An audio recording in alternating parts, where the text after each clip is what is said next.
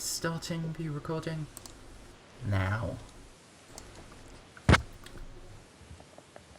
And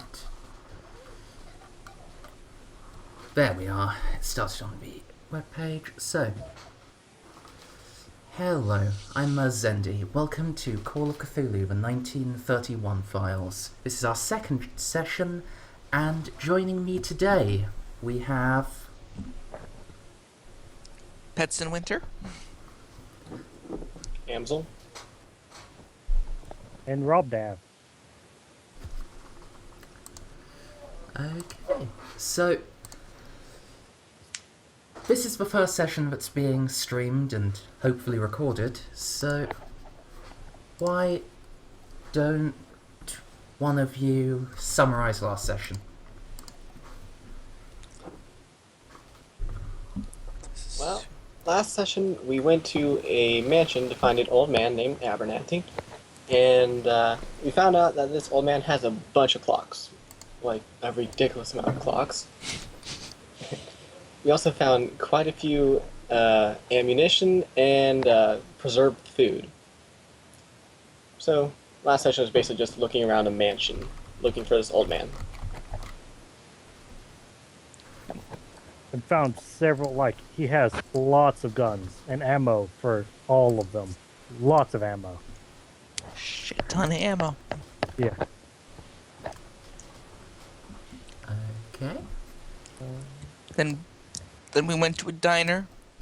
Met a nice waitress who apparently knows more than she lets on. Especially after Rob Dab scored a crit in the never-ending end of that session.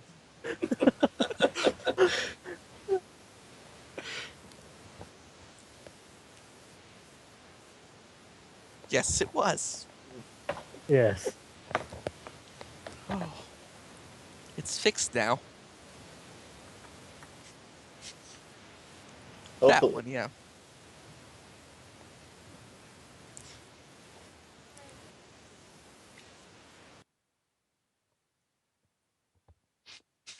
True. Yeah. It's very true.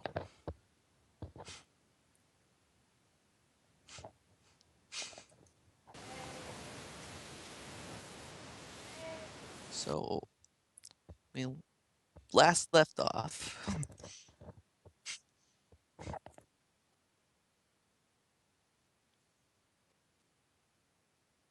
Yes.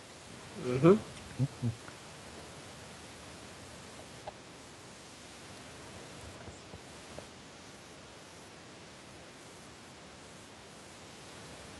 I don't think so. I don't believe so. Luck or lock? Okay. That's what I thought.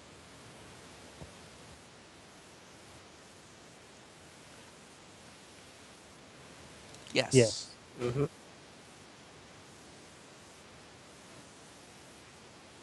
think we did something like that in the first session. I do remember you bringing that up, but it was... yes. Yeah.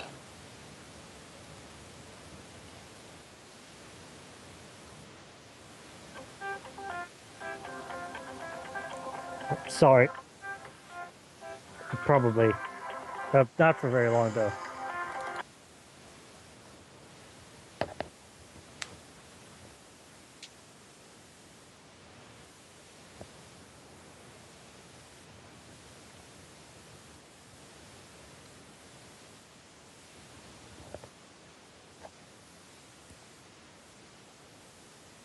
Ooh, that's not good. Ooh.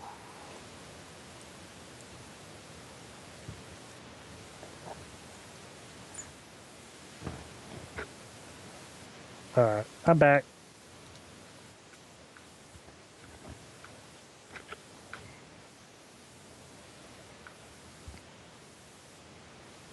Can they not hear me? Oh. Oh, no.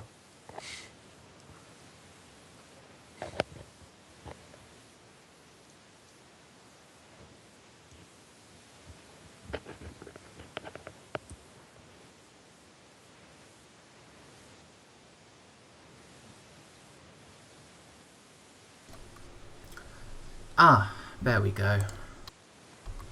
Yes, I'd accidentally turned on push to talk.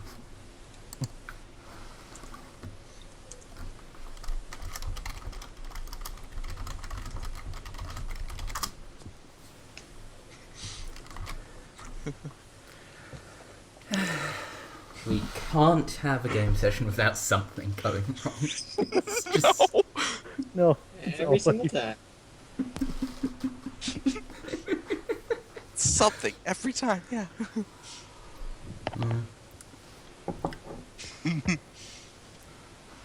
Right then.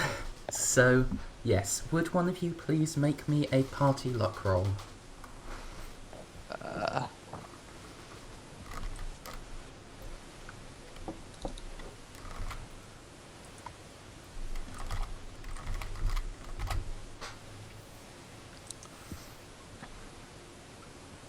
I have. I'm going to assume that you other two, Clarence and Joan, cannot bring your party luck to above 84. No. Mm. I got 70? I have 35. As you can see, I've got a 50. So that is about our average anyway. Yeah.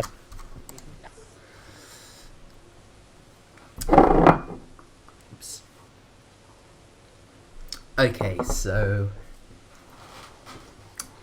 that's not the best party luck, but it'll do. It's always fun to have everything on basically a coin flip. Right.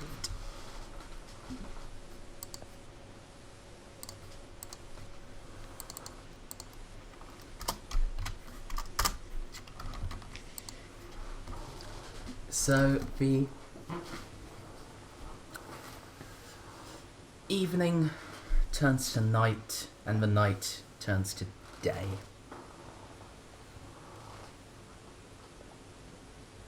Are you doing anything special overnight? Are you sufficiently paranoid to set up watches? Yeah. I don't think I'm paranoid enough to set a watch yet. Not yet, at least. Okay. To set a watch or to have, like... I was making a bad pun with all the watches in the guy's house. No. I realized it would have worked out the same. But Oh, no, I don't- meant I have my watch out all night.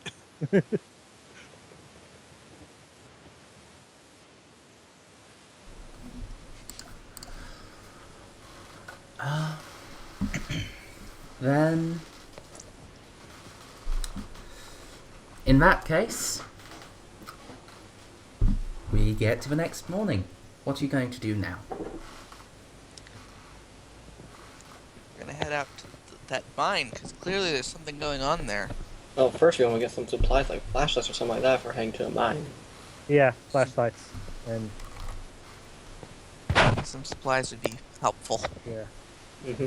I want to go unprepared. like, again. Mm-hmm. Should we run back home for our guns and such? I have mine on me at all times. Mine's Only in the... doesn't. That's right. I can always borrow that revolver in the house. Pretty much my gun. That is one option. I think now I'm paranoid enough that I'd probably go grab it. Okay, then.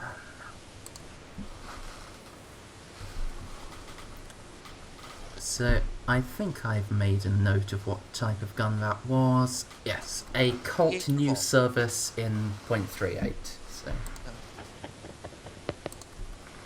if that is literally your gun, then I have no idea. I just Fair wrote enough. revolver. I'm not as into guns as you are. fair enough. That's... It probably uses the same stat block. Mm, A really good chance it uses the same step block. At the very least, it will do the same damage, and that's the most important thing. Yes, it is. Right, and how much of his ammunition are you going to take?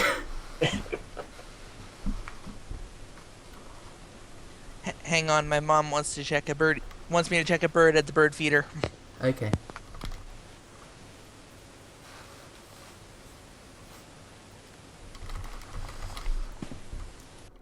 There's also a shotgun and a Holland and Holland elephant rifle if anyone else wants to borrow another firearm.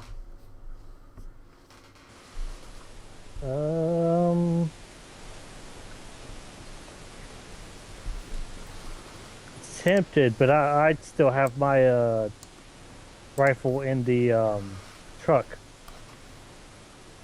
So, and it has more than 2 shots. True. And actually, no, there isn't a shotgun. There's a It was cutout for a actually shotgun. Oh. But there was a Tommy gun. Yeah, Okay, there back. was that, wasn't there? Yes. Yes, It was there a is tough also a titmouse. Tommy gun. So, how much ammunition are you taking? Probably a box. How big are these boxes? 50 rounds, if I'm not mistaken. Or are they 100?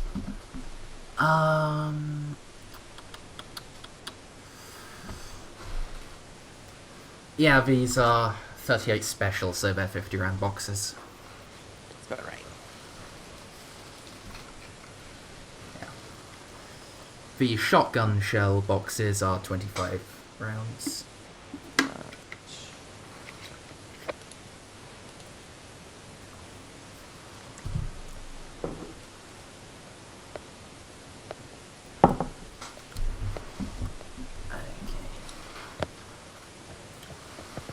So, are you heading straight for the mine when you head out, or are you going to stop at anything on the way? Well, we gotta stop back at the house first because we stayed at a hotel overnight. Maybe get some breakfast. Perhaps. And pick up supplies before we get to the mine. Yeah, we're Yeah. gonna stop at the local, like, store. Yeah. Probably general store will probably have what we need. Yeah. Probably.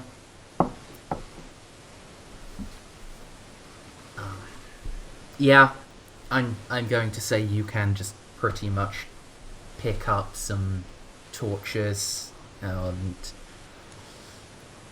well, if there's anything else you need, probably that as well.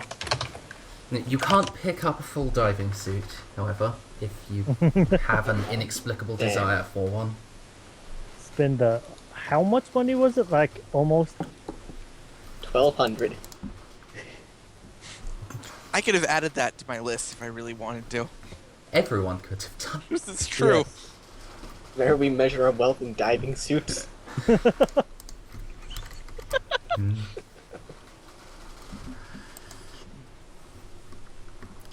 It's a conveniently absurd item.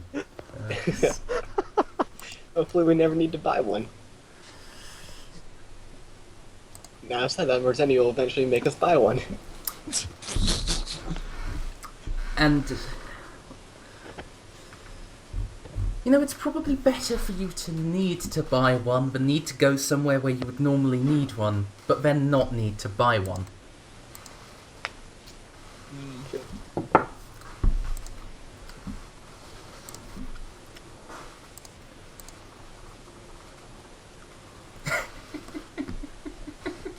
Did you look at the link in chat too?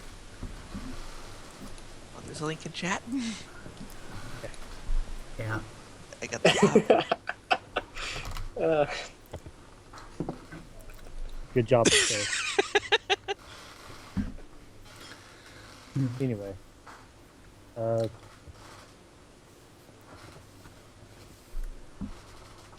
So, yeah. Is there anything you want to get other than flashlights?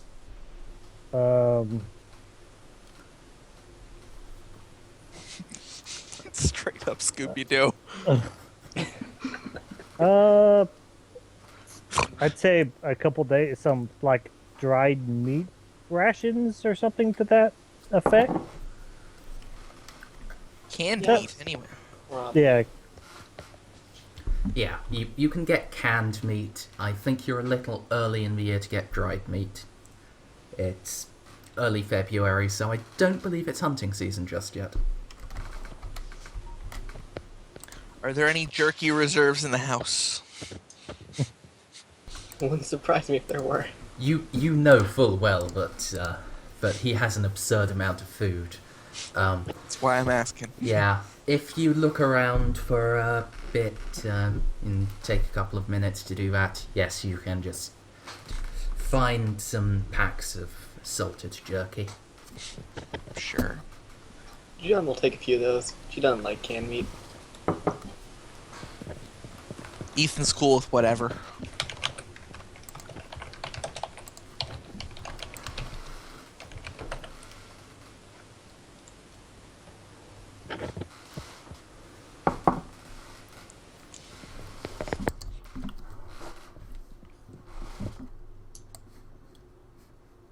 Right, anything else you want to pick up? I don't recall if any of you have a rope, by the way. And if you're going into an officially closed down mine, that may be something you would want to consider. I I Oh. don't have a rope. I should. have Do you have a rope? 150 feet. You have 150 feet of rope? Yes, Wow, Are you gonna carry with you? a lot of rope. I got a truck. That's very true.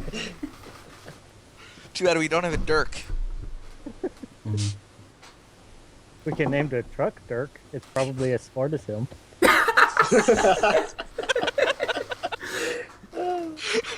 It's funny because it's true.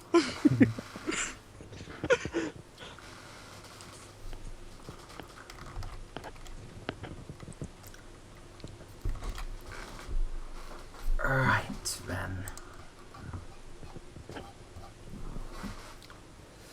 So, that's pretty much the only thing I thought of that I don't think you already have, except Clarence has an absurd amount of rope.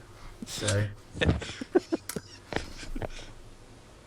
It's not too absurd. They sell it at that length. they do, but it's still just a slightly absurd amount for one man to just have.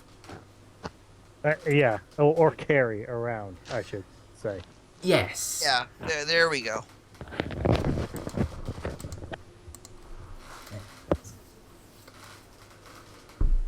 Okay, so you mentioned you were taking the truck, yeah? Yes. As far as we can take it. Yep. Clarence, please roll luck, Uh, since you are the truck driver. yeah. Sheet.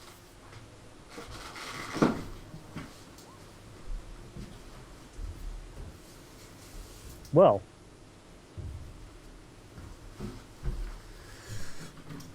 That's very good. Hmm. Yes, you are able to drive pretty much the whole way up there. Especially since your truck is a four-wheel drive, I believe. I do believe it is. Yeah. Yeah. So, the roads aren't in good condition.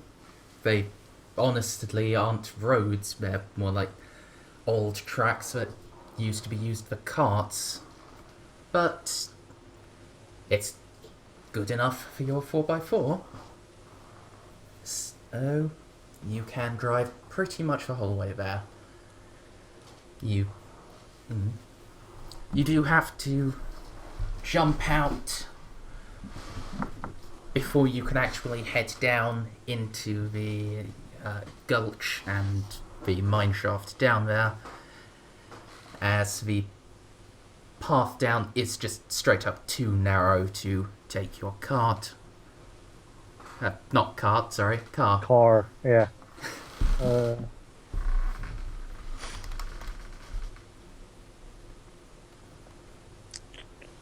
Alright. So do we each want to carry just 50 feet of rope? We just cut it and sort of hand measure it? Well, I can't imagine us needing more than 50 feet of rope. Unless suddenly, like, we're in, like, some big, huge, like, I don't know.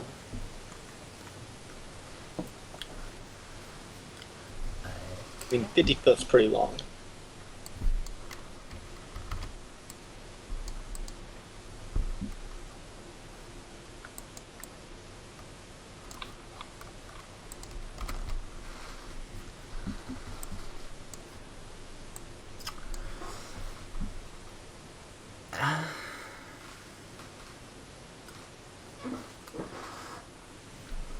Right then.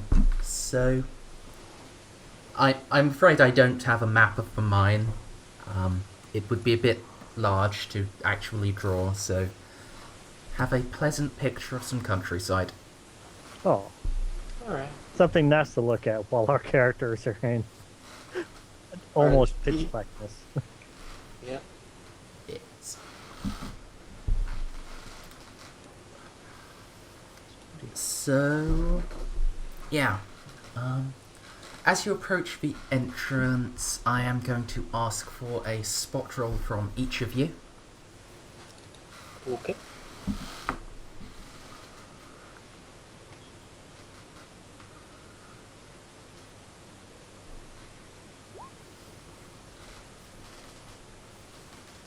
Woo!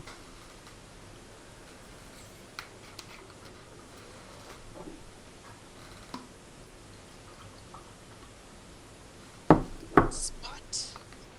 Yes, spot hidden. Right. Ooh, that's right. I got a buff last time because I got that crit. This time, no, though. Ah, well.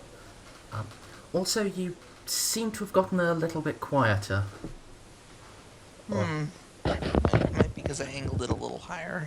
Okay, That better? Yeah, that's back to normal now.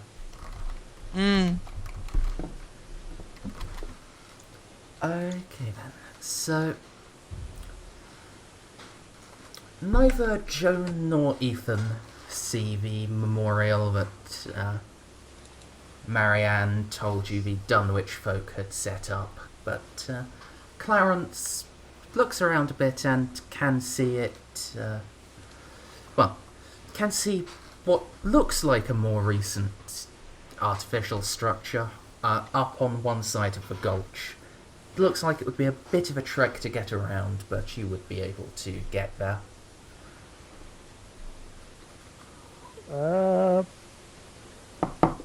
Okay. So do we want to go in the mine? Hey, I basically point to it and say, hey, look, that looks like the thing they were talking about. Do we want to go inside the mine first or go look at the memorial? Anything that'll keep me out of a dark, cramped space, we should look at first.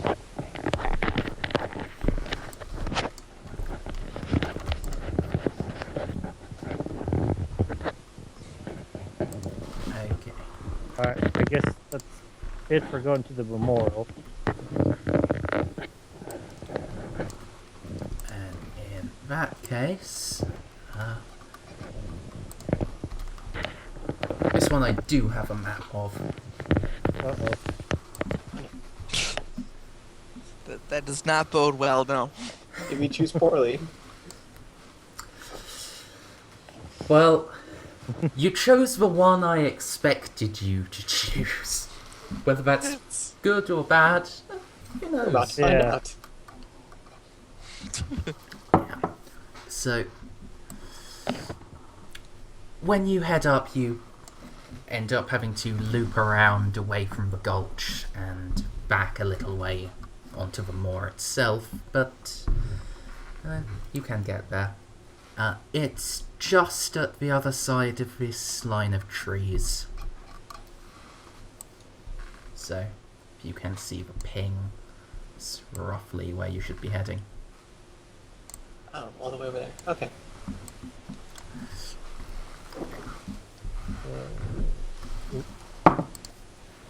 Hang on a moment. I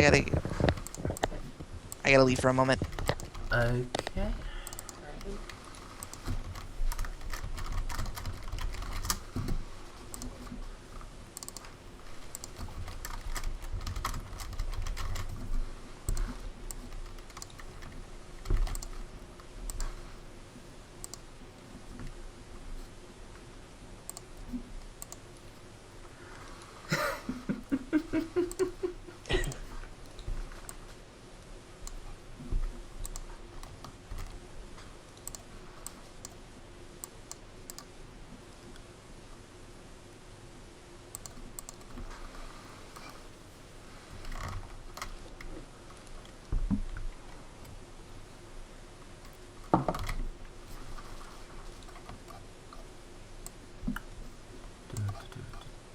Just checking I have everything. Yes.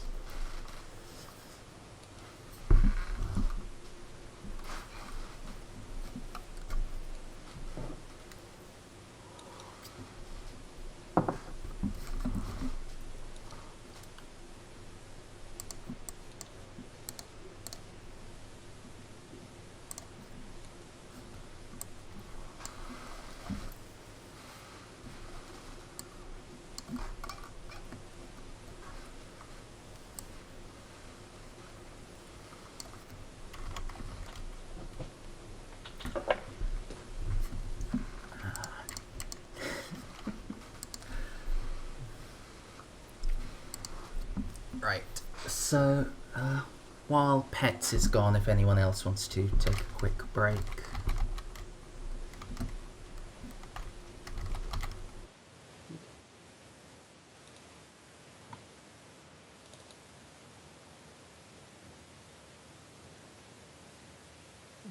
I'm fine here for the moment. I'm good. Okay, I'm back.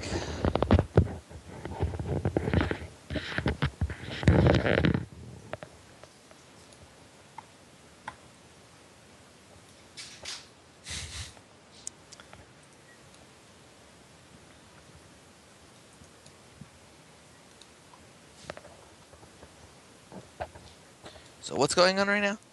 We are heading deeper into the forest towards the monument, I believe. Okay, Yeah. that sounds decent. This sounds like only good things can happen now. Nothing bad can happen going to this. Nothing Memorial. bad ever happens. Yes.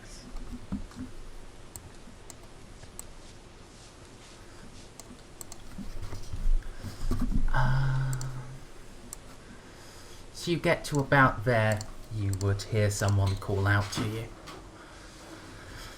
Good day there! Hello. We're Hi. dealing with an Australian. If that's what that accent sounds like. Well, the good day Oh. bit, really. And a couple of people are wandering over towards you. Ramps. So here's a question. You did bring your guns, yes? Yes. I do. Yeah. Well, sort of. Okay, and in Clarence's case, that is a Springfield 1903, yes? Yes. Okay, I just wanted to Cool. check. But it's not exactly simple to conceal that, so... Oh yeah. It's the 1930s. Walking around with a weapon is perfectly fine. I'm sure. Yes. I'm not really sure. As it turns out, the one of these that's in colour is actually, well, has a shotgun broken and Across his shoulder? resting over. Yeah.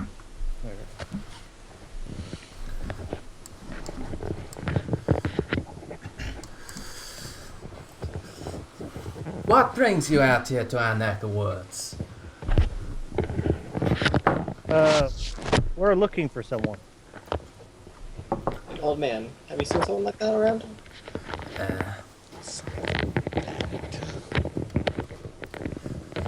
Old man?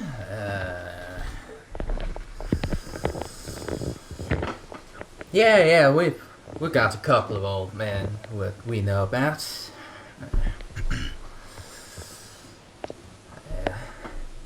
There's Old Man Waitley, Old Man Abernathy. There we go, that's him. What does he need looking for? He went missing. Well, that's damn dreadful. That's what that is.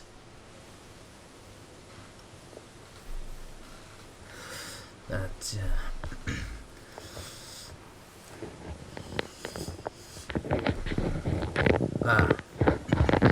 I wouldn't be expecting you to find him out here.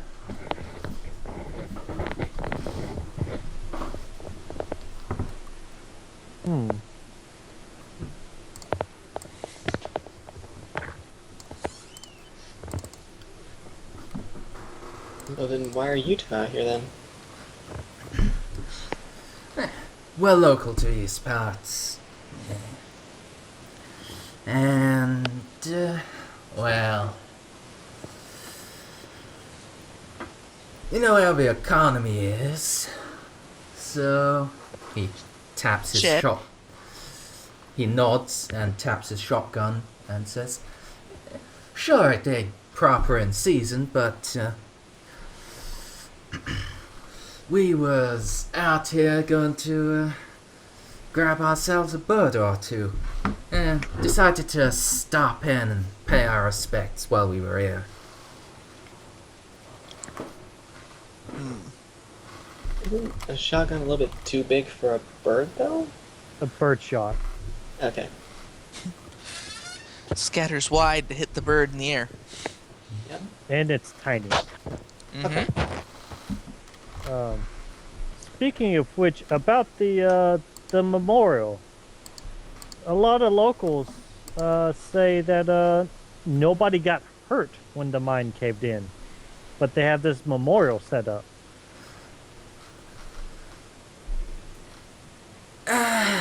Well, nobody from that town got hurt, but was some of our fellows from Dunwich was working with them, and a couple of good boys managed to get themselves caught.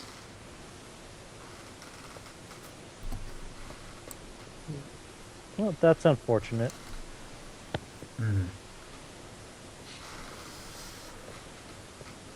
Still, wasn't anywhere near as bad as it could have been. True. Exactly how many died?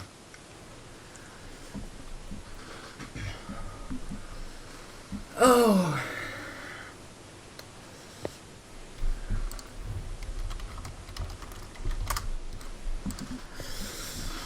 Just two fellows died outright. A couple more got hurt, and but they're still alive and kicking. That's good to hear.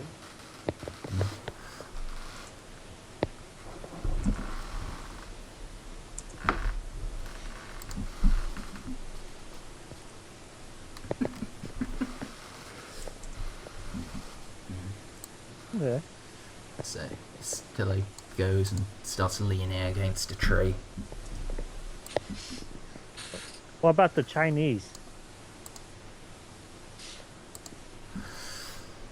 Chinese? Oh, them. nobody really kept. Well, I'm sure somebody kept track of them, but nobody who told me about it did.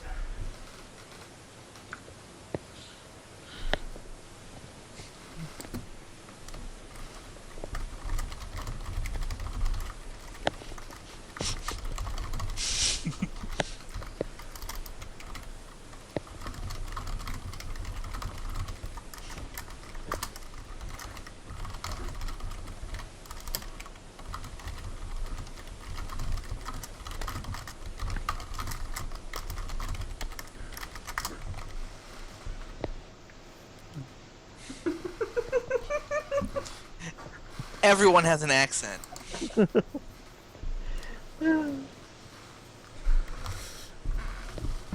I was actually giggling at what Stray had posted in chat.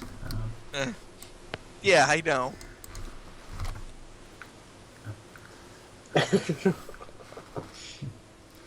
Right.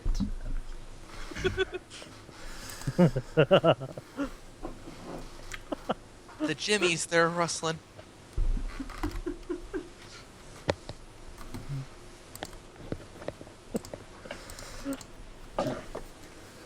But yeah, I don't trust these guys not to mug us either.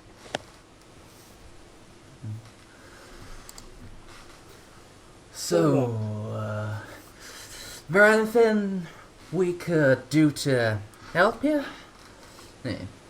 Sure, I don't think Old Man Abernathy's actually out here, but we can help you take a poke around and lay your minds at rest. Oh no, don't worry about it. We can do it ourselves. Just go off your businesses. Yeah. Alright. Guess we'll leave you to it. Thank you and have a kind day. And you as well, miss. I think he's expecting your name. And they start slowly wandering off. Okay then.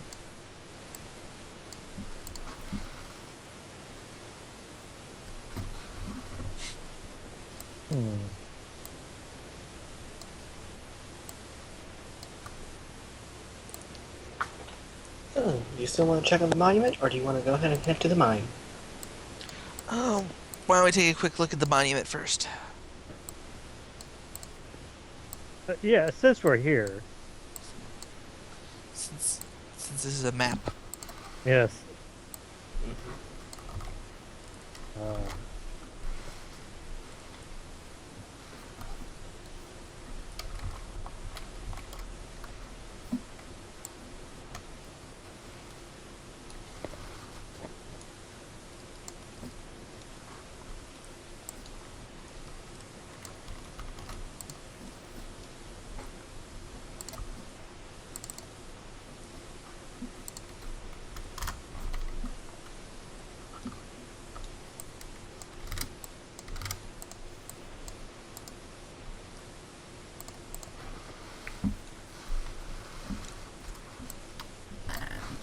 Yes. Before you lies a remarkably ornate monument for two men. 8 pillars of a heavy dark rock surround what looks honestly more like a sacramental altar than any monument you've ever seen.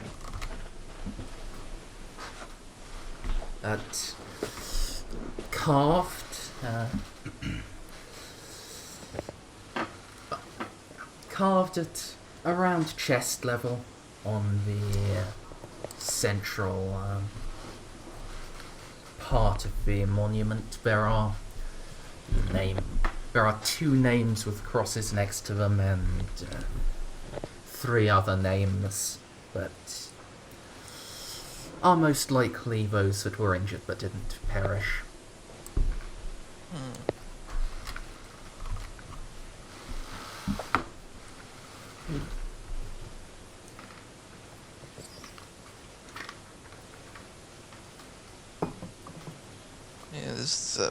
pretty elaborate monument, yeah. It seems way too elaborate for 2 people. Yeah. It's odd. Yeah. I almost want to make an occult check to see if there's like some sort of cult thing, like, or something like that.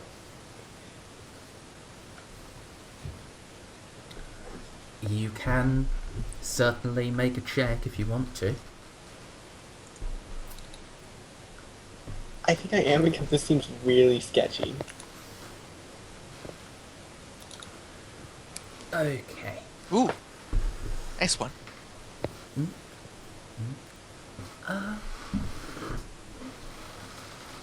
So, if you give me just a moment to check something.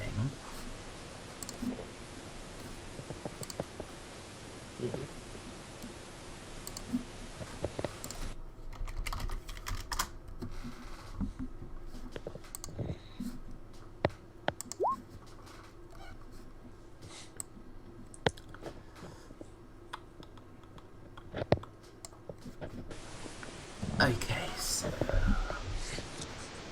you have done that.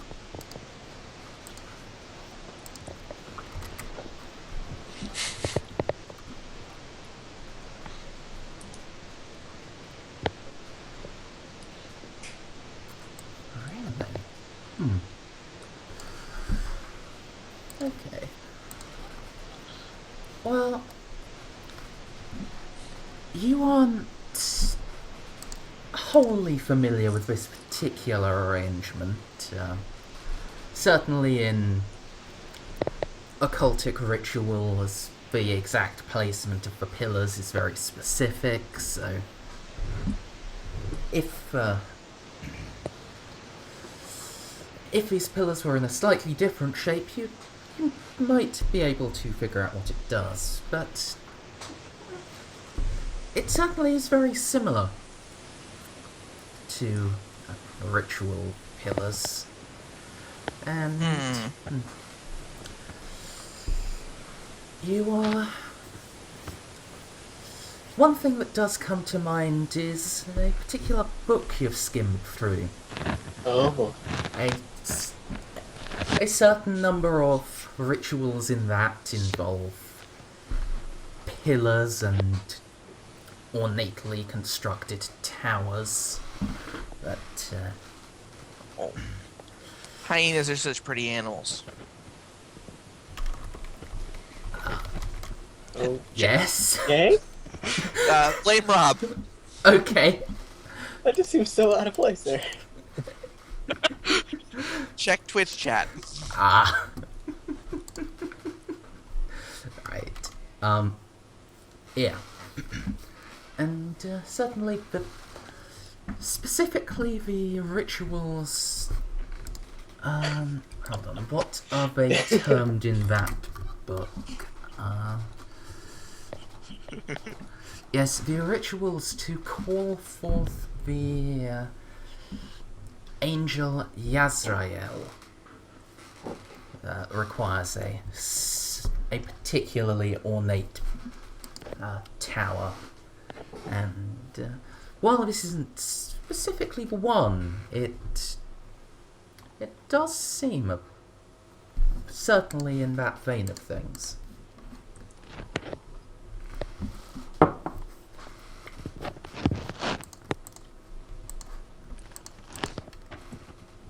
So, I'll tell the group that this monument placement seems oddly similar to something I'd read before. But it's not exact, so it still feels very off to me. Well,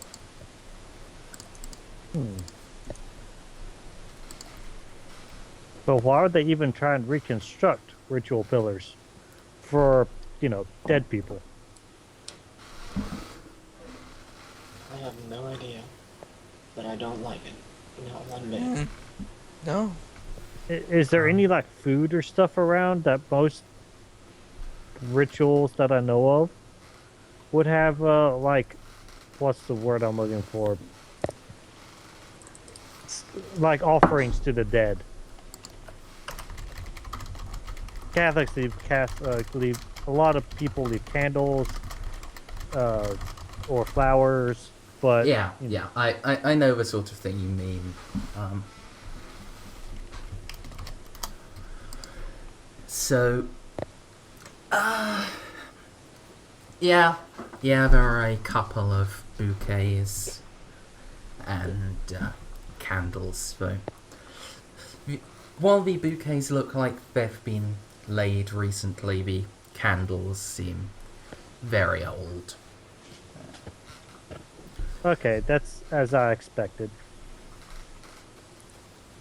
Or as I was hoping, I should say.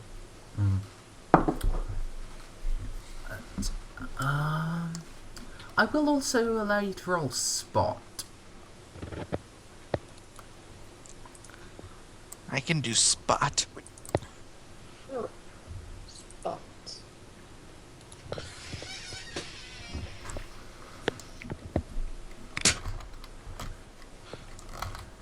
Okay. So,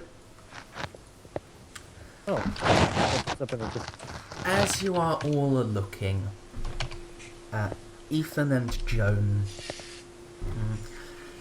they both notice a couple of slightly odd brown stains near the base of this pillar. Like around here. There's a few things that could be.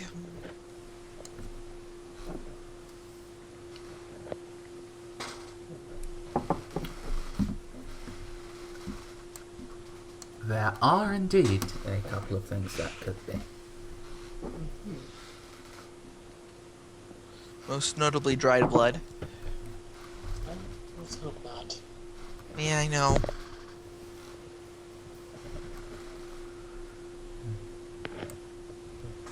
Okay. That track. 50. Oh.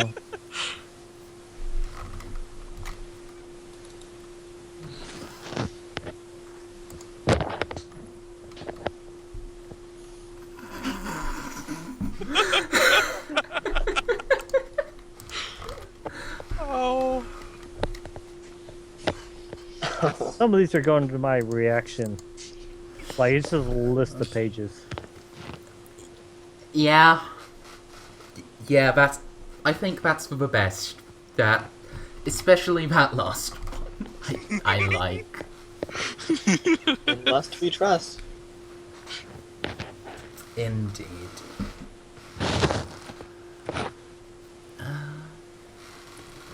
I got that saying, that's for sure. Must we trust? Right, then. So y'all gonna tell me about the dried blood? Yeah. We'll motion to, like, this brown stained area around the tower. I assume you mean this tower? Yep, right around that. Is it like... Assume it's quite...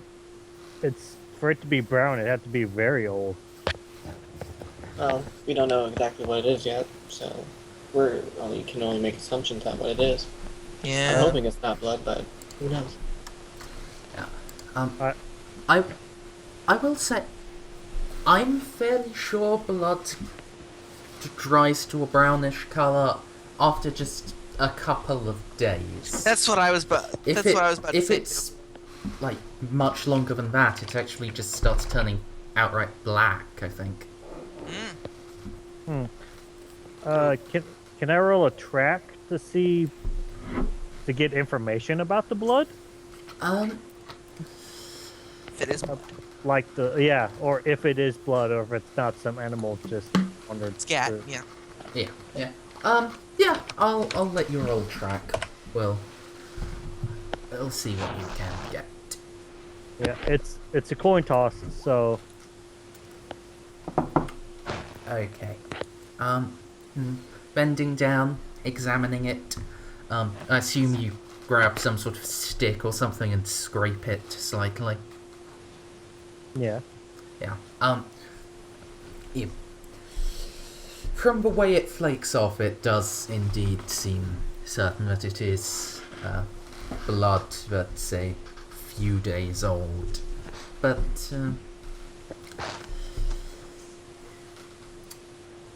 you're fairly certain that this isn't enough blood to have killed someone. If they lost it, the stain would be sorry. The stain would be much larger and probably have spread out onto the little path here if it was something like that. And,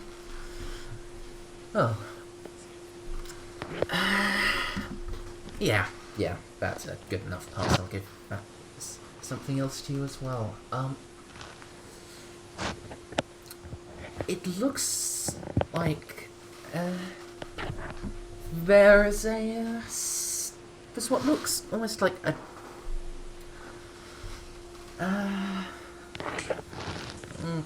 it looks like someone's been dragged away from here, but also like that path has been intentionally concealed, though clearly not by someone who's as skilled as you. It leads... Oh, hold on. Let me actually get the ruler thing. It leads up in this direction. Yep.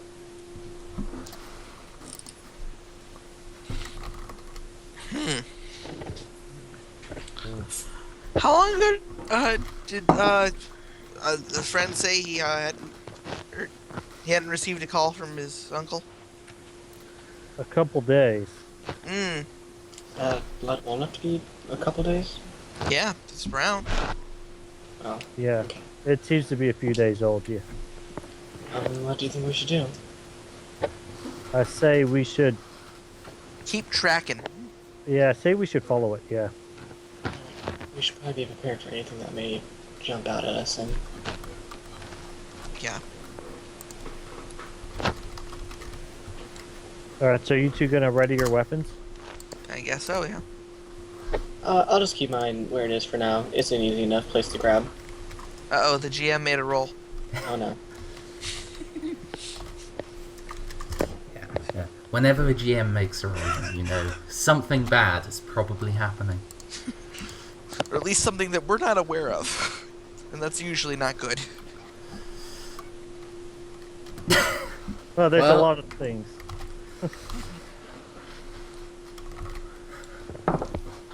Fair enough. We're kind of leaving him behind. Oh no! It's dangerous to go alone. Of course, take this, so. Someone had to complete it. Yeah. Otherwise, it's a secret to everybody. Oh, sorry. Okay, so you're basically going to reach the edge of the map, so... yeah, following the trail for a little bit, you can, yeah. Clarence can lead you to where it looks like it just stops suddenly. Around about here. And, yeah. Hit a wall! There we go. And, yeah. Is this part of the memorial? That is the very edge of the gulch. Ah, that's just a straight cliff? Here it is, yes. It may well not have been that before part of the mine collapsed. Hmm. And, yeah. There any rocks by the edge I could just chuck down it just cuz? Oh, hold on.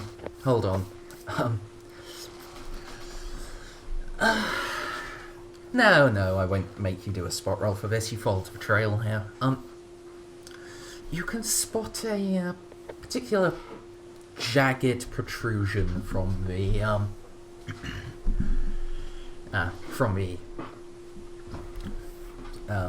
in basically cliff side, but Yeah.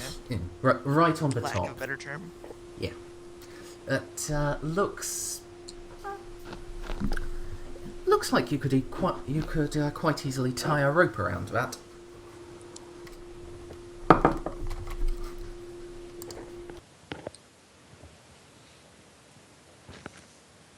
Like who has a high climb skill? It's my mom. 40?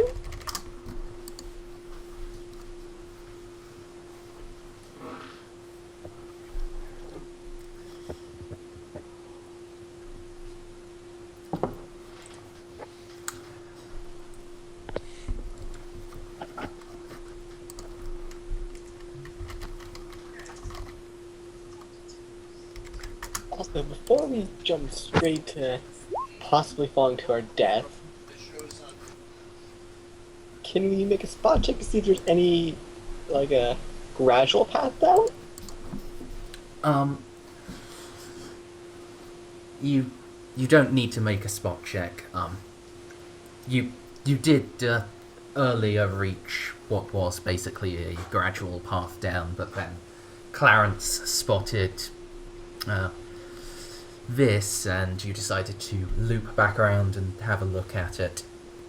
You can loop around again and head back down via the gradual path, but that would be quite a bit slower than falling. Yeah, I'm just worried about going straight down, considering that at least I only have the base amount of climb. Don't worry, you're better off than Clarence is. You reduced his climb skill, Oh, which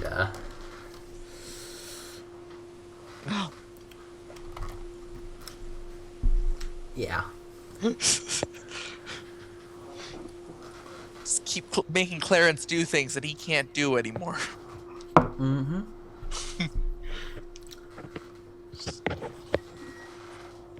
This is GM spite if I ever saw it.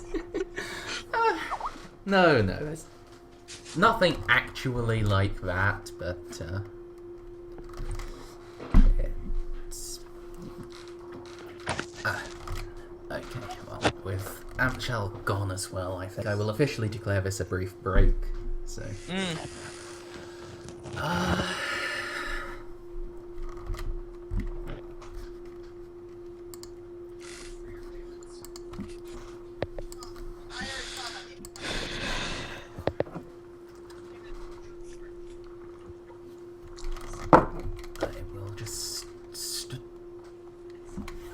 Bollocks.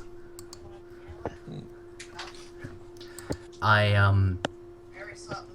forgot to press the record button, apparently. Oh. Oh no. alright, I'm back. Hello. Sorry about that. They got a new one in there called La Crepe Cafe. I want to go check it out. We go to Lilac Festival? Sweet. They have a Harmon Park show going on. That's $8 to get into. Well, there goes the plan of editing stuff like this out. Oh. Lilac Festival? Yeah. My town has an annual lilac festival that runs out a week and both weekends, so 10 days. 10 days. Usually Cool. starts around now. Yeah, it started at noon today, really. The flowers are right on time this year, and it's great to hear. So, I don't even have. I barely have leaves on my thing. I'm afraid that a lilac festival isn't really something that we have here in the UK, so I don't really get why it's a thing. Why are you celebrating the existence of lilac? Well, it's around the time they bloom. And it's Okay. kind of a thing in my town. Festival enough. just to have a We're festival. known as the Flower City here in Rochester. Oh, fair enough. That's as good a reason as any, I suppose. It's the 118th year of the Lilac Festival, too. So it's a big, grand old tradition for my city.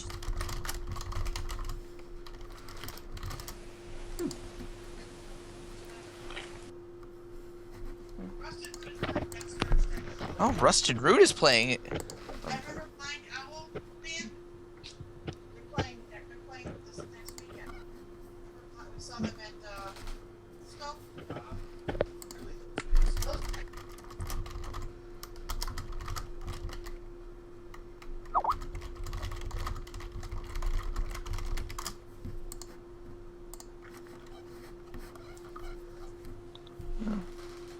Oh, Alright, I'm back. hello. Uh, Right. So you have been presented with an insurmountable obstacle. It is a cliffside. oh,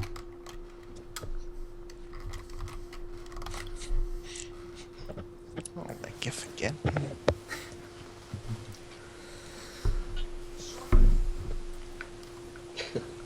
So what do, guys? What do indeed? That's a great question. Well, like I said, I'm gonna see if there's a rock nearby to chuck down the cliff. Okay. Yes, there are rocks nearby. I'm gonna chuck one down the cliff. Trying to see how deep it goes. Just because I want to chuck a rock down a cliff. Okay. Oh, It sails through the air and hits the ground with a clatter. Just as rocks do. Indeed.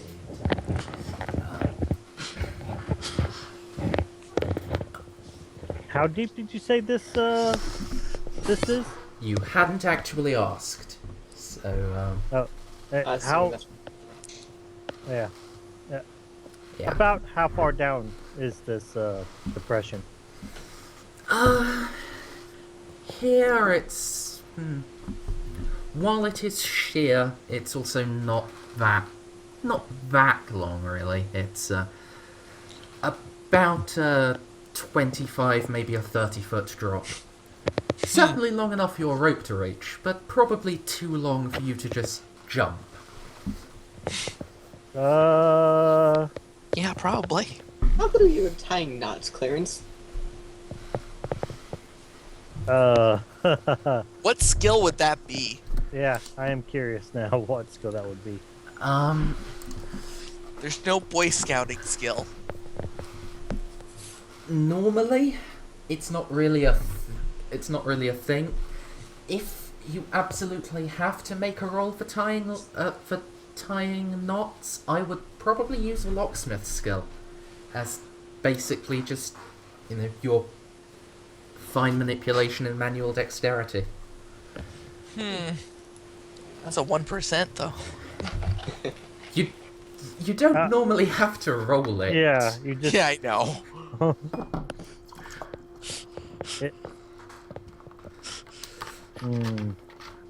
If you really want to roll, I guess you can make a dexterity-based roll.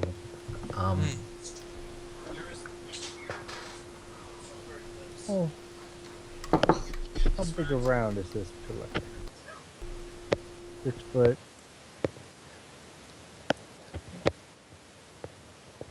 $18. Oh, that's much longer than I thought it was.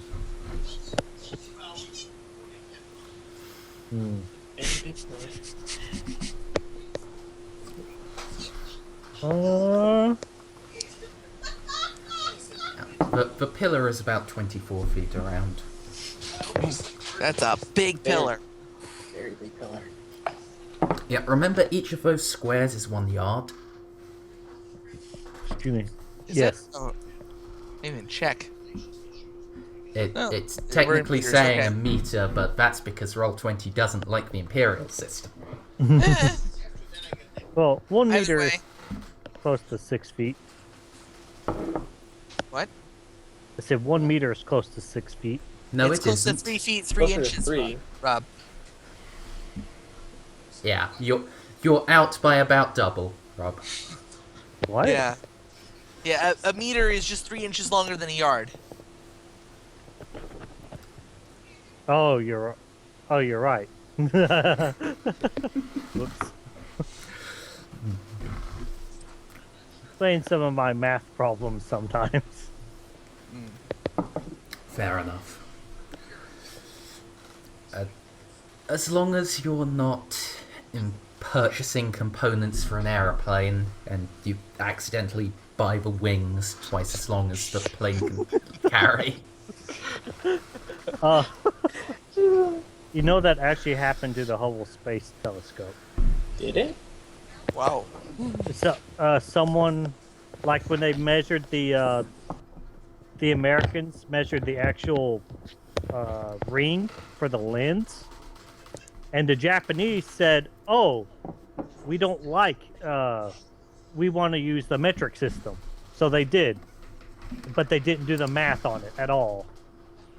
So, So inches instead of centimeters, I assume. centimeters instead of inches. Oh, well. The Americans built the ring for it to sit, which is in inches. Which is like, Yeah, it's twice as long, basically. yeah. And then they did it in centimeters, so it was off by. It equaled up to more than like 3 feet. How bad they were off. Wow. They found that out in space.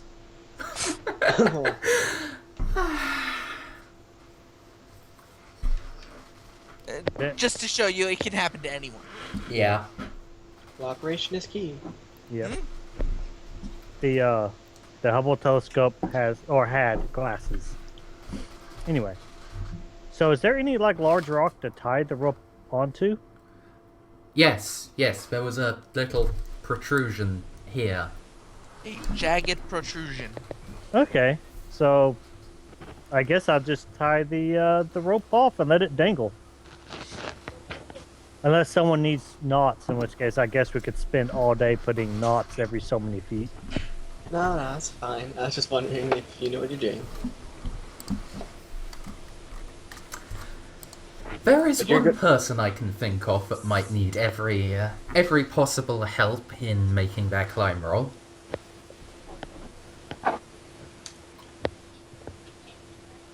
And that's Clarence. Yeah. Wait, what did I actually put my climb skill into? You reduced it by 15% from the normal thing after what I should have. specifically asking for permission to do that. Yes. He So thought, it- when would I ever need this? Yeah, that's Ow. exactly. Oh wow, okay. Yeah, it's much lower than what it is on the actual. Yeah. Okay. So it's Don't you a feel silly now? yes. Well, I'm not climbing down. Then why are you tying the rope to it? Oh, I thought Is it time to split the party? No. Is it? No. unless someone brought an elevator, or we're not going down the thing Well, because it looks scary down there. it You're an should adventurer. hopefully look like a filler texture because I didn't bother to map the bottom out. I am just joking. That's fine. At which point, even If you would like to roll idea, I can suggest something. Ethan says, "Stop being a pussy and let's get going." Okay, so Speaking of pussies, hi, kitty. So, One possibility would be for Clarence to use one of the 3 lengths of rope, basically tie it around himself like a harness, and get the other 2 to, hold onto a rope attached to his harness as he climbs down. So if he slips, then he probably won't fall. Or no. if he does, everyone falls as one, and we TPK before a combat. That's Are you willing to place your life in our hands? In case you may just fail. yes. Yeah, sure, we'll go with that. Oh wait, Stray has an idea. You trust me way too much. Jetpacks. Wait. Yes, that could work. You would just need to tie an elf to Clarence's face. Is that rage power?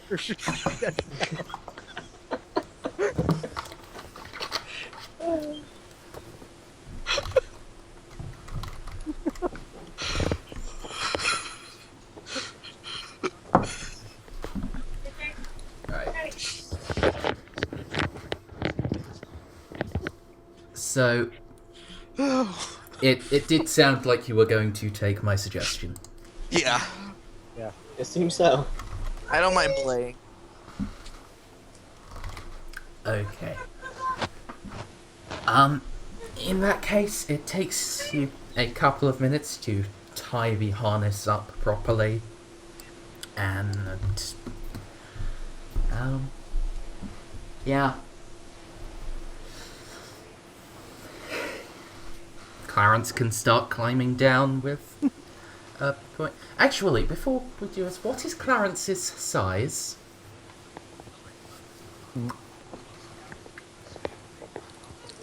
13. Okay.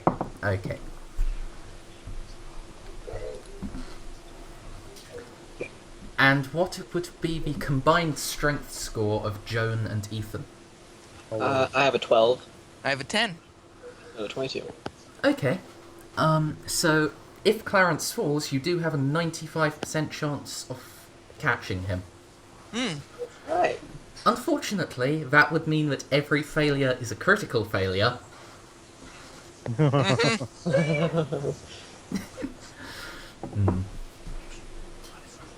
Right, so, Clarence, you're assisted by a rope. Your climb skill is doubled. Please go ahead, make a climb roll. Let's see if you can get down. Should we make climb rolls too? I think we're probably going to need Once to you've saved catch him. Clarence from falling to his death, yes. Okay. Alright then. So, who would like to make the strength roll to brace him? Sure. Sure. So let's see here. And we're doing combined strength sources for both holding onto the rope? Yes. It's 22, right? Yep. Yeah. Oh, wow.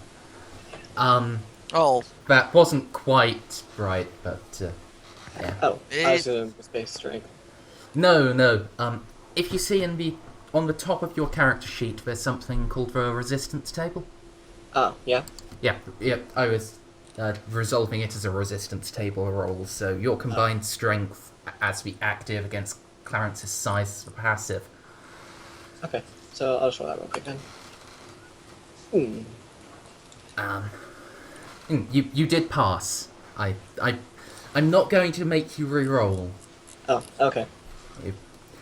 I was just letting you know that you had gotten the syntax a little wrong. But, yeah. So, Clarence starts climbing down a bit, but then slips as he overextends trying to reach the next foothold. Fortunately, before he falls to his certain doom, Joan and Ethan brace their feet and steady him. And It's not really a long enough descent to require more than one roll, so having avoided the possible peril of everyone falling into the hole at once and dying, Clarence has descended into the abyss. Okay. I guess Now it's time for us to climb. I guess I'll go next. So I'll walk over to Clifford and yell down at Clarence. If I fall and die, then I'm haunting you after my afterlife or whatever. Same here. Understand that? Yes. Okay, so again, you can use the rope that's tied around the jagged protrusion to help, or you can get Clarence to send his harness back up, and you can get Ethan to brace you. I'm just gonna take the risk and just use the one off the jagged ledge. Okay, so you have an easy climb roll, so Well, here we go. No. yes, No. easy is doubled skill. Oh. Alright then. Surely passed. Yeah. Meanwhile, Oh dear. Well, no. So Joan makes it to the bottom after a very precarious descent, but poor unfortunate Ethan starts heading down, and then that rock, that same one that caused the other two problems, Rock tries fall. to overextend. Ethan manages it, and then goes out from under him. I am going to allow you to make another base climb roll to save yourself. Okay. What? Try again, let's see if it's broken, or if you're just really unlucky. Yeah, I'm just really unlucky. Look at that. Oh, Jesus Christ. Okay. Can we try and catch him? You can attempt to, but Ethan can also make a jump roll to prepare himself to take the landing in the best possible way and reduce full damage. Yes! That is a crit success. It's on It 4. is, yes. Mark that down. Yep. Mark down your jump experience check, and yeah, if Joan and Clarence want to attempt to catch him and further reduce the damage he takes, this would actually now be reducing it from 2 damage to 0. I'll roll to make then. I will ask for a dexterity-based roll to get in the way and just catch him. So would that be a resistance roll or just straight a- dexterity? No, because he got a crit, I'll make it even easier for you. A dexterity multiplied by 5 roll, please. Okay.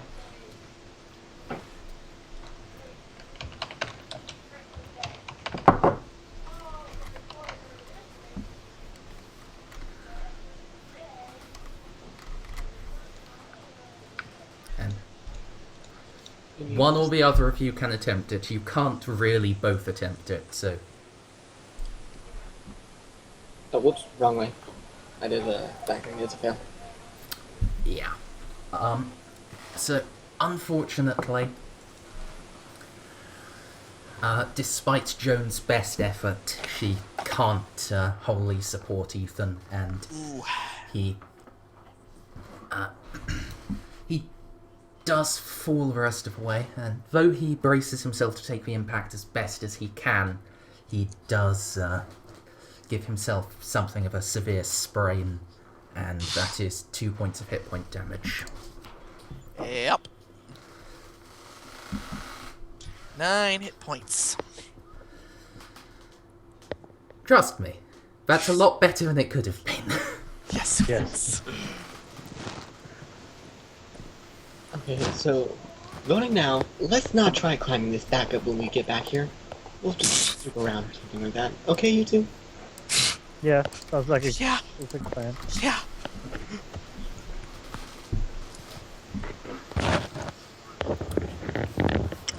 Right. Then. So it is. Also, if anyone has the first aid skill, you can attempt to treat Ethan's sprain. Let's see. It's 30%. I could attempt on myself. No. No, nothing good. Ah, well. Shut up. Okay. I will say normally, you would have to leave it a little while after someone else has attempted, Okay. but because you do actually have training in it, I will waive that this time, and also because it's the first such roll you've made. So, you restore 1d3 hit points to Ethan. Will that go over, or...? You cannot be healed above your maximum. That's what I thought. Yep. /R, 1d3. Yeah. Well, I'm at least higher than John. Yes, you are higher than the... You have more hit points than the squishiest character ever. He's not actually the squishiest character ever. If I am ever given a reason to play John's dad, he will be even squishier. Oh, Ooh. Because I will still be rolling. Except I won't have a 0 con mod. oh I lord. have a -1 con mod? Yeah. Oh. Wow. It's funny that you wrote stat blocks for the entire family. Yeah. Right then. So, yeah, you have all climbed down, more or less successfully. Not as good as I hoped, but better than I feared. Than You, what I feared. you've managed to avoid the death of any characters. Given how draconian the climbing rules are, that's kind of an accomplishment.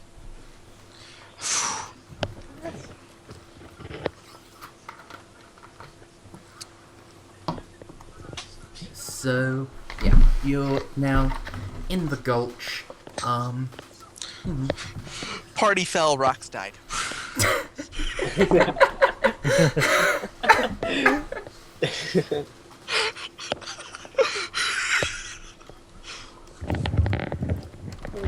And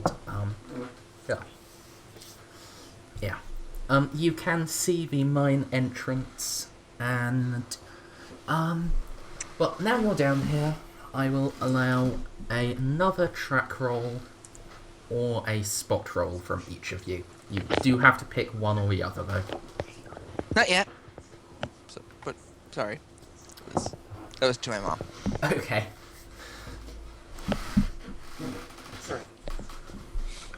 Wow. On the money. Let's see what my spot. Well, Oof. Ah, well. It's the third 94 of this game. Yes, but you still haven't gotten a single critical failure. That's very true. It's 2 points away from one. Yeah. I am waiting on a spot or track roll from Ethan.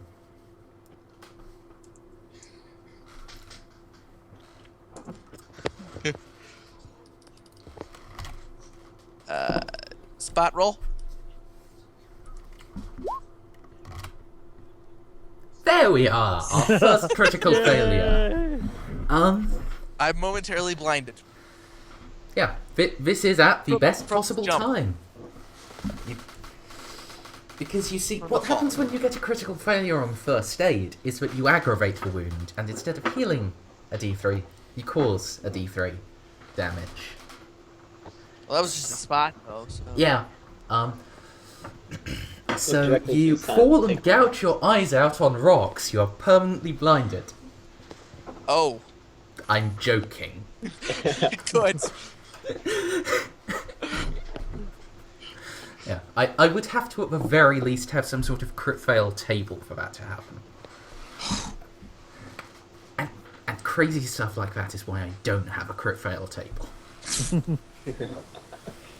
Okay, yeah. You're not Agita. As much as I do joke about Agatha being a table demon, he's really not that bad. Like, It's not mean, but he might make it. He might make a crit fail table, though. Oh, yes. Kina uses crit fail tables too. If anyone's seen Artifacts in D, Yeah. Kina uses multiple, just in Yes. case one or two don't fit. But they are at least primarily for combat and not for, looking around. Anyway. That's true. Ethan's attention is fixed on the mine entrance. Clarence looks around, doesn't see anything. Joan does see a slight indentation on the ground where it looks like dragging started. If you point that out to Clarence, he'll be able to continue leading you along that trail. And she also spots a shiny Shiny? concealed Shiny. right at the base of the cliff, about here. And, not really concealed, but more of a case of, it looks like it was dropped inside of a bush. Okay, well, I will tell Clarence to come take a look at these indentations while I go look at something else over here at the bush. Okay. Okay. Joan, please roll luck. Okay.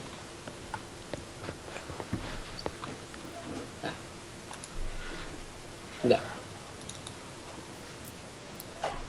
Okay, so you look in and you carefully bring out a 12-gauge shotgun. Unfortunately, one of the barrels has been badly cracked. It looks like it took the 30-foot drop even worse than Ethan. Oh. Hey, Ethan? Or, it's not Ethan, is it? Never mind. Well, I'll just, There's no, how repairable is it? Like that, if, like, if I took, like, a gunsmith, would they be able to repair it?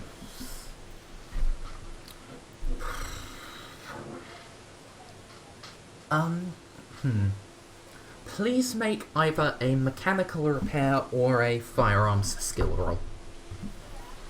Which firearms? Any firearms skill. Okay. Holy crap. 4 arms, crick success. I am going to say I can't really give you an experience check in your handgun for knowing about how to repair a shotgun. Okay, fair enough. I will, however, give you that experience check in your mechanical repair. Alright.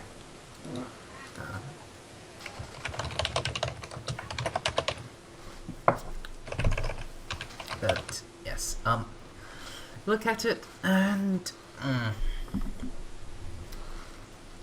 it might be repairable, but you would basically have to... It wouldn't really be a case of repairing that barrel, it would be a case of replacing it. Okay. Although the other barrel does still look usable. Okay. Since I don't use long arms, I'm assuming a shotgun would be considered long arms. It would be, yes. So, I will pick it up and show it off to Clarence. Say, look, I found a shiny. Do you think it's Old Man Abernathy's? Possibly. I mean, who knows? And nothing really says that it would be. I don't see any engravings on it or anything that would do that, but hey, new shotgun. You want it? Sure, I'll take it. It looks sort of really beat up, but Well, one side of it is usable. I mean, as long as you don't load on the other side. yeah, that's good. That's good.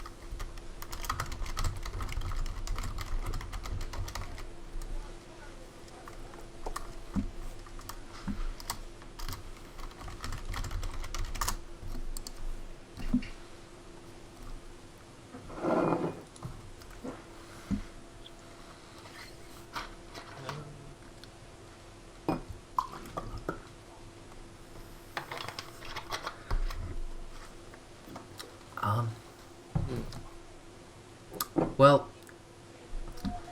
I will say that if Clarence cracks it open, it is loaded. That's actually amazing. Like, just I will leave the one in the barrel, and then I'll take the other one and put it in like a shirt pocket or something. Okay. Because there's no point of trying to fire that. Oh, there's absolutely a point. Do you not want a shotgun exploding in your face? Maybe if it's one of those die as myself moments, but for now. Fair enough. Fair enough. We definitely haven't reached that state just yet. Only a matter of time. Yes.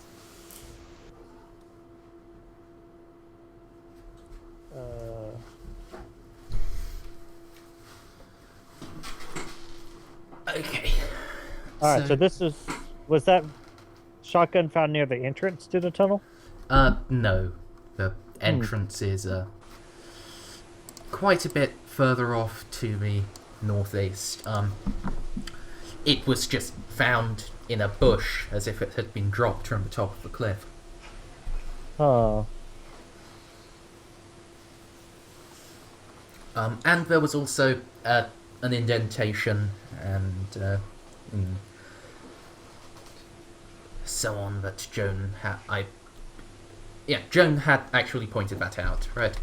Yes, Yeah, I did it's say. over here. Yeah. It's kind of my distraction to make sure, like, in case it was a goodie, I could get it for myself. Fair enough.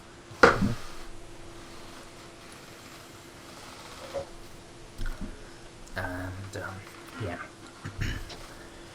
This indentation, it doesn't actually look like anyone's bothered concealing it, really.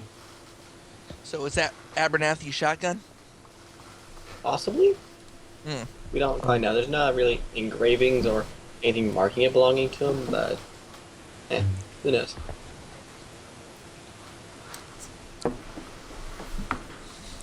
It's at least the patterns are lining up to it being Abernathy, at the very least. Yes. Yeah. Well, gotta be. Ooh, sorry about that. A little bit skeptic about everything. So, who knows? I'm at least a skeptic too. I'm mostly throwing ideas out there. True. True.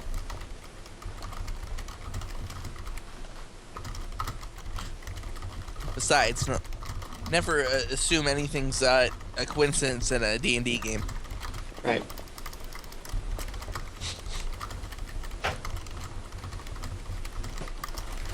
Yep. So is there anything particular about this indentation in the ground? Yeah, I just typed that out, actually. Yeah, it looks about the same size as one above. As if something somewhat broad had been dragged, and you can follow it to the mine entrance. Unfortunately, rock does not easily get indentations in. So the trail there goes cold. Well, that's something, I guess. Oh. Shall we go deeper into the rabbit hole? It appears so. Let's see how deep it goes. Well, leave the path, White Rabbit. Such puns. Oh, references, I guess. Yeah, that'd be it. In many cases, there's quite a bit of overlap, though. That was definitely a reference rather than a pun. Yeah. Yeah. So now you are heading into the mine.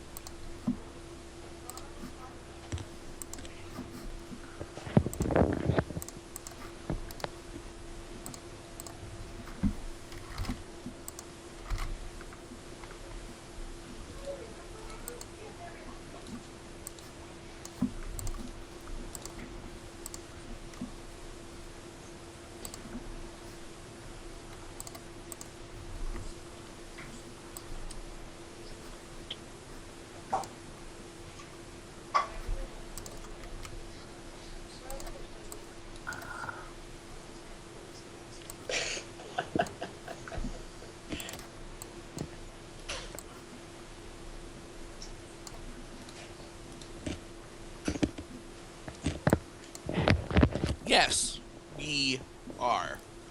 Hopefully not this time, though. Yeah.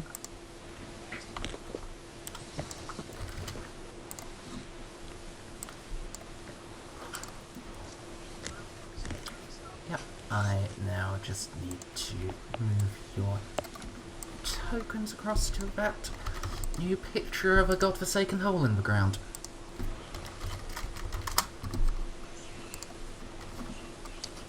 Yes, Stray, that is very, very likely what this is. You're almost eaten by a girl in the first session. What's that a reference to again? Zork. Ah, At least I think it was called Zork. But Yeah, something to that, or something like it. Anyway, there's like half a dozen that came out at like the same time. yes.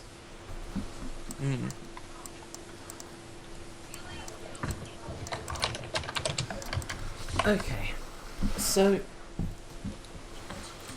as you head in, you can see this.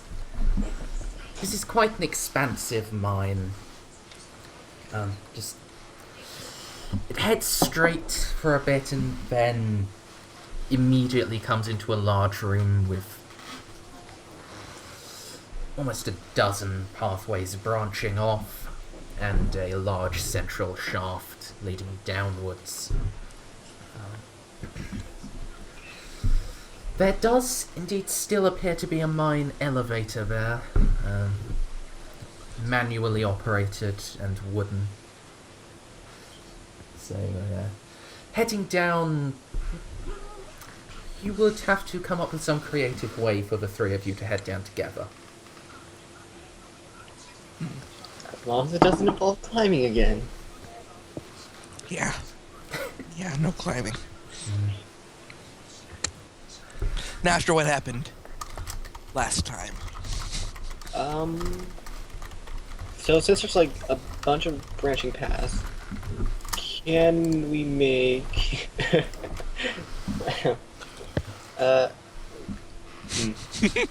can we make some sort of spot to see if there's like any recent footing, like messing of a dust around or something like that, to see if someone's been here recently? You can make an easy spot check. Okay.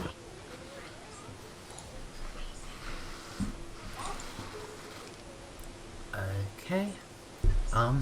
You look around and No, it doesn't look like dust is disturbed, and then you realise that it doesn't look like dust is disturbed because it doesn't look like there's any serious amount of dust here at all.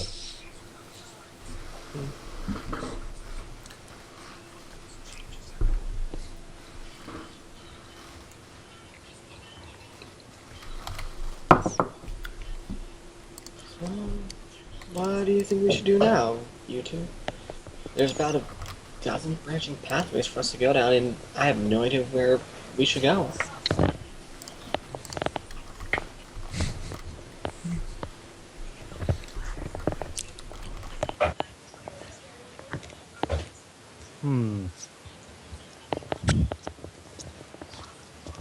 I definitely don't want to go down because I don't trust that elevator.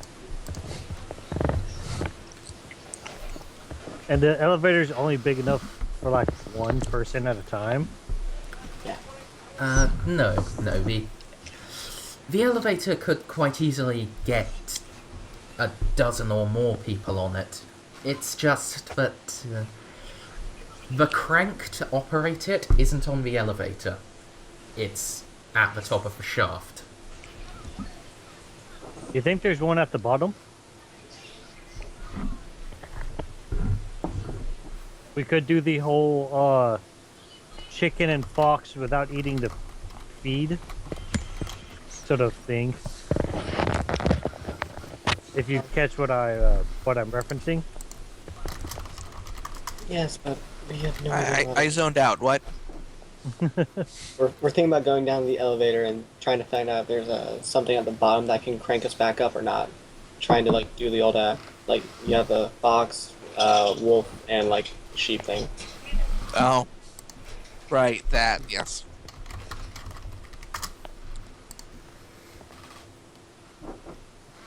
Oh no, animated roll.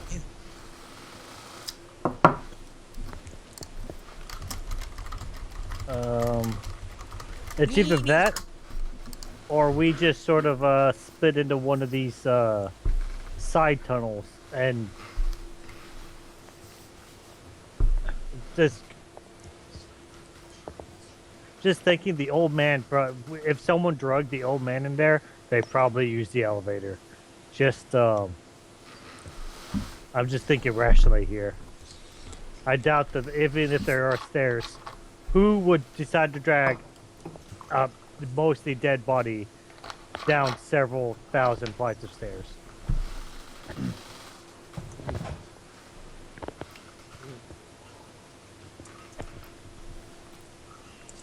So why are they also just taking the elevator down when we could just throw the body down one of these shafts?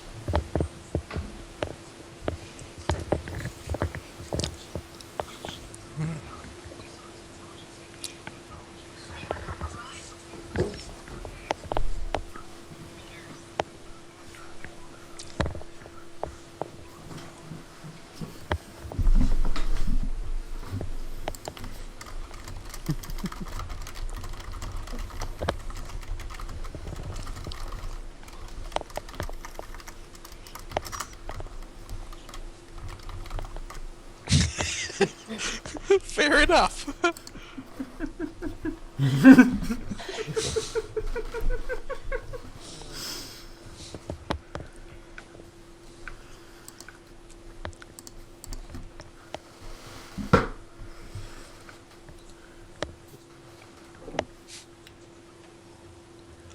I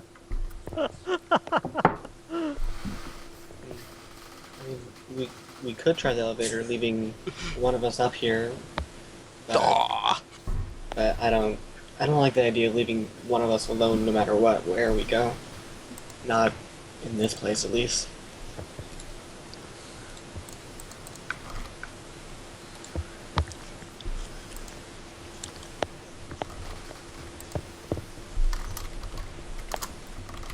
So I guess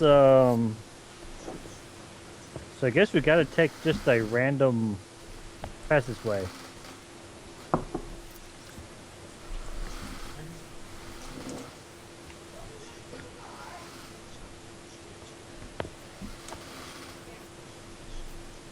Okay.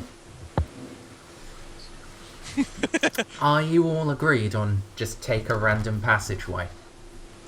Sure. I mean, I don't see any clues to saying where Old Man, or where whatever we're looking for down here might have gone to, so... we don't trust the elevator yet, or if we ever will, so I think that's the most likely option, or best option, really. Mm. Safest, Hmm. possibly. Yeah. Fair enough. Fair enough. Go ahead and one of you make a party luck roll.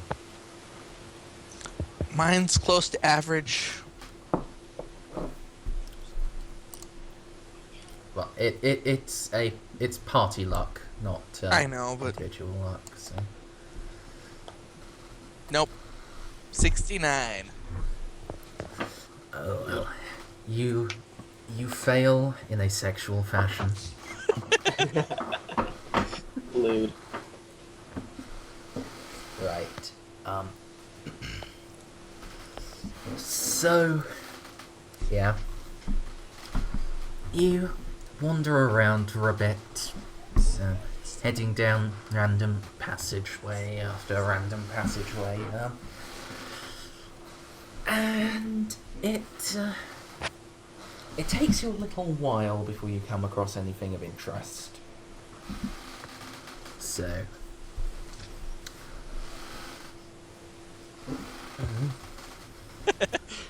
some time passes. If anyone is keeping track on their watches, it's now getting to be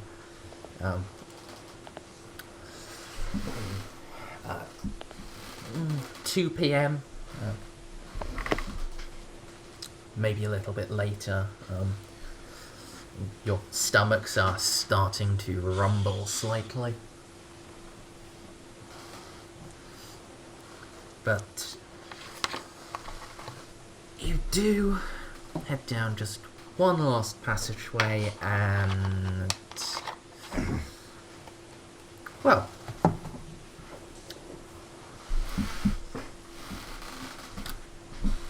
go down it. Flashlights on,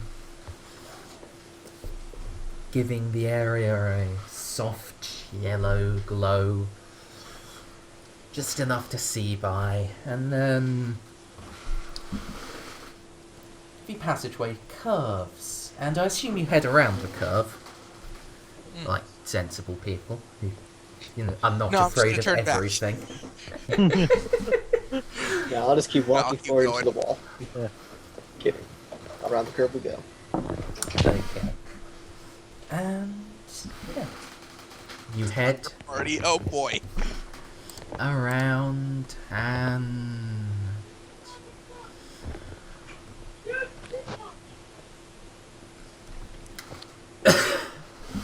sorry, I just looked at Twitch chat. Sorry. Not sorry. It's okay. Alright. Yeah.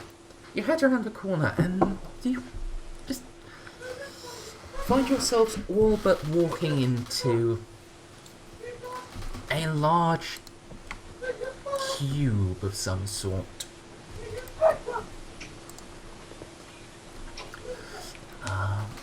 Let me just get to the right page for this description. Yeah. The hall. Yeah, you head around the curve and the hallway branches out massively.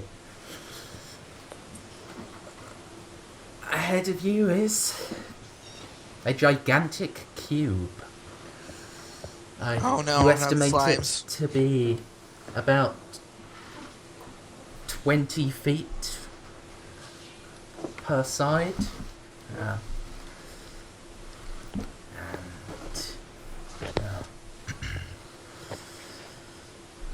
it's made of a... It looks to be made of a dark metal. But What's that? As you look at it, I'm going to have to ask for a sanity roll now. Oh. Uh-oh. no. Okay. For Sanity? each of us? Yep. Unless one of you was staying behind, and none of you said you were, so... Yeah. It's not good. No.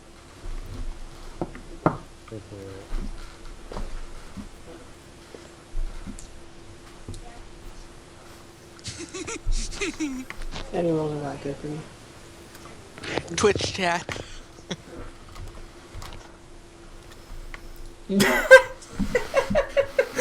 Oh, God. Right. You all lose 1 sanity point as you look at the cube and as your light plays across it. The surface seems to shift a little, looking just for that moment not metallic, but distinctly and distressingly organic. Oh no. Beneath the We're in the shit now, boys.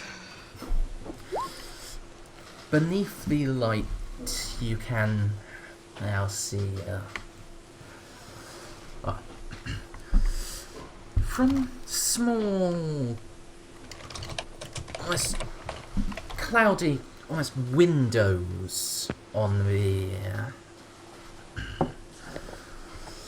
side of this cube starts to emit a soft, no, not soft, actually a harsh blue glare. Almost as if you were staring into some high-powered electric searchlight. A+, Trey. A+. Let's do it. Let's sit down. Oh. It's clever. Oh. Also, blow up the one that I put. I saw it. Anyway.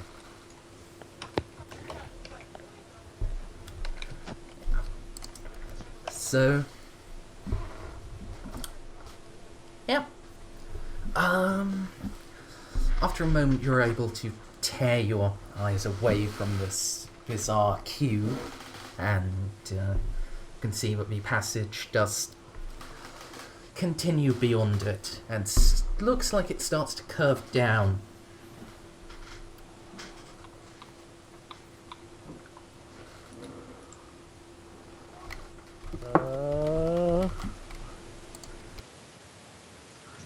So who goes running away from the cube? Because I don't like where this is at, and this is crazy.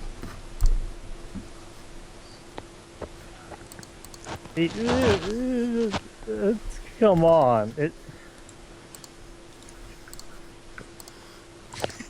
Well, Yes, I love exactly. that one so much. Exactly.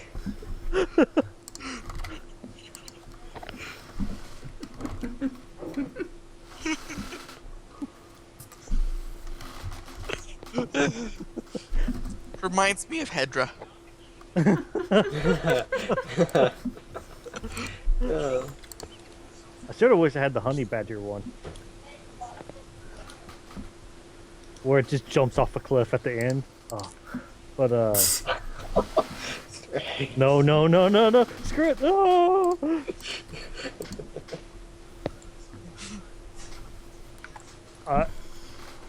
I think we should just like not look at it anymore and then like walk around it, I suppose. We should keep pressing on. Yeah. Wait, how big is the cube?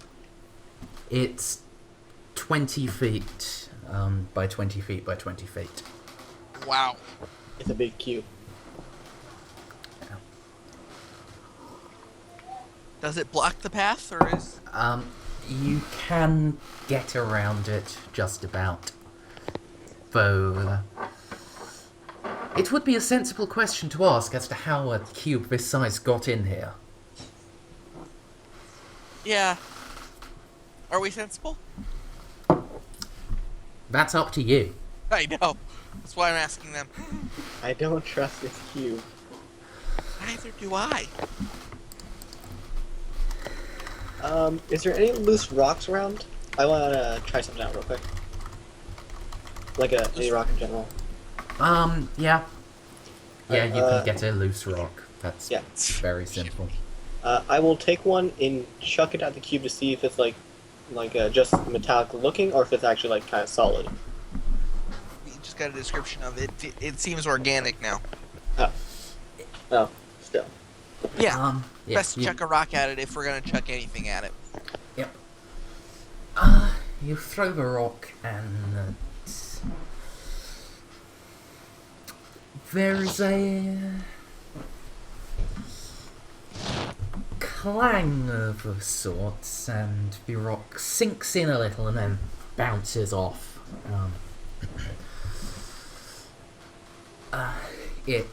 The rock lands at your feet with quite a bit of force. Huh. So it doesn't seem like we can be sucked into it, at least. That's good.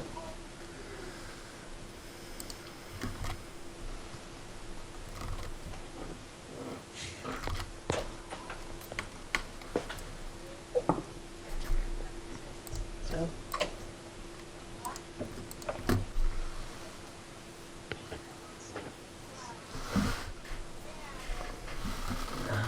Oh, and yes, that was the other thing I wanted to check.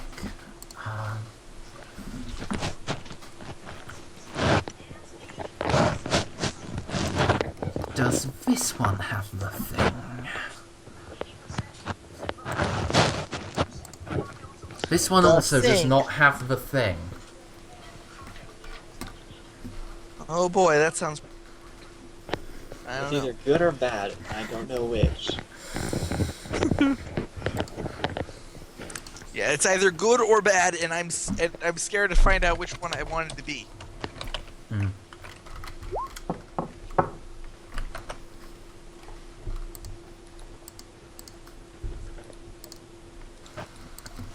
Yes, that one. Yes.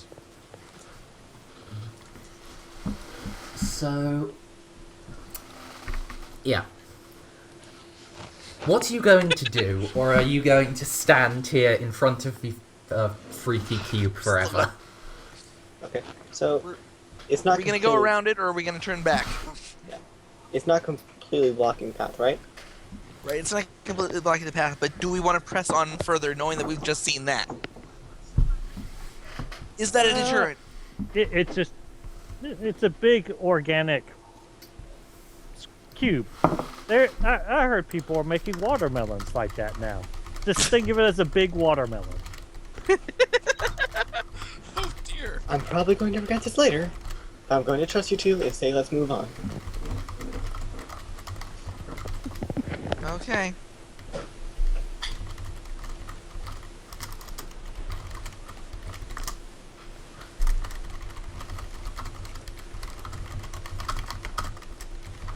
Whoa. Yeah. How it usually don't- is. I don't have that much sanity to lose, though. Well, that's your fault, isn't it? Don't worry.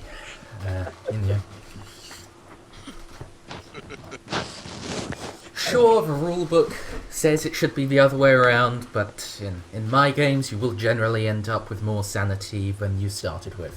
At least if you manage to accomplish all of your objectives. Not that you know what all of the objectives are initially.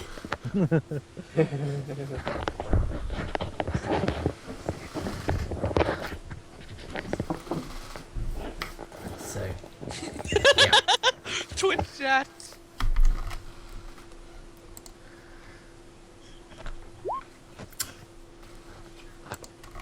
I'm going to say you can try. I'm not sure how, but you can try. That may make this video, YouTube inappropriate, however. Actually, no, it wouldn't. I mean, we've all seen Saban's stuff. Yeah, I was about to say, If Save D / et al can do it, so can we.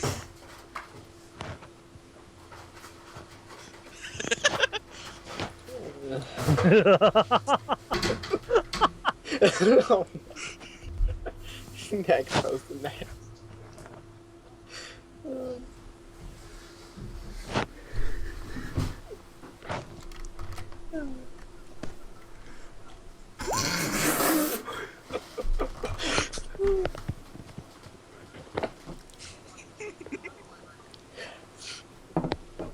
Right.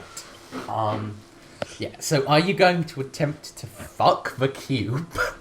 No. That's probably for the best.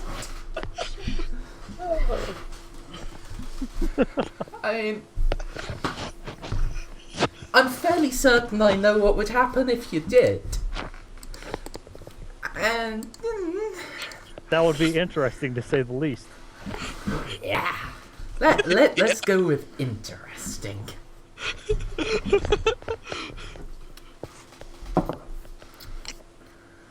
Right.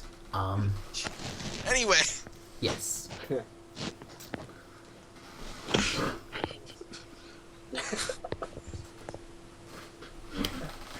You are heading around it and down, and I believe someone mentioned that you were specifically not looking at the cube. Yeah. Yeah. I specifically mentioned I am not looking at the cube. I'm just gonna try to ignore it. I'll keep an eye out to make sure it doesn't try like enclose on us or crush us. If it's somehow Enclose / expand. Yeah. Then enclose. Yes.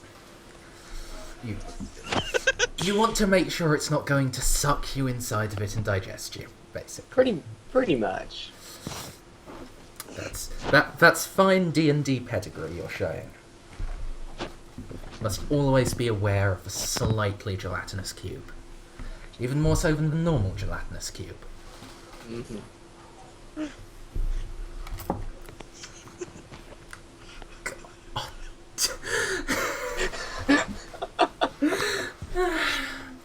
I am very glad we're streaming this one. Having Stray's commentary is just an absolute delight. Yeah. Right. So carrying on, you head around. Joan, as the person keeping an eye on it, can roll spot. Oh boy, let's hope I don't mess this up, guys. Fail lose 4 sanity anyway. Either that or we get a total party wipe. Yep. Oh. This wasn't a crit fail. Okay. You head around and that spot roll was failed. However, you can all make another spot roll.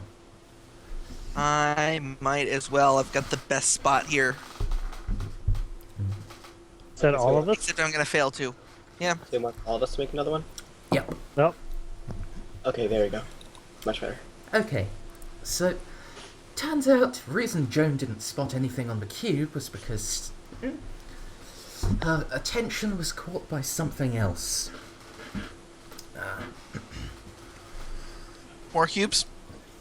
No. What looks like a scrap of fabric that was, but seems to have been torn off by a rock and a couple of little brownish stains. But seems now you might have a trail again. Oh dear. Oh boy. Hey Clarence, your tracking thing, we need you again. Yay! I can fail my track. That's, Lead us into a whole entire room with gelatinous cubes. yep, that's what I do. It's not. Which is stupid. Okay. You head down. you follow a bit, and then you realise that, in this light, it's a bit hard to tell exactly where it is, and you suddenly realise that you've lost the trail at one of the corners you so valiantly led everyone down.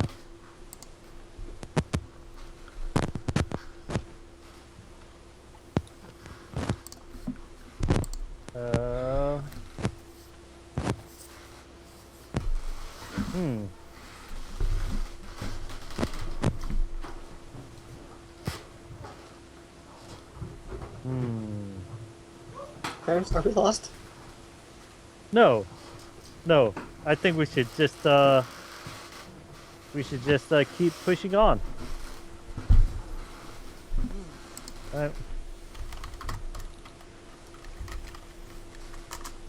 We're lost, aren't we?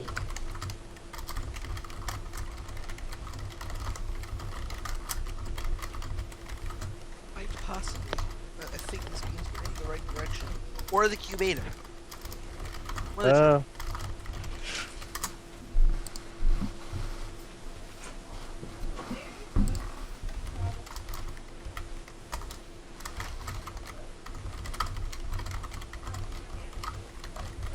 So I think we should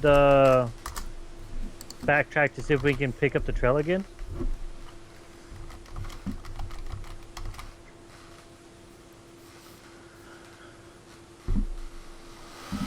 Yep, that means we're lost.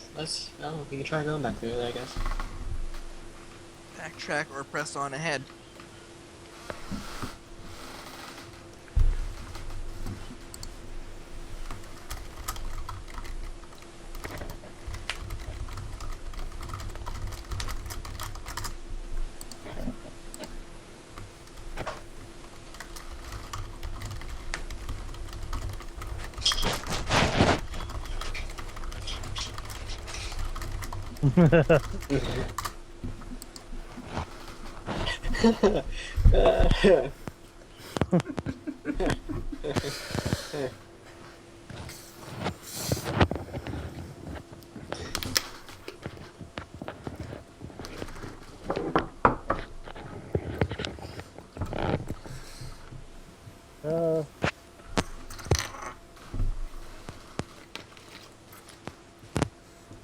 I say we keep pressing ahead.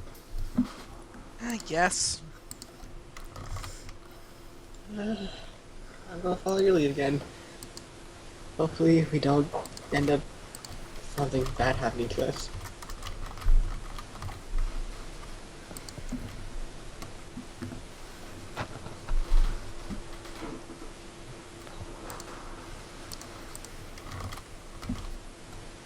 Yeah, I love that one.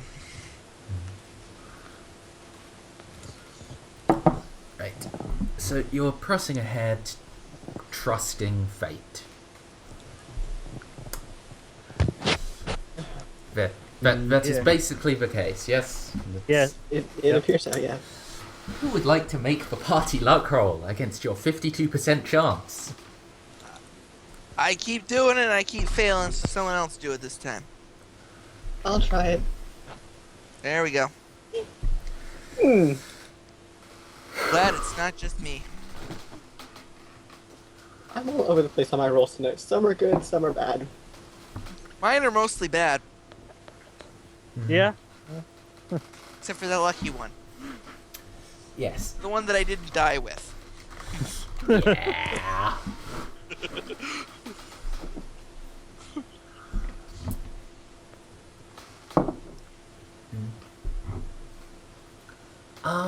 So... Yes. So You press on, full of determination, and then you reach the cave in. There's just a wall of rocks in And front the of table you. with cheese on it. And a mouse hole. But I refused.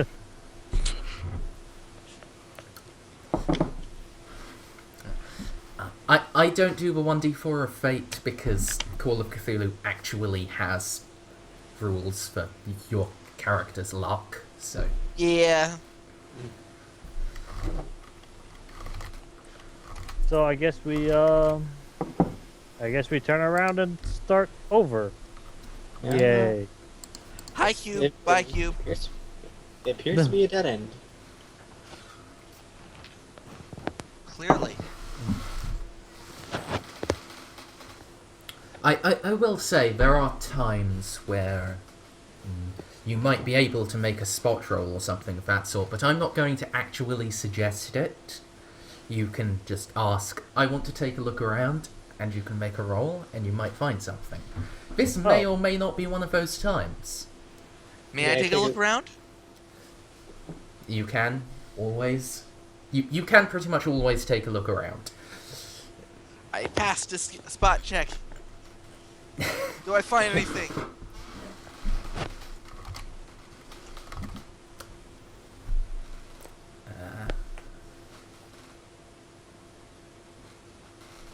Have you actually made the roll? Oh, I disconnected. I got a 52 and my base is 60. I think I gotta refresh. Okay.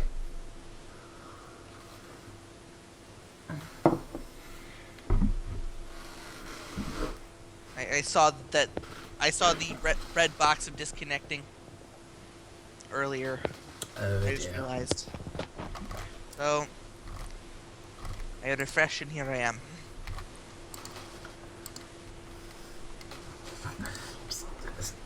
So many chibi Sisters of Battle.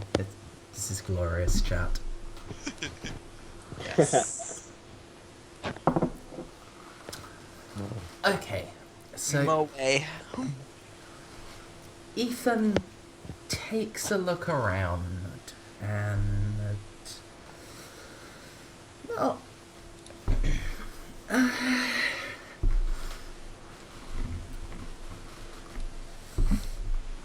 It seems like there is something that one of the rocks has landed on.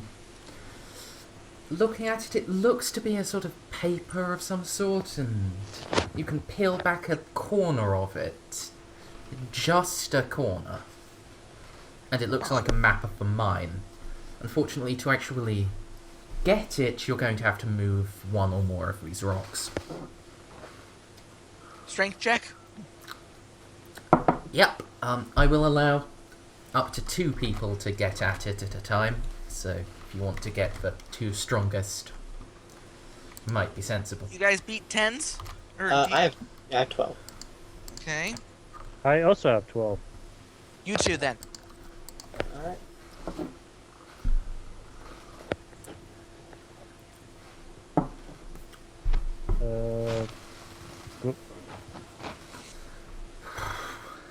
I think I'm going to have to wait for Pets to come back, because you struggle and you lift and you manage to move one of the rocks enough that you can lift the other up, but it's difficult and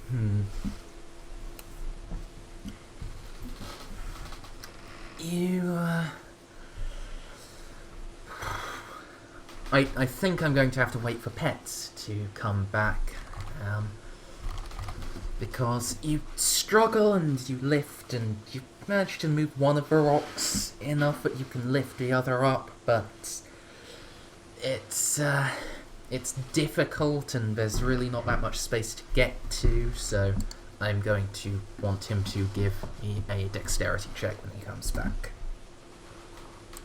Before he crit fails and the rock crushes his hand. Hopefully not, but that would be possible.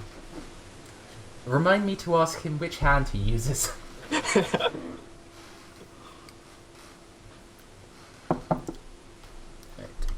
I will just be 1 second.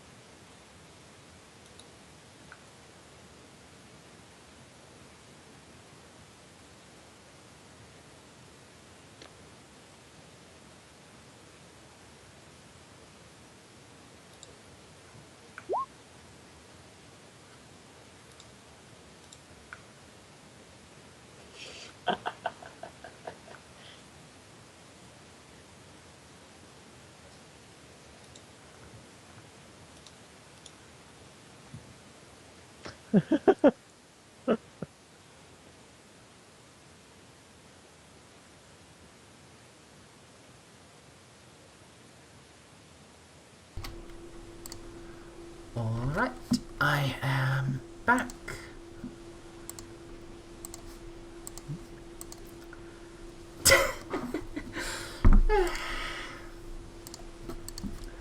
It's not that bad. Could just get a character crippled.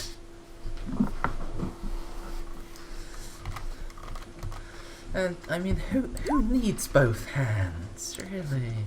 Other than I'm back. a lot of people. Hello.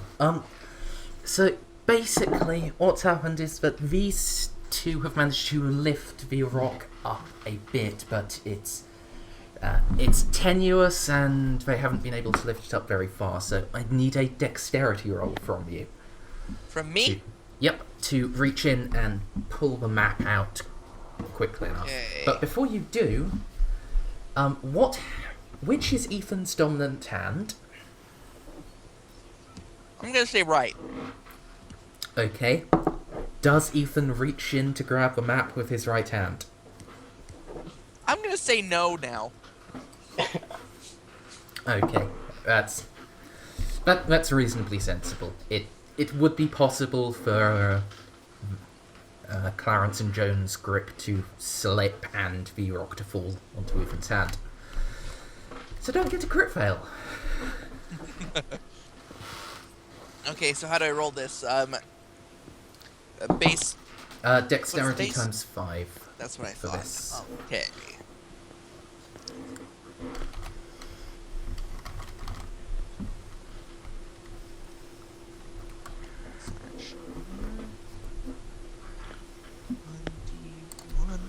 $1,100.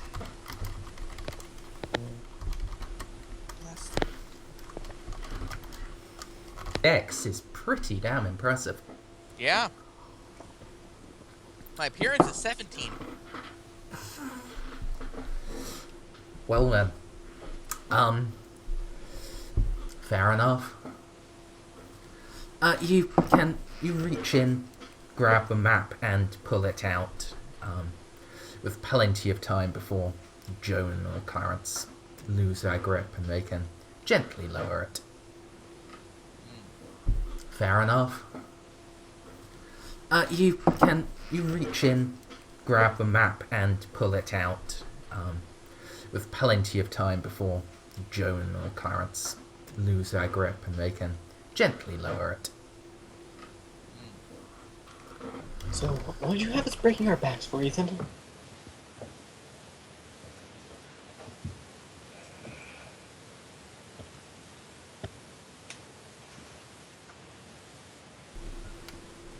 Yeah, I'm curious too. Well, what'd you find? It is a map of the mine. It looks like it was once affixed to a wall mount, as it does have a little mark on it for "You are here" Huh. on the second level. Oh, good. The question is if that's really right, and if it can be, or if we know exactly where we're at.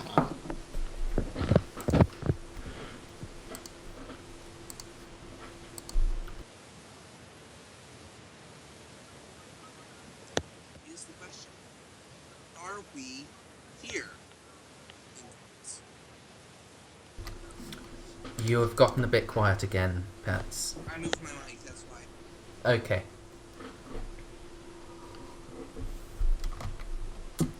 Yeah. You did say you were getting food, so Yeah.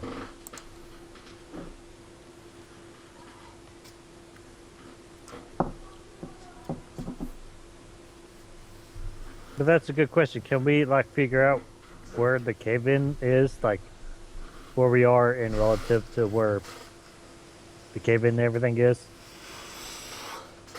well, the map does say you are here. I'm going to, if you want to, look around a bit and try to verify that, I will ask for either a navigate or base intelligence roll. Oh, I can do very good navigate. Can I do a navigate roll for you? that's idea, right? No. No, a base 7. Okay, so now the times 5. Yeah. So you'd like a navigate roll? Yes. Yep. Navigate. If you. Oh, come on! Oh boy. Joan Come looks at it, walks around for a bit, and then pronounces, with a sense of absolute righteousness and finality, "Now, this is bullshit. We're not here. We're all the way over here. Someone moved this map to the opposite side of the mine." I had such a good score on it. An 80! Yeah. I know, but hey, crit fails. I think it's actually the first 100 we've gotten the whole entire game. Yes, and it's basically made the map useless. Not that you actually know that in character, but yeah. Dang it. Oh.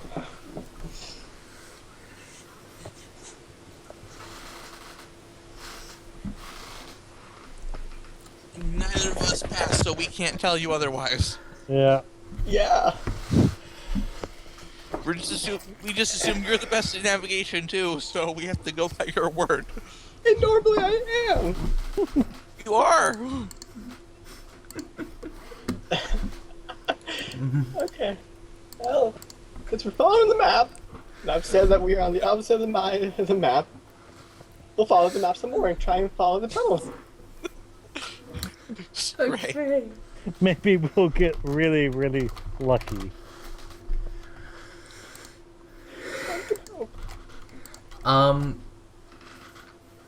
Right. Party luck, please, as you attempt to follow the map. This is more of a case of if you pass, you can basically just figure out that, no, Joan's made a mistake.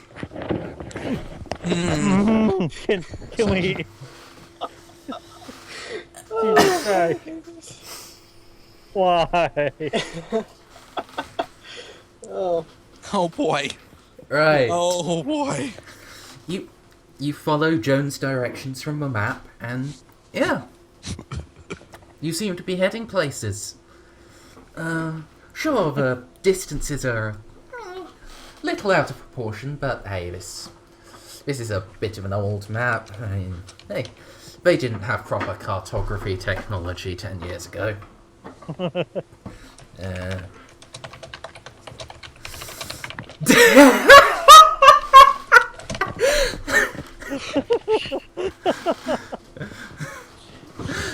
Okay. And, yeah, you follow for a bit, and just as Joan is about to pronounce it, yeah, we've gotten to the staircase down. You step into a large room. The mine shaft is in the center of it. The elevator is above you. There is no crank.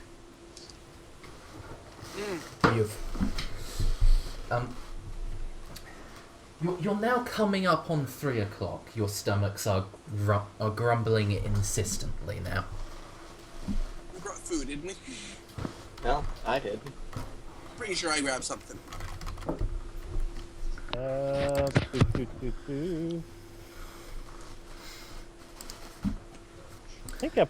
I think I put some canned food. Yeah. Yeah, I got think you food. grabbed beef jerky from Abernathy's house.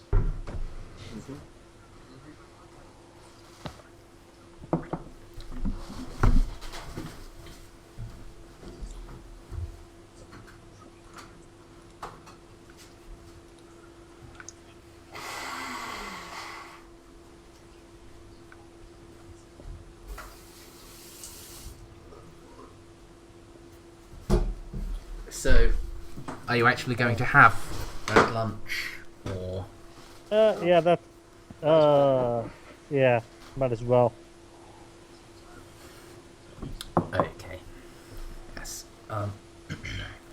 You have wasted about half an hour with following Joan's mistake, but you can now rectify that. Woo! You can actually now follow the map. Yay! Hooray.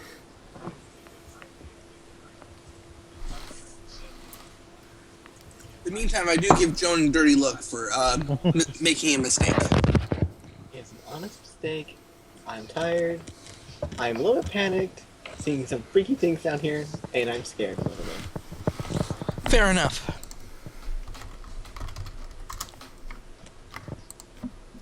Uh-oh. Paranoia increases. I'm sure it's fine. Intensifies. Get it right. Uh,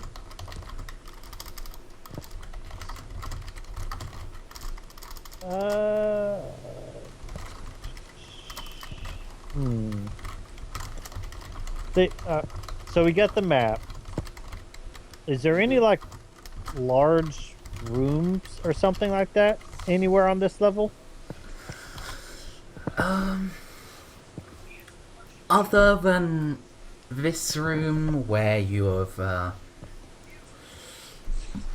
where the shaft is and where you know the map is slightly incorrect because it doesn't have a gigantic, inexplicable cavern for the cube.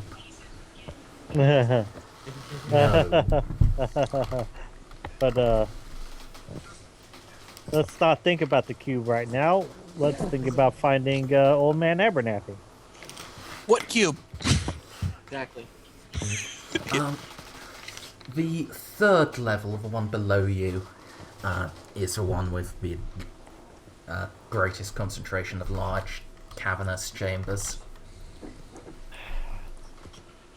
You did say that the crank was gone from this room, right? This room does not. Yeah, but this level does not have a crank in it. Okay. Is there still like the hole where the elevator would be? Yes. Okay. I will walk over there and point my flashlight down to see how far down it goes.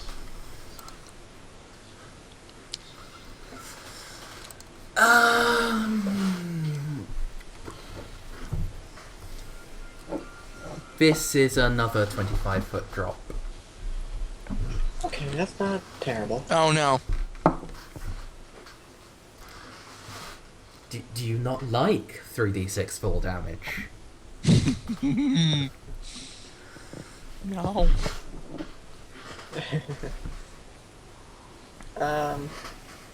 So who has the map currently? Is it Clarence or is it Ethan still has the map? I'm I thought pretty it was sure Joan. Ethan has the map. Oh. Okay. I would have assumed grab the Joan map. would have the map, as Okay, yeah. she's the one that can read maps. Fair enough. Yeah. Unless Ethan has confiscated it from her because she's inept. Possibly. Ethan at least has points in navigate. So. Fair enough. Okay, so let's take a look at the map, and since we kind of know where we're at, since we are actually like somewhere that we can indicate on the map, look around and see if there's like actual any staircases downward on the map, like some sort of like indication of that. Look. Should I make a navigate check?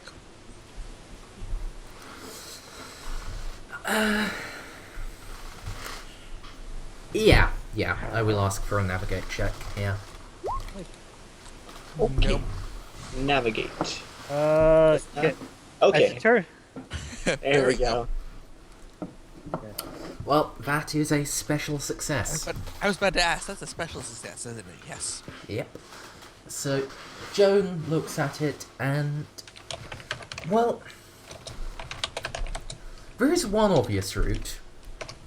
And Ethan would also be able to notice the obvious route. It's right through the cave-in. Oh, of course. But Joan looks at it and... Puts her maze-solving skills to the test. Yes, indeed she does. Even with her prodigious ability, it takes a couple of minutes, but you can find what looks like a little side passage that lets you bypass that main part of the mine. So it's a bit out of your way. Well, it would be a bit out of your way if you had another way to go, but you don't seem to have another path available. So now it's our way. Mm-hmm. Yeah, it appears that there's only one way to go. So, shall we go down then? There's only one way to go, further into the rabbit hole. I'm not sure I want to go down more of this rabbit hole, but in for a penny, in for a pound. So it seems.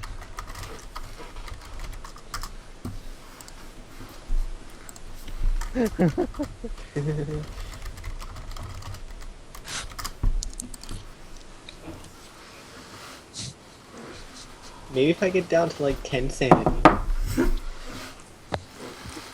If you get down to 10 sanity in the course of this, You get a cookie. let's just say I'll be very surprised. So would I.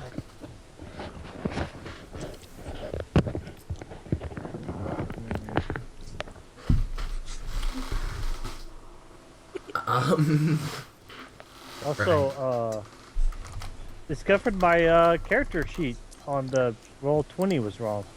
Hmm? It said I had 10. Turns out I had 50 for navigate. Oh, So I'm the worst navigator here. Oh, Just Really like so. in real life. I'm going through to check a few other ones at the moment. I feel like I'm doing this almost every session. Out of 2. Keep using new skills. Yeah. yeah. Yeah? And, time is 25%.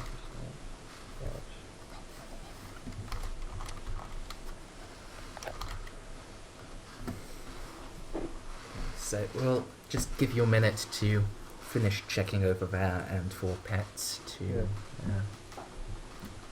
hopefully come back. I've been here the whole time. Oh, I thought you had to go Oh. to talk to someone. No, my mom just told me to quiet down because it was getting loud. Okay. Sway. Um, 5.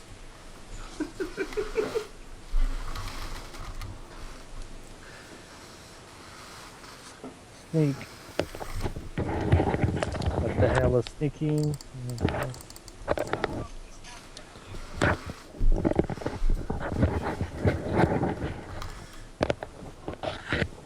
First aid should also be 50. Hide, that's cowardly. Fighting makes my balls ache. Alright, for now everything checks out, but I'm still don't. okay. So we're gonna have to try and climb down again. no, we found a path now. Okay. I was about to say, I'm just gonna go and jerry rig something with the elevator.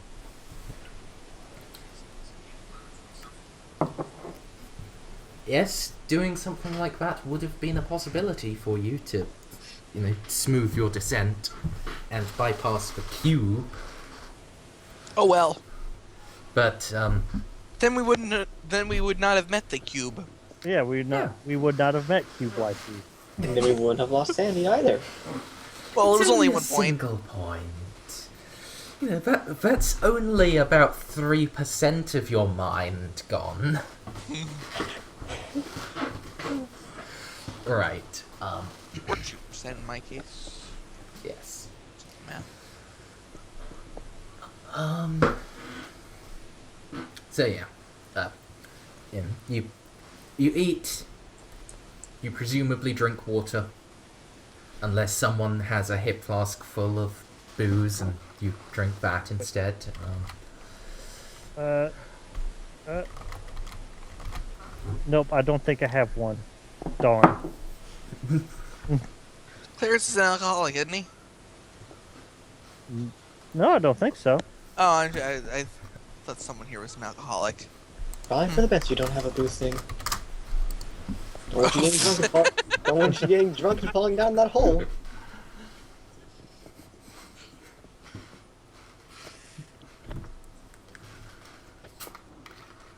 Right. And yeah. So you head off for the side path. Stray. Okay, we set off. And yeah. A little while later, you are descending to the 3rd level. So, this level has the most open areas in the mine. And is also, well, yeah, most open areas. But also has a lot of even more labyrinthine tunnels between them. Sure, there are these huge caverns, but there's also gaps between the caverns, and it seems like whoever decided where to dig in the mine wanted to get every single inch of rock. So,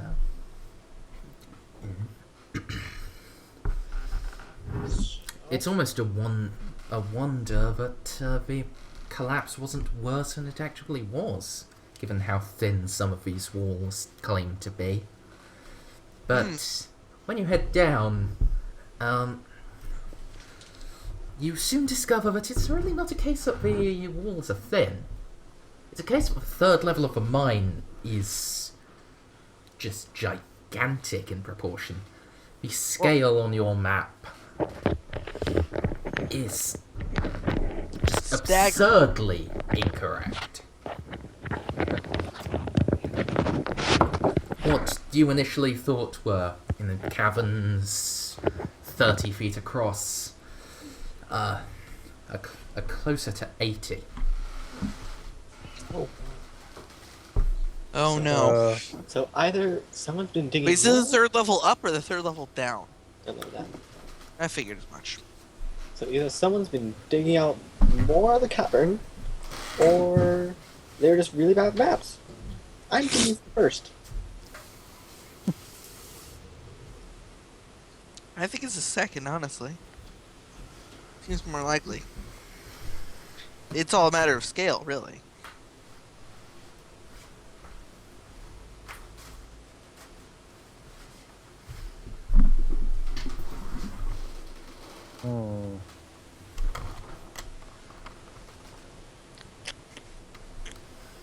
Is there any way to, like, take a look around to see if anybody's passed through here or anything like that?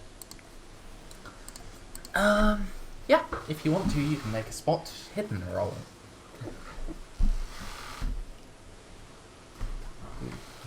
I got nothing.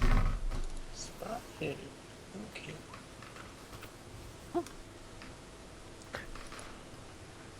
Good job, Rob. It's Yeah. nice that there's one pass at least.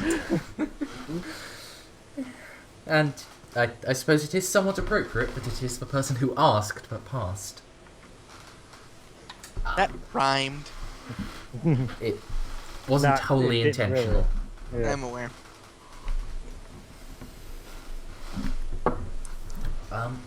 So, yes. What you can be doing is looking around and, well,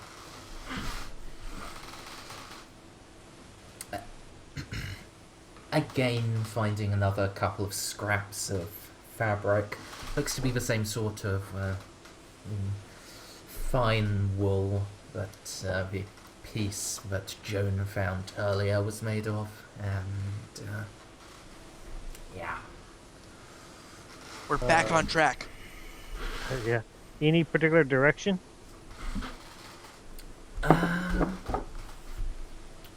Speaking of track, Yeah, I think that would be a track roll. All right, let's see if I can. Ooh, I passed one. Yay! Have an Alright. experience check.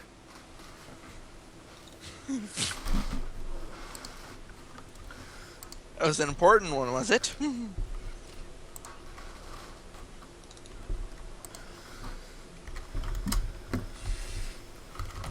Right.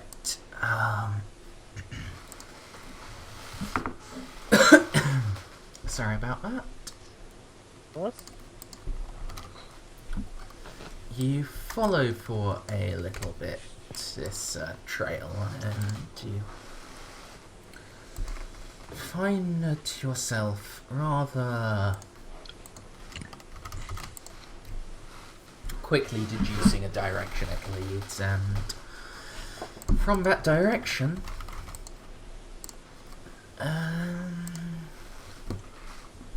locating something that is a little off the map, specifically a second cavern attached to one of the larger ones. But,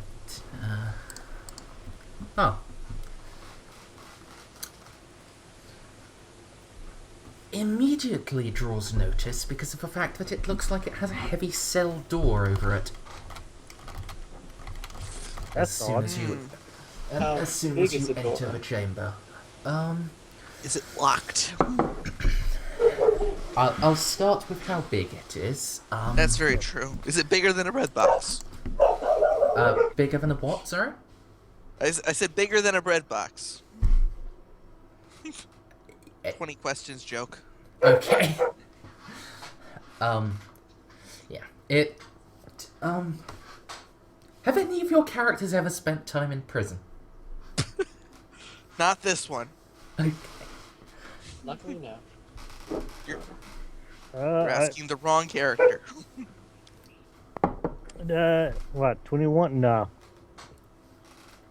If he was Okay. like a 26 one, it'd be like, yeah, I spent time in like a Moroccan prison or some, make up some far away country that he just walked out of. But Fair enough. but no, he's too young. Okay. He has yet to be imprisoned by the Shah of Persia. Yes. And yes, well,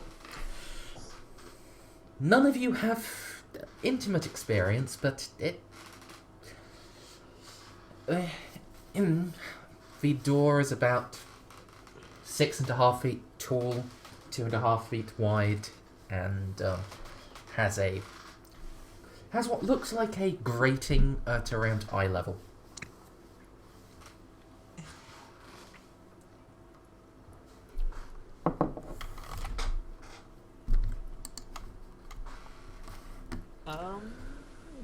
I guess we'll.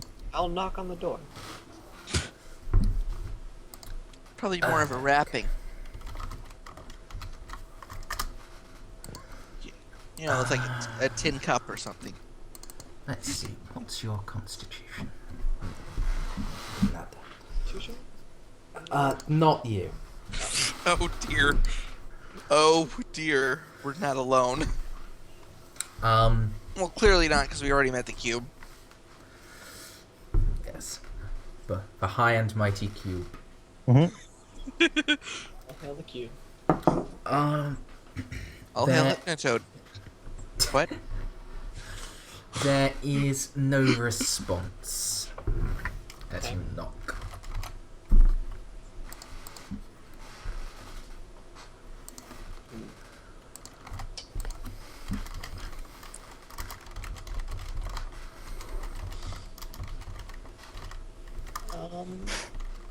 On the door, is there a slot like how in prisons, they'll have doors with slots that you can open up to see inside of it and to pass Yes, food stuff in yes, there? there is a little grating like that at eye level. Okay. Can I try and pull it open? You can. It slides open very smoothly, as if it had only just been oiled this morning. Okay. I will hold my flashlight up by it as well while I look inside, see if there's anything in there. Okay. Using your flashlight to provide illumination, you can indeed see a crumpled figure inside. Uh-oh. Looks to be an old man in a rather torn up suit. A heavy gash is across his forehead that looks like it has only been given the most cursory of treatments to prevent an infection, but without any effort to actually repair the injury. I will point my flashlight to... Hold on 1 second. Oh.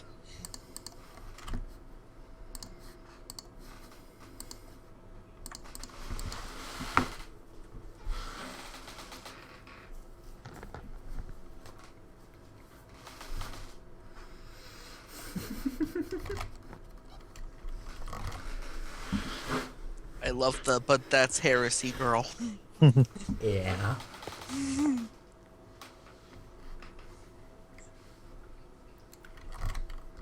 Check what happens when she actually sees heresy. This is the link below it. Yeah.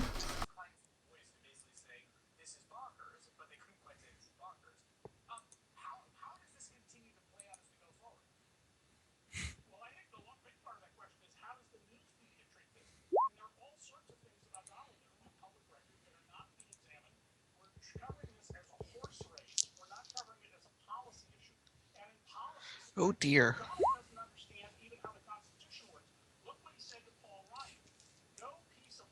So where were we?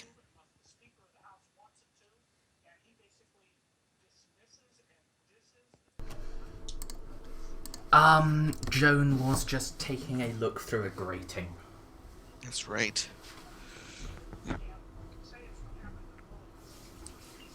We found an old man. Is it the right old man? We won't know until he gets back. Yeah.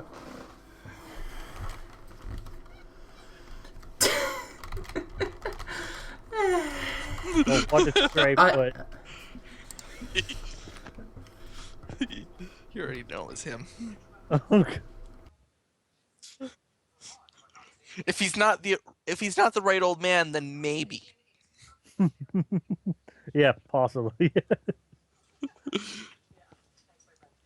Well, we'll see if he has tentacles for faces, and then we'll just see Faces. amount of tentacles. Well, yeah. What's wrong with face tentacles? On a cuttlefish, nothing. On an octopus, nothing. On anything bipedal and not cold-blooded, or not a mollusk. Oh.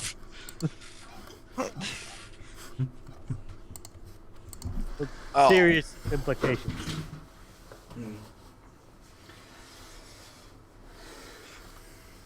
Well, I can assure you that you will at some point encounter a creature with face tentacles. It may fall into that it's okay area. Is it Zoidberg? If not, why not Zoidberg?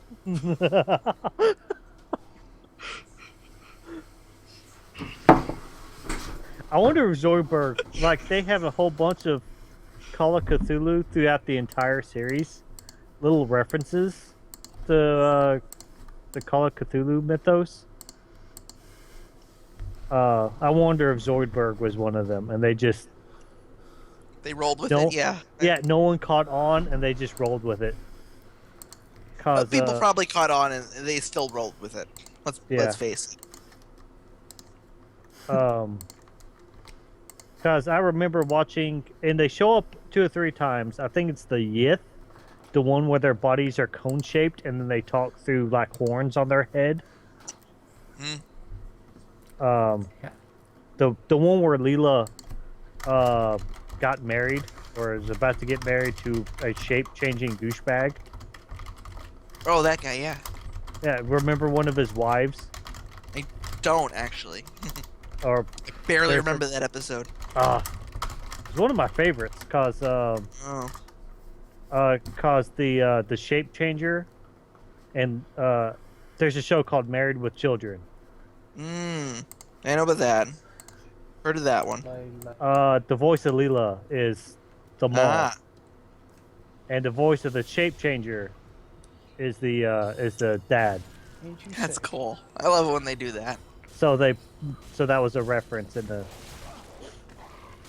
Yeah. Yes, we said. I love voice actor references in cartoons. One of the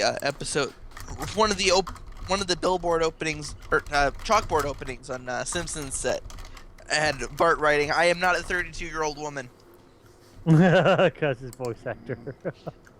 because of Oh. Nancy Cartwright. Yes. I've never. Well, okay. The last time I've actually seen a Simpsons episode is when I was like 5. So Just as well, I looked at a list of them online. It's weird because I think it's Fox, like viciously hunts it down, like Sony. So it's hard to Well, actually. just lists, not video. Oh, not oh, videos. you mean the actual? Yeah.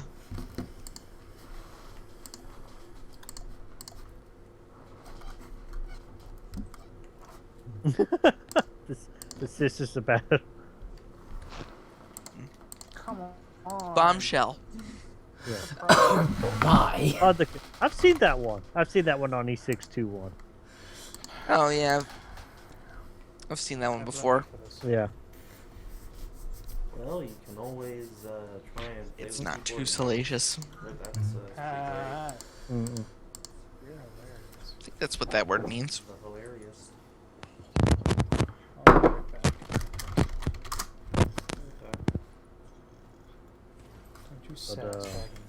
What? I think it's sass. Yeah, that's what that word means.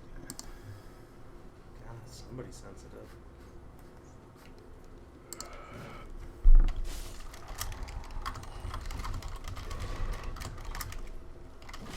Salacious. It's just a fancy way of saying lewd. Oh, start putting that in Savin's chat now instead of too lewd, like how Savin and Finn always do. Just put salacious. Yeah. And Savin should know what that is because he's an English major. Mm. Both of them right, so I hope both of them know what it means. I forget what Finn did before becoming an entrepreneur.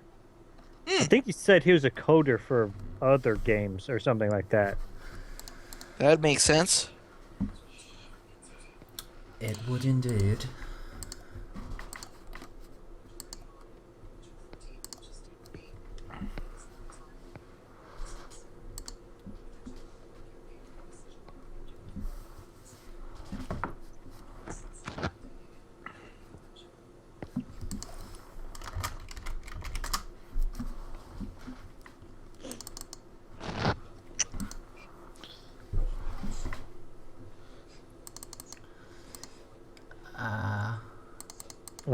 Yeah, he used to do tech support in the Midwest.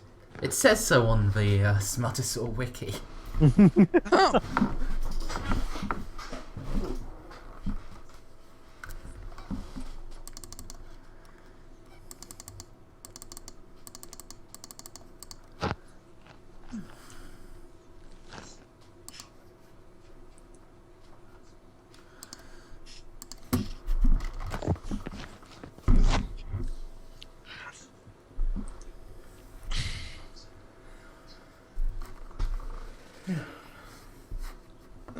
Oh, another word for lewd. That's a really nice one.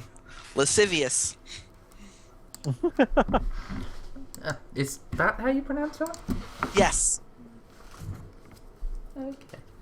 I've actually heard that word before. I don't know where or how. But I've heard that one. It comes up. It's nice purple prose. It's definitely a word you never have to use, but it's a good word to know. Yeah. Mm.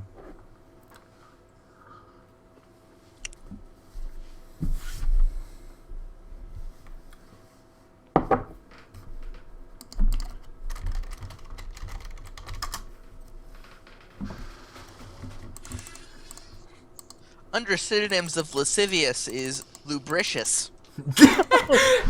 Oh my.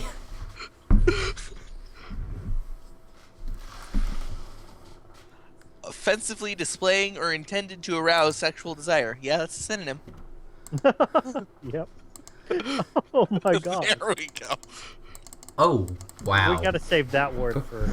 Yes, we do.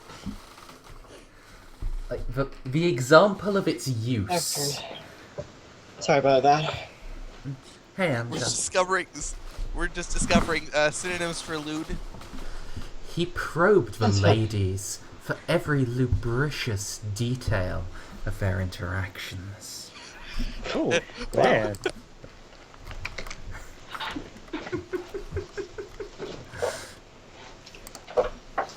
Oh, other good words, salacious and lascivious.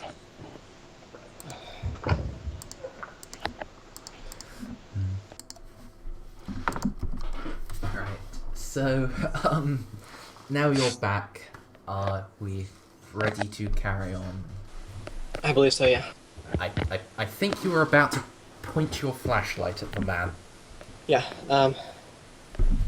yeah, I'll point my flashlight directly at the injured man and yell ask pretty loudly at him. Are you awake in there? Respond if you can, please.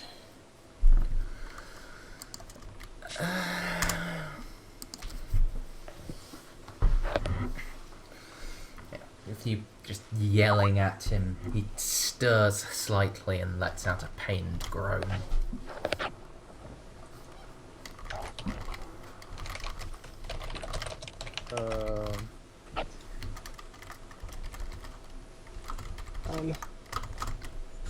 I'll yell the same thing at him again, see if he'll give him even more.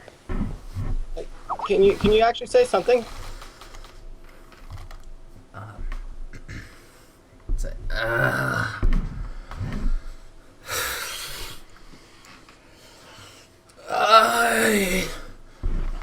I can speak.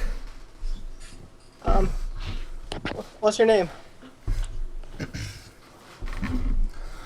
Winston Abernathy. There it is. I Guys? There it is. don't know your voice. Me and Scottish. my associates, Clarence and Ethan, we were sent by your nephew to try and find you. Claude finally made himself useful. He pushes himself up onto his arms and then, using the wall for support, pulls himself to his feet.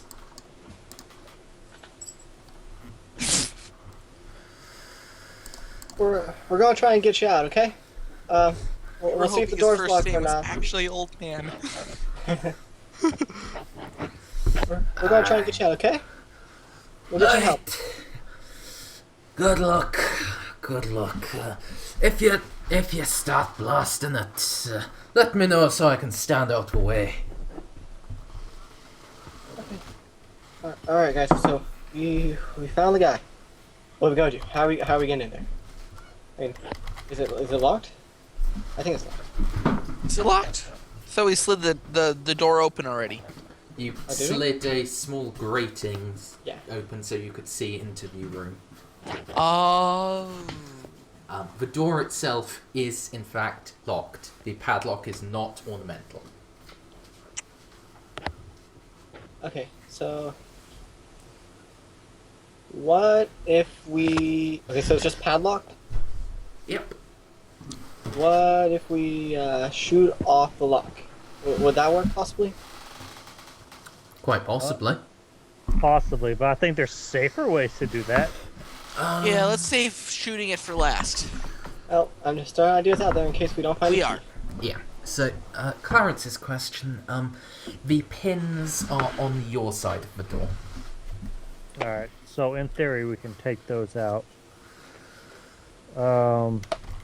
In theory, you can do a lot of things. Yeah. Yeah. Let's see what we do in practice. First of all, I'm just gonna throw lockpicking out there, just cause. How good a lockpick? I need a crit success.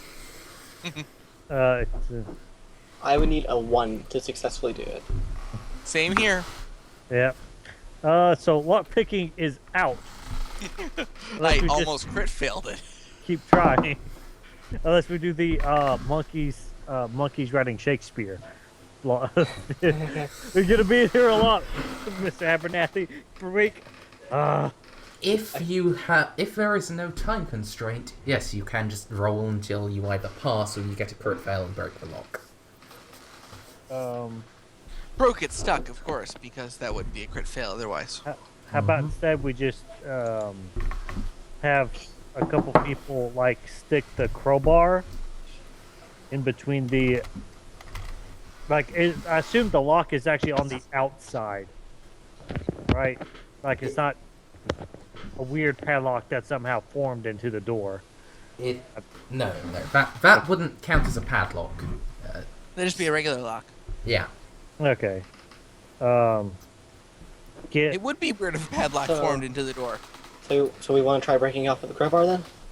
Yeah. I mean, it's going to be a bit rough and that's finicky, but yeah, that with 2 people it should work. Oh, we certainly try. For the shot. I know from some experience that it should work. We I had to open the door. Okay. The other side of the boulder. Yeah, we're not. No, our goal isn't to release the Yeah. I'm bolt just from the giving cable. you. I'm giving you all of the information that you would be able to deduce from some examination, so you can come to the best decision.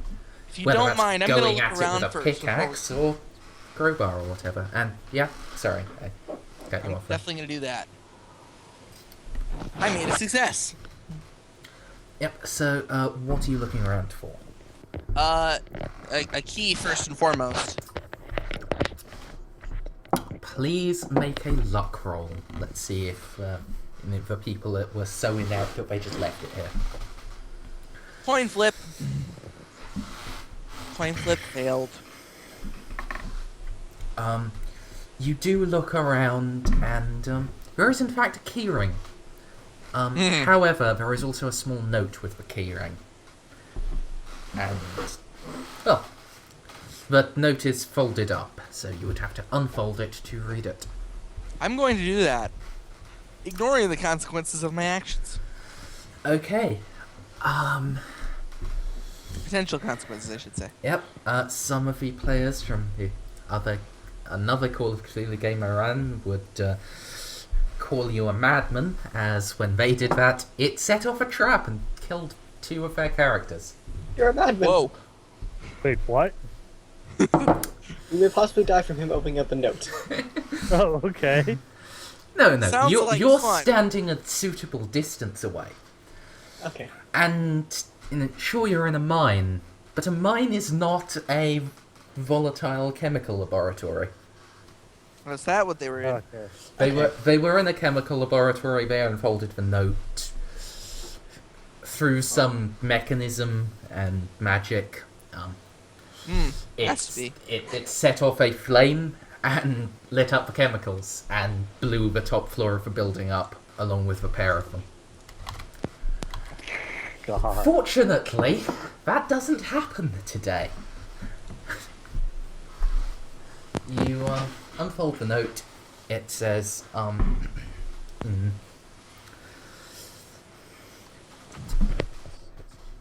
take the cell key out. Sooner or later, someone's going to come looking. If anyone gets that reference. Yeah, I get it. The theory is you get a book, put on each separate page, doubling it up, explosive runes, throw it at an enemy, and then cast a spell magic on it, and then roll to fail. Because that instantly sets them off doing a lot of damage. Yep. For Subius. I like how they thought up 2 or 3 names for the wizards that did that as well. Like Karkatoa or something like that. It's just like a shaman that did it. It's great. So the key is out and about. Somewhere.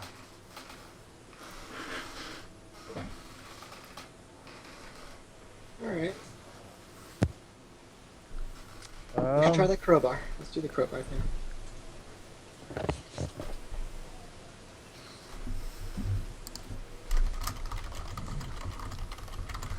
Okay, where and how are you applying crowbar? how big is the?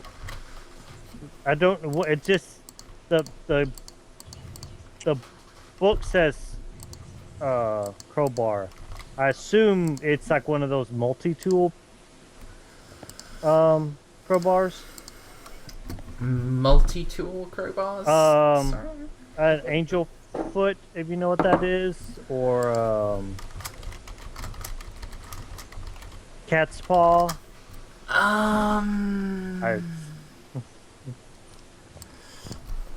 Let's go with no. Cat's paw crowbar does actually come with Google results. Okay. Let's see.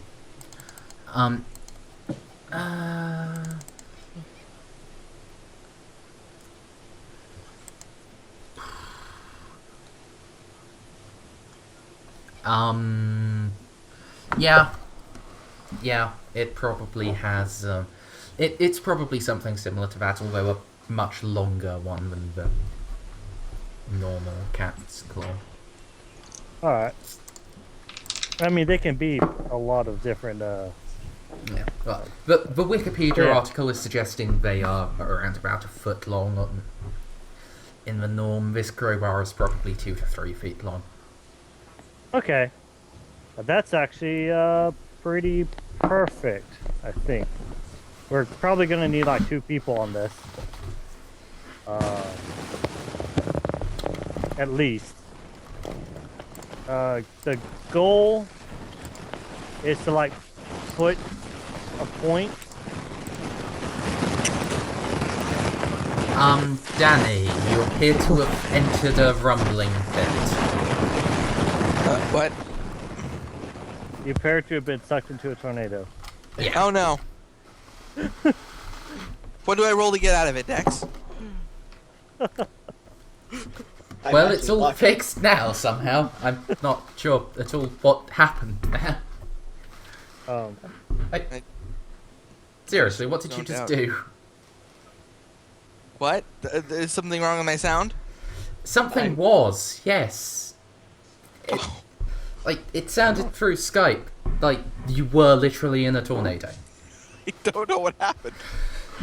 Well, okay, it's working now, I guess. Skype, ladies and gentlemen, random noises and technical difficulties. God, the abomination that it is. I was just rolling real dice. Oh, And God. petting a cat. But that's like next to a train or something like that, because Is I your don't know. cat a house cat? Yes. Or is it a lion?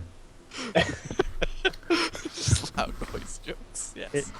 It is he did show a picture. It is a very large cat. Oh, this is the small one. The calico tabby. Okay.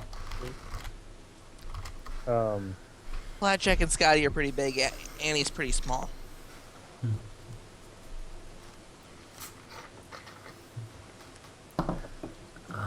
Right. anyway, Now I can hear people. Yes. Yes. I apologize. That's all right. It quite clearly wasn't actually your fault. I apologize anyway. Yeah. Basically, what we're gonna try to do is put enough downward force, using the crowbar as like a lever, to make the lock disengage. Basically. To make the lock disengage. It's you break the lock. You literally pull the springs out of it. Okay. It's basically what you're doing. Okay. Yeah, you can try doing that. Decent chance of success. And yeah, I've said the crowbar is 2 to 3 feet long. That's long enough for more than one person to get a grip on it. So Yeah. I assume it's going to be Joan and Clarence again with their higher strength. Higher.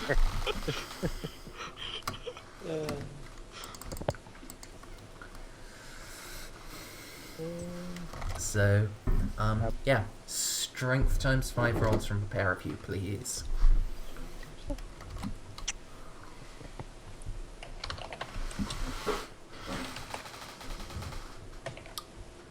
Okay, so Clarence could have pretty much done it by himself, and, yeah, he basically does it by himself. Yes.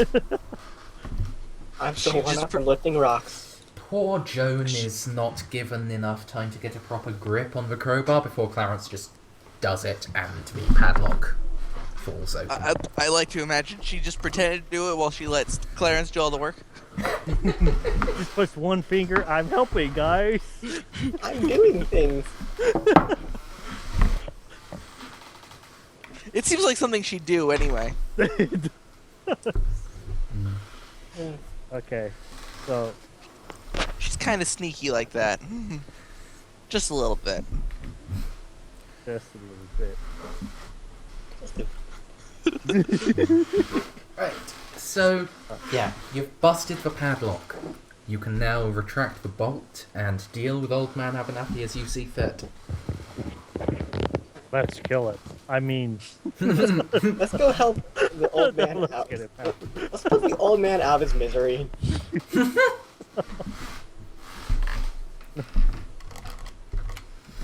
No tears now, only dreams. Right. Okay, enough jokey.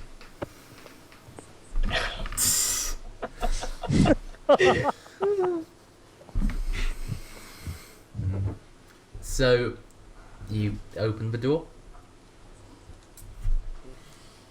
Let's go help that old man.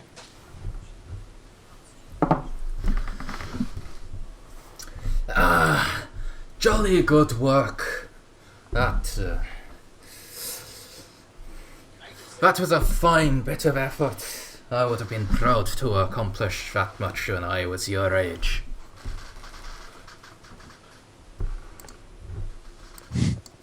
Thanks. Clarence is really the one that did all the work there.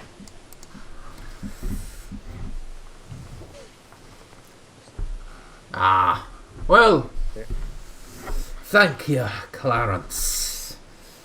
I probably owe you my life. In the meantime, does he need first aid? Yeah, that is a good question. I'm He starting. does have The a gash says- bad head wound. Oh, is it head wound? I thought it was a chest Yeah, wound. it is a gash on his forehead. Oh, That explains why he's a bit sluggish. Oh, that's not good. Head wounds tend to look worse than they are. But I still. think we should probably get the old man out of here. And Before we back- do anything. Yeah, back to Right. the surface we go, I think. I will say, you can normally only do first aid to an injury shortly after it happened. Not, 3 to 4 days later. At this point, it is actual medicine skill, really, Oh. to do anything for him. It'd be the same roll. You have 50% in medicine? Yes. Oh, Gee. He's Wow. our healer. healer, tracker, and chief gunsman. Useful skills, all of them. Yeah. He is the He is the adventurer in the group. He should have those skills, honestly. Yeah. That's true.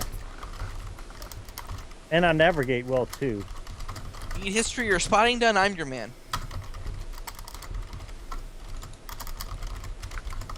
I'm good at occult.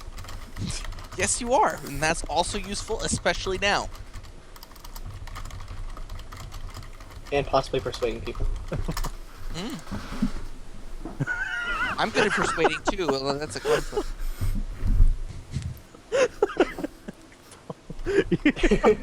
It's funny because it's true.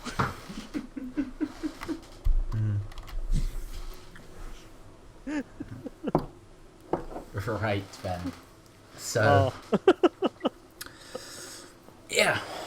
You were debating as to what to do next. Sorry. I was saying we should probably take him up to the surface and actually go get him help. I'm gonna ask him basically what happened. My lad, we- let's walk and talk. The young lady's right. We ought to get out of this godforsaken hole in the ground. And if you have one, I could use a gun. I'll hand him his gun that I Yeah. borrowed. Well, it doesn't matter. Yeah. And I'd give him the shells that came out of it. I don't think I have. borrowed a pistol. Oh, you bought. I forgot about a shotgun. I got a shotgun with one good barrel. I might show him his and be like, "Well, We borrowed them just in case. We saw a cube. it's just so cute." You saw a cube and you decided you needed to bring what is that? That's an army issue rifle, a couple of pistols, and a shotgun. Well, we already had them. Well- They brought him down before we saw this weird cute thing. I'm sorry about that. And the shotgun, I think, is yours. We found that at the bottom before we got here in the cave. We thought you were kidnapped by people, not a cube. I think I was. And yes, that shotgun's mine. Oh, So is this pistol, I know. poor girl. Poor girl. Bastards mistreated you. We'll get her pets fixed the up right. shotgun. We'll get her fixed up right as soon as we get out of here. Get it right proper. That's I'll make sure to. And he also accepts the pistol from Ethan. Does Ethan mention that that's the only gun he has on him? Yeah, he does. Right. I have my own, but I left it at home. I didn't think I needed it until we figured out you weren't in the house. Well, fair enough. I suppose healthy paranoia isn't for everyone. Also, sorry we broke into your house. I thought you said that Claude sent you. He yes, did. we didn't really break in. He's just We didn't. that term. Yeah. We found the key in your statue of Athena Palace, and then went in and looked for you. It's fortress. Ah. That's the better description. Every man needs a fortress. What will you do if you don't have one when the Bolsheviks rise up? That's A man's what I home is say. his cat. A man's home is his castle. Man after my own heart. He hands you back the pistol and says, You'll probably make plenty good use out of that. And, Sure will. oh, won't do to have any of us going unarmed. Not now, not ever. I agree with that. But so who'd you get in a mix-up with? I indicate to like my head, like to try and mimic. Was it the cube? He shrugs and says, I don't really know, lad, but, well, whoever it was, they were quiet on their feet, and they were a damned hand to the blackjack. So not the cube. I think we can. What cube? We are not thinking of the cube ever again. Yeah, what cube were you talking about? I didn't see any cube. I can't pretend to not want to know what this cube of yours is, lad. Trust us, you don't want to know. Oh. If you say so. At the very least, questions like that can wait until they're out of here.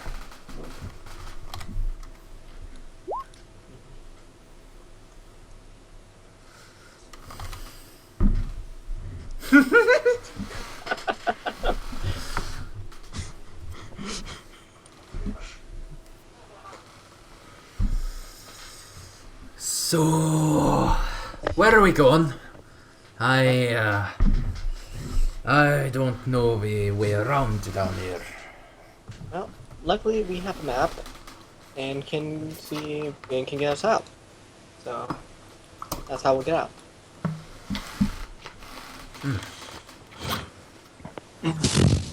Good job, good job. Yes.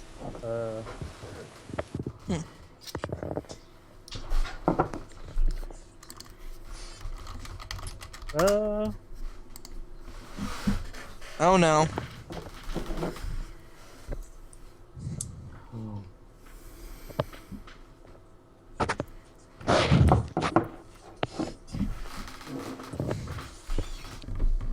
GM dice rolls are especially unsettling in Call of Cthulhu.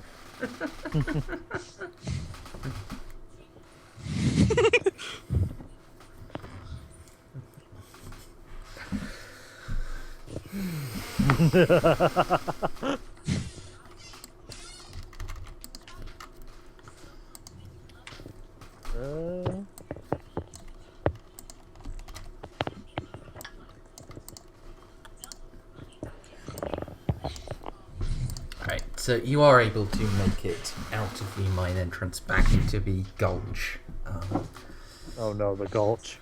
without encountering anything. Of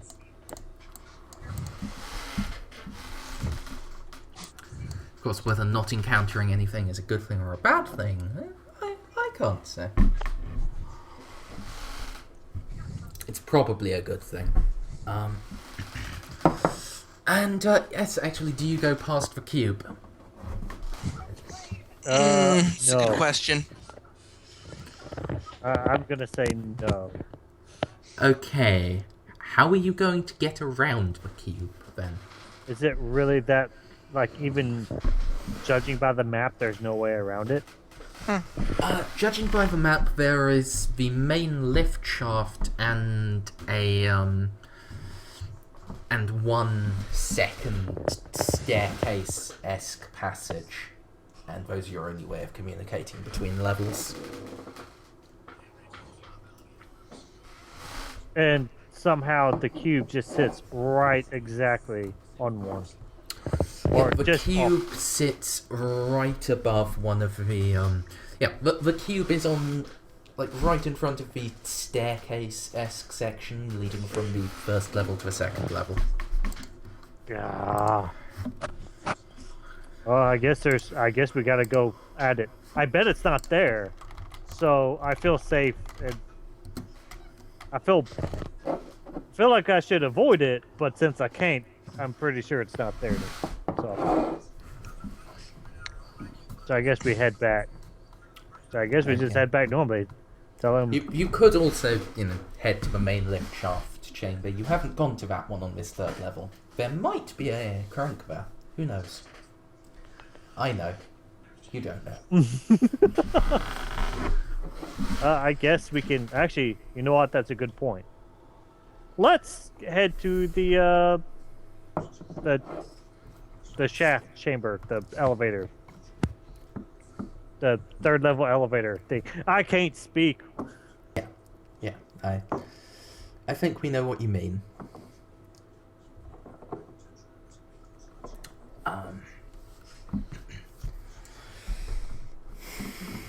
Yes. So you follow the map to this chamber, you see that, unlike the upper levels where the elevator shaft is something of a small abyss, here it's just a small cutout in the ground. Enough that the elevator can lay flush with the floor. And, there is indeed a crank. However, it looks to be in much worse repair than the one on the top level. It will probably work, but how long it'll work for is a different question.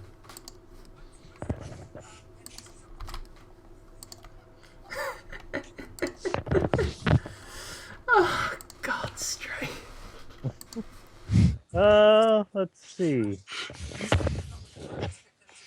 How long is a good question? He's really on point tonight, that guy. Yes.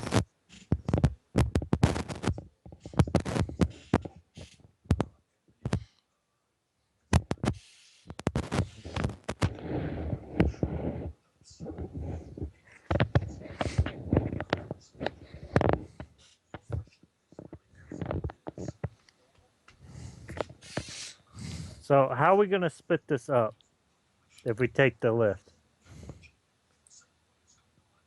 Because we need to make it as few as possible. We can do it in 2 now that we have 4 people. Even if one of them is not in the best health.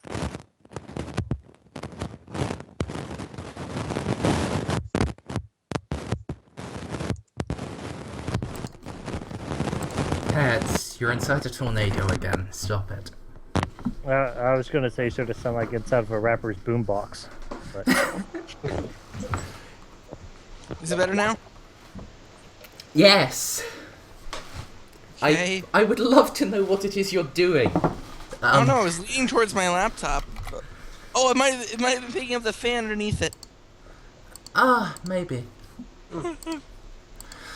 or even if I know I've had a few that if you the wires are a bit weak, you moving around the wires inside the microphone. Oh yeah, I've told you my headphones are at that point, so that possibly. Yeah, that could also be it. But it'd usually only be when you move, not. I was leaning in, but Yeah, I have no idea.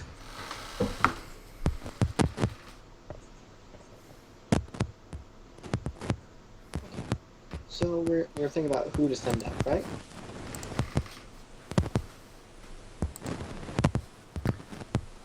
It's happening again. That's. Do it.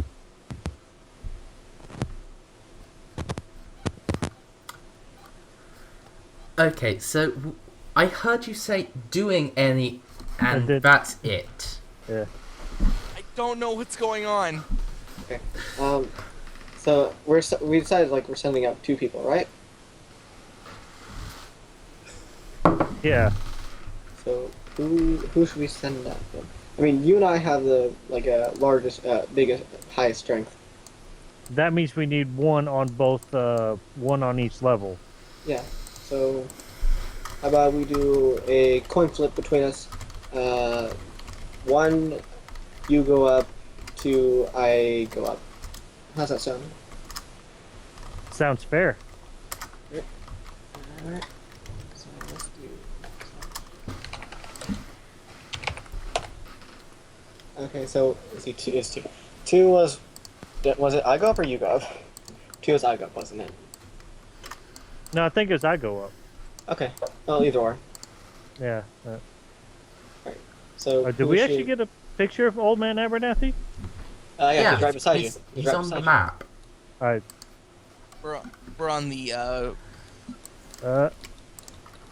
Stupid thing. Okay. go all the way over to the left or right. I mean. Yeah. Had to deal with. Zoom in. Over to the right. Oh, wow. He looks all these. I feel like I've seen that picture before. I would kind of expect you to have seen that picture before. I mean, he's Sir Christopher Lee. Okay. Rings a bell. Played Saruman. Oh, yeah. Oh. Also played Dracula. Okay, yeah.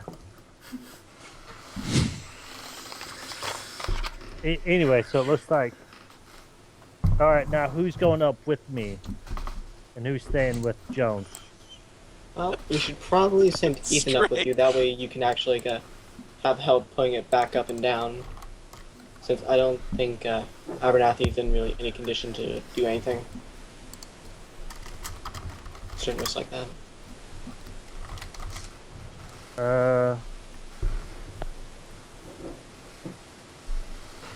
Alright. You think you can do it? I mean, I'm about as strong as you, so. Yeah. Probably? Yeah, that's true. Abernathy will apologise that he's not his usual self because he's been held captive in a cavern for several days with very little to eat. Oh no, it's quite alright. We can do it. Don't worry about it. You're hurt. Don't worry about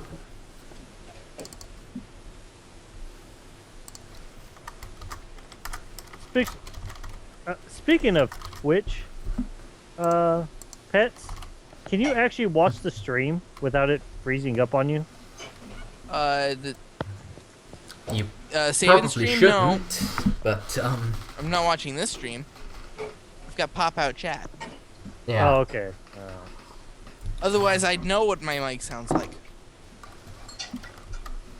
You can mute the stream. Yeah. The That's stream That's very while still true, but watching I'm it. not. Yeah. I popped it out and then closed the Twitch link. The Twitch tab, that is. Fair enough.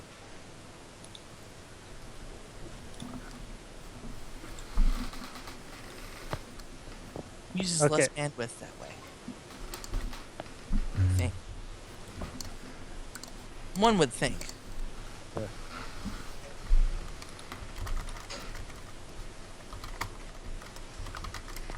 I saw something. Yeah. Alright, looks like it's me and Ethan going up.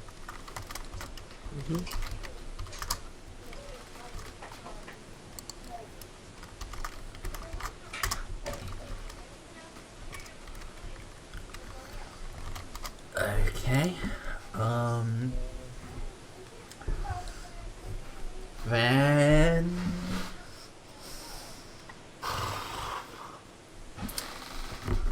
let's have Clarence roll his luck. Oh wait, okay. I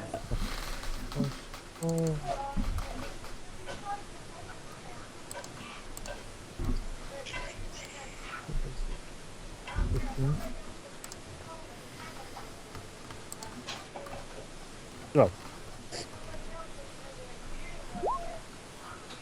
Crap. Okay, so you're about 3/4 of the way up. It's 10, 12 feet between you and the utmost level, and then there's a cracking noise. Down below, where Joan and Abernathy are working the crank, yeah, the lever you're using to turn this has just snapped. Oh. Oh no. I'm sure this thing is built to code, right?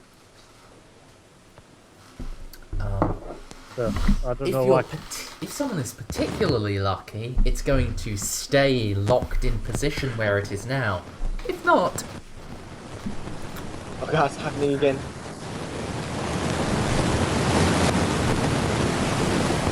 X has become one with the storm.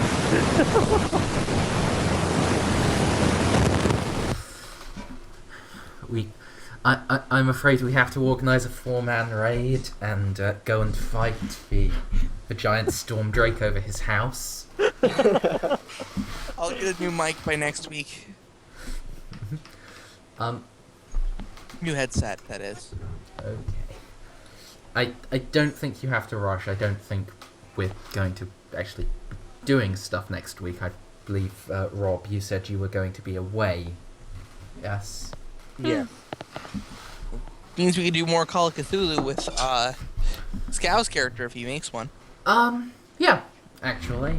If Scow makes a character and we actually finish this week, which we might, we're certainly getting into the end of it, but Okay. also getting near to the end of the session time. Yeah, we can do it. They want me to. Now it's happening again! Damn it, Storm Drake! Nameless King, be gone! Steal the souls of dragons elsewhere. Say go do it in Texas, where nobody is screaming.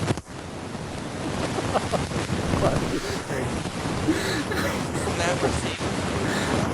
I can't hear anyone anymore. That nameless king has arisen. Well, But that's this my entire mic, see time. if that helps. It's now fine. Whether you've muted or not, I assume you have muted now.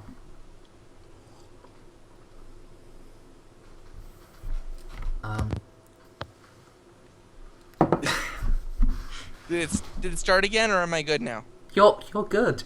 Stay exactly where you are. Do not move at all, and it will all be fine. I just unplugged and replugged in my mic. I don't know. Technology isn't actually science. It's magic.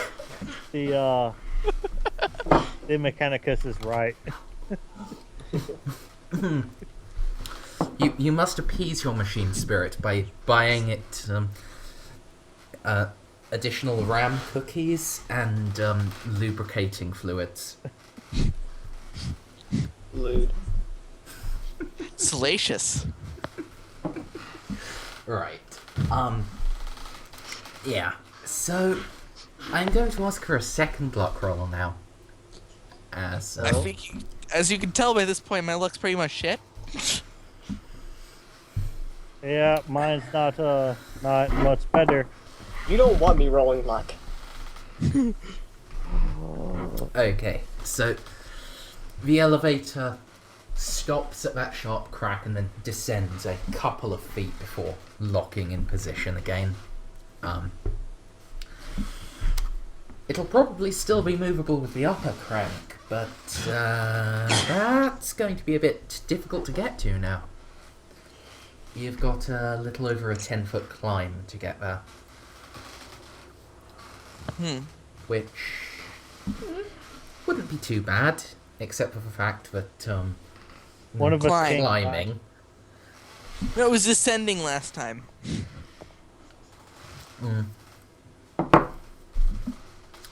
I'm sorry. I did give you your luck rolls.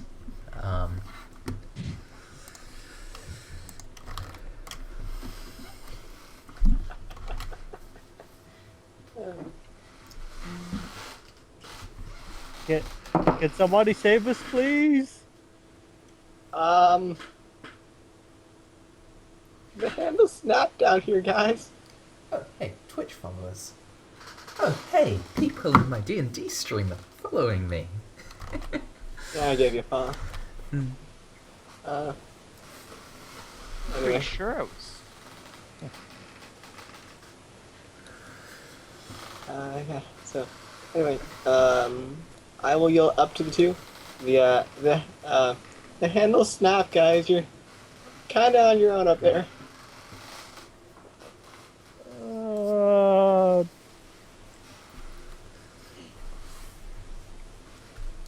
All right. What? Yeah,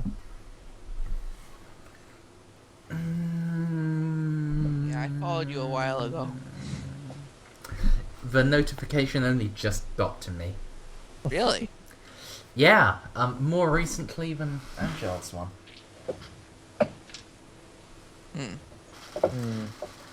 But Ethan, please. Roll luck.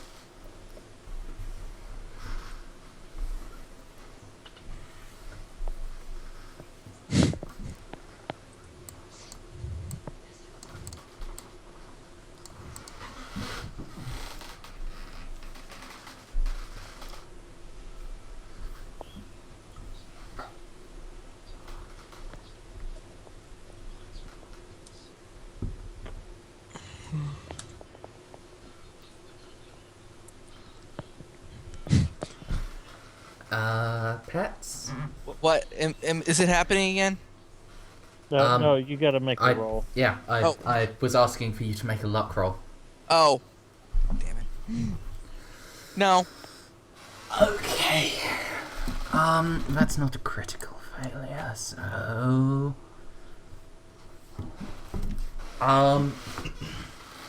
Yeah. So you start looking around, trying to find some way out of it after Joan pronounced that you're on your own. And then the elevator starts moving again. Oh. Alright. Up or down? Up. Ooh. That's a good thing. Yes, I say, cocking my rifle. Wait. Oh. Were we trying to go down? I zoned out. We're trying to go up. We're trying to go up, but they're below us with a broke handle. So, who's dragging us up? Oh, wait. Quick question. The handle, is it like just like a turn one like normally, or is it like some sort of like circular one that you twist around? Because if it's a circular one that twists around, I might be able to yell at them. If they sell the crowbar to toss it down, we might be able to help. Yeah, that could potentially work. Although they are on their way up already, so... Hey guys, we're moving again! Perhaps yelling is not such a good idea. Oh. If they saw it's already coming up, they probably know someone's already on it. Yeah. Well, good luck, you two. Weapon loading sound. Yep. So you Shigunk. rack your bolt. Ethan does actually have a pistol, which is good. I do. Do you draw the hammer back? Like every good action hero badass. Well. Pets? What? I asked if you cocked your pistol. Yes. Okay.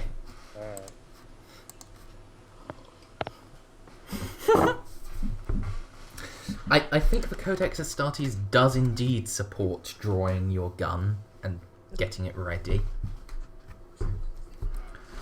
Oh, I think I found the. I think I found the battle plan.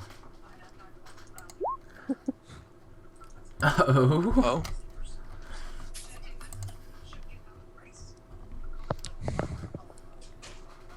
Hmm. Let's have them. That's about right. Notice the key part there. Yep. Yep. Question mark, question mark, question mark, question mark, question mark, question mark. Profit.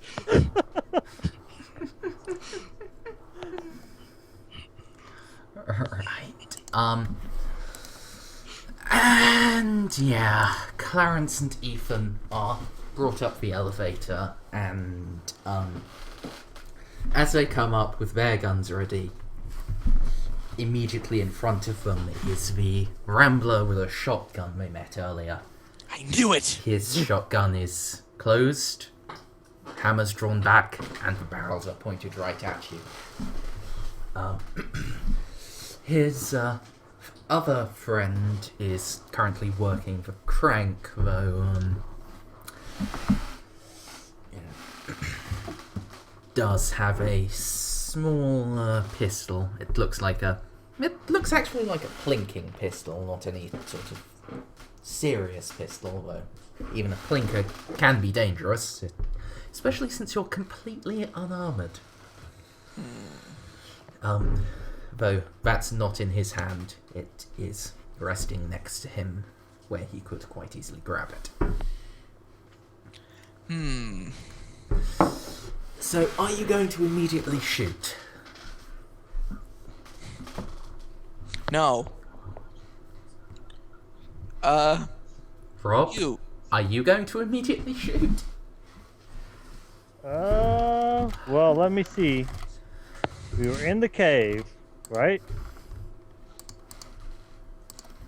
They didn't say they were looking for him.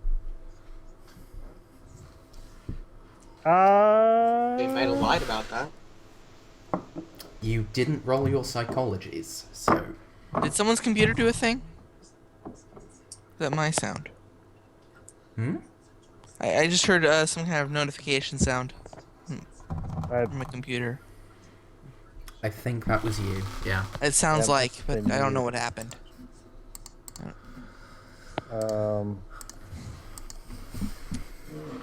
Right, so you're not shooting immediately, you're taking too long to decide. Yeah, I'm not shooting you. So, the guy would say, so, I think y'all would have a nice long laugh, starting with when y'all put those guns down. I'll at least lower it, but... Wait, did I even have it raised? I'm not even sure. I had it readied, I don't have it raised. Yeah, I had mine definitely. Mine was raised, so I'm gonna lower. No, I'll put it down, just to see. Put the hands up. With Clarence doing Here. that, does Ethan do the same? Sure. That's good, lads. Good lads indeed. Now, I'm gonna say this once, and only once, so y'all listen good.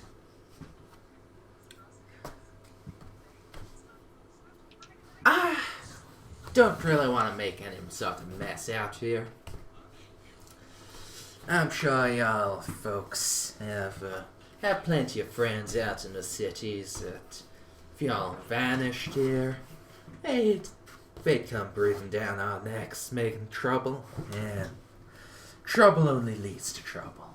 So, what I propose is that y'all just head upstairs, where a good friend of mine is gonna help you forget all about this, and you head straight back to your homes and you keep on living your lives.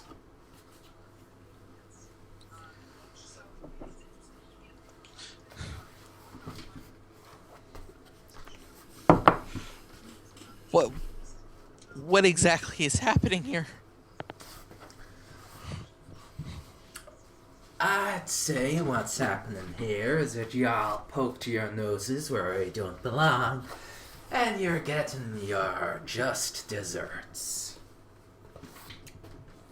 Can I ask who y'all are? Names and so on, they don't seem to be so good at being obliterated by my good friend, so no, I'm not gonna tell you who I am. Oof.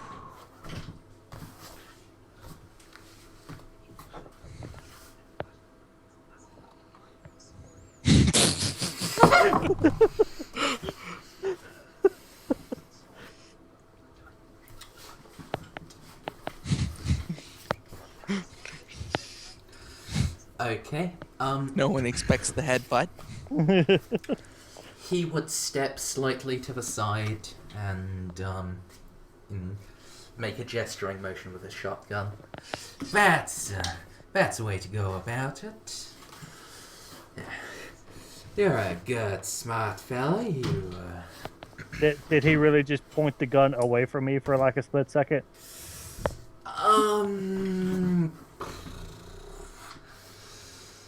Yeah, he's not that. He's not. He doesn't actually have military training, so yes. For half a second, maybe a second, the gun isn't pointed at you. It's pointed across the front of the corridor in a gesturing motion. I assume I'm pretty close. It is a tunnel. I mean, if he's like 2 or 3 feet away, I'm not even half a second. It's not anywhere close. Well, you did say you were stepping forwards. I was more or less actually using this little map as reference for size. Oh, okay. So I was. You're like maybe 1 square closer. Yeah. Okay. I'll keep going. You could. It would just not be guaranteed. So yeah, when you get to about there, he starts making the gesture, and are you going to go for him? Know what? We got dodges. Yeah. I mean, it's only a shotgun. It's And a as soon as shotgun, but you're in close range. Yes. It's A very true. shotgun in close range is one of the most devastating weapons that exist. That was the comment I was making. And knock it out of his hands.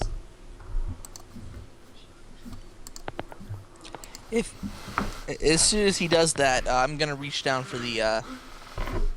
As soon as he makes a move, I'm gonna reach down for the pistol. Okay, so you shouldn't be in the turn order. What I'm hearing Is combat. is combat. So, I will give Clarence a surprise round, as these are kind of just incompetent locals. So, Rob, Yes. what are you doing? Well,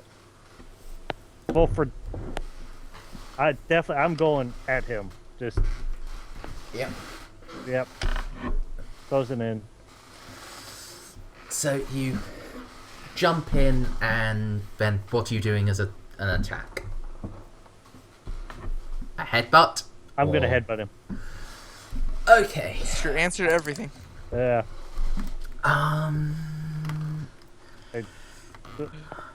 I will have him make a psychology roll, I think. And if he passes the psychology roll, he will attempt to dodge. But he has low psychology. No. You have a proper surprise round. He cannot react, so... Well, That's a special success. Ooh. And, do you know what is Clarence's damage bonus? it says on this, says on the characteristic, it says 1d4. But I don't know if that's exactly correct. That will be correct. Okay. That's based on strength and And size. size. Yep. Strength and size. Yep. Mine's a 0. Okay, so you do doubled headbutt damage, and if he survives, he has to make a balance check or fall over. Ooh. So, go ahead and roll your damage, please, Clarence. What is it for a headbutt? Or for any, just roll 1d4? Or It 2d4? hopefully says on your character sheet. It does not. It just says Oh, accuracy. okay. It will say, give me a minute. Let me open up the, PDF character sheet, but I know does say it.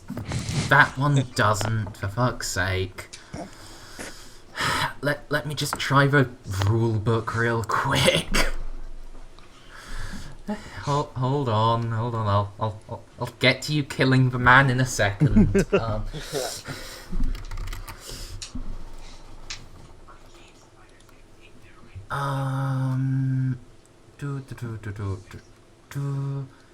Headbutt. No. Come on. Where is unarmed combat? Oh, you're watching this one?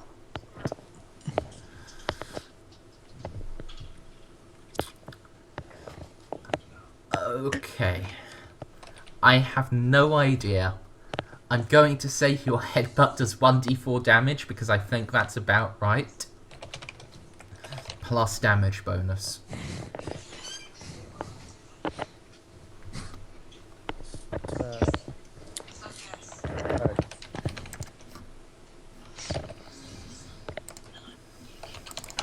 Okay, that's good enough for me. It is, in fact, 1d4 plus damage bonus. Alright. Sorry, I had to open the second type of character sheet I had to confirm that, because nothing is well sorted. So that's 2d4 times 2. And also, are you attempting to attack him lethally or non-lethally? Lethally. I mean, he pointed a gun at me. Unless I somehow do more damage to him non-lethally.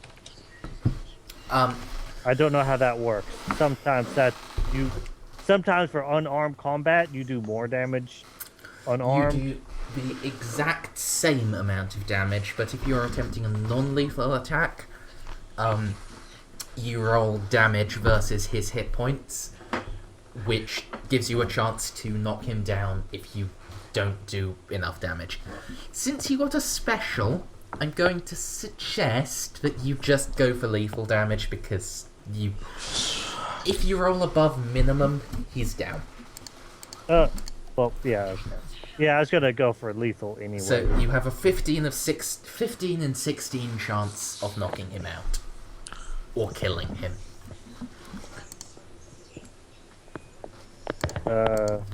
That's 6 points of damage. Yeah. Woo! He is knocked unconscious, as he is reduced to 2 hit points.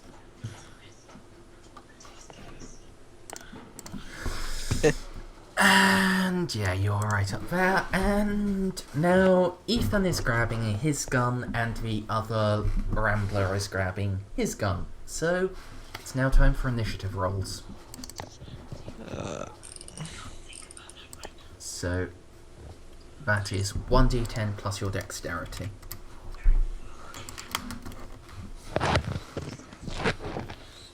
Right.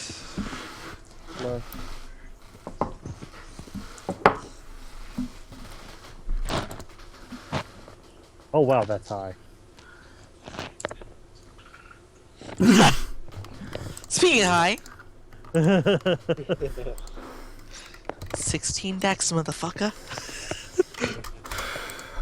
Okay, So And then my high dice rolls finally come in handy. yeah, Ethan goes first. None of you have a readied firearm, but you can all grab firearms. So Ethan can grab his pistol, but Brambler can grab his pistol, and Clarence can grab the shotgun. Grab the shotgun. So yeah, turn starts with Ethan. What does Ethan do? He has his pistol now. I have to ready it first. Or is it? I did cock it beforehand. Yeah, if you've picked it up, you can shoot. It's just, if you have a readied weapon at the start of the turn, you get to attack before anyone who doesn't, no matter what their initiative is. Oh.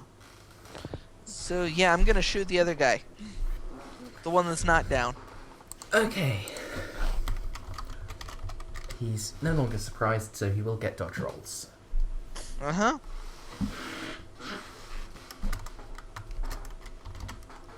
So... It's a special success, but unfortunately he ducks under your bullet, swearing loudly. So how many shots is Ethan's gun rated for per turn? 2. Okay, so at your halved initiative, you will get a second shot. Unfortunately, I haven't worked out a way to make the Roll20 macros do that yet. So... It's still 13 anyway for running up, for running down 12. Yep. So, for this combat, it is just... We'll repeat the sequence. For a later one, it may be a bit more complicated. Clarence, you have a shotgun. Yes. Are you going to kill the man? I'm tempted to kill which man? Either man.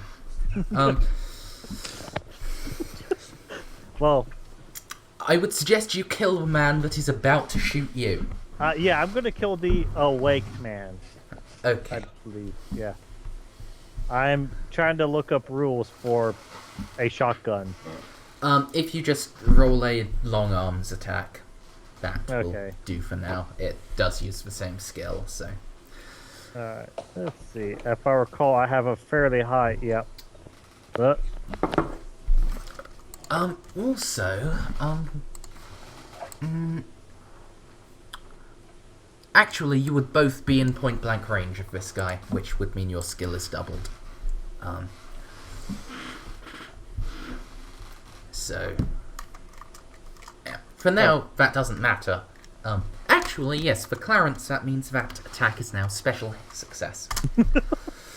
And this poor man does not dodge. Clarence deals 8d6 impaling damage.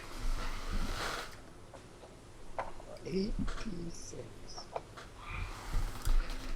He is in close range with a shotgun, and he got a Yeah. special success. This guy's not gonna have a good time. There's going to be a question as to whether this guy is recognizable as Guy anymore. His body is blasted into giblets.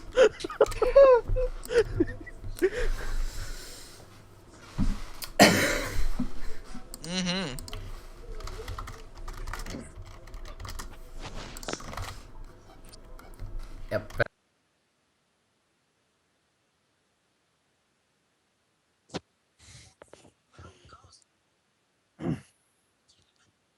That's like 1 extra point per die. Almost.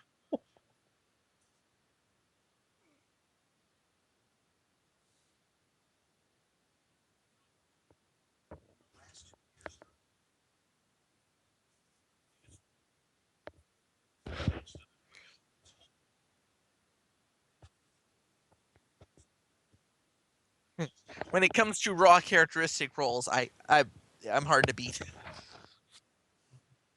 At least for Dex and Int. Oh, that's absolutely fine. Takes a moment to go to the bathroom as well.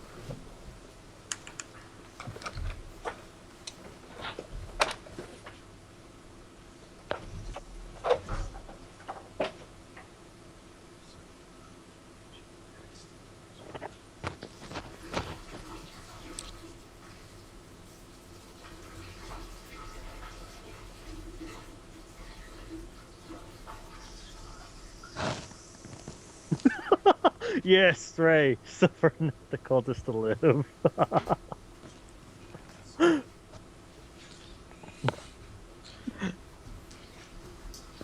Yeah.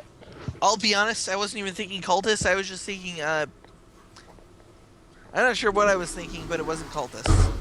Yeah. Just dangerous men.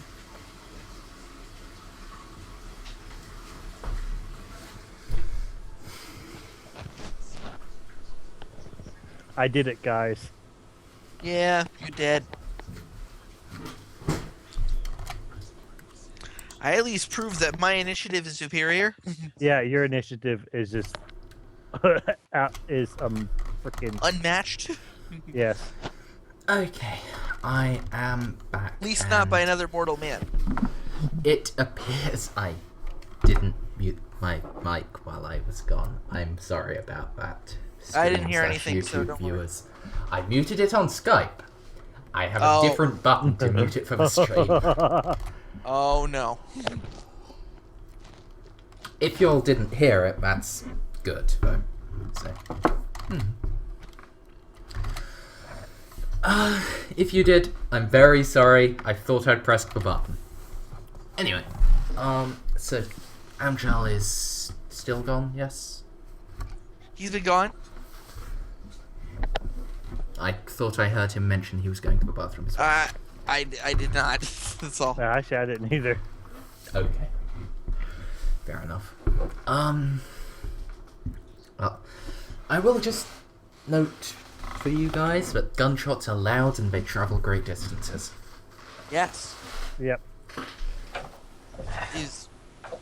One has to wonder if hunting is a regular part of this town's culture. Hi. I'm back. Hello. I can see that. I Or hear think that, I rather. did specifically mention that earlier it wasn't proper hunting season. Oh wow, you did. Yeah. Yeah. And these two guys were out claiming to be hunting. Given that they later appeared at the top of a lift shaft pointing guns at you, I don't know about you guys, but this is my personal view. I wouldn't believe them. I didn't believe them. I thought they were suspicious in the first place anyway. I just didn't think of why they were Why did you suspicious. say something, man? Or make a check. That's a very good question. Yeah. There's no harm in making checks. No. Given how much at the end of last session you used psychoanalysis, you could have at least used psychology once. I think my psychoanalysis might be better than my psychology now. Oh, no, I didn't correct it. I gotta go back then and figure out how much I improved it by. You did make that roll.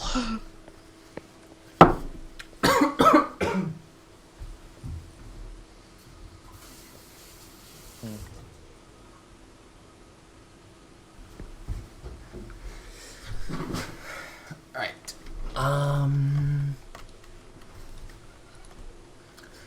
Okay, good. Yes. Yes, superior battle sister. So, you have one man who has been more or less reduced to giblets, and one man who is unconscious with a, probably fractured skull. And your two friends are at the bottom of the elevator shaft. What do? What do indeed? Yes, Oh, my. Jesus.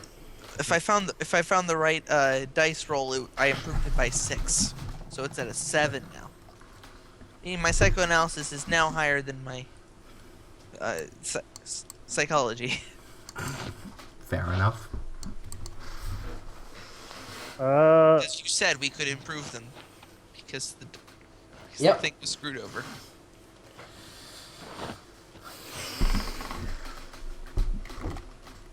Well, I gave a check for the first one, and then when you did the second one, we very quickly realized, wait, this isn't you guys both rolling very well. This is being broken.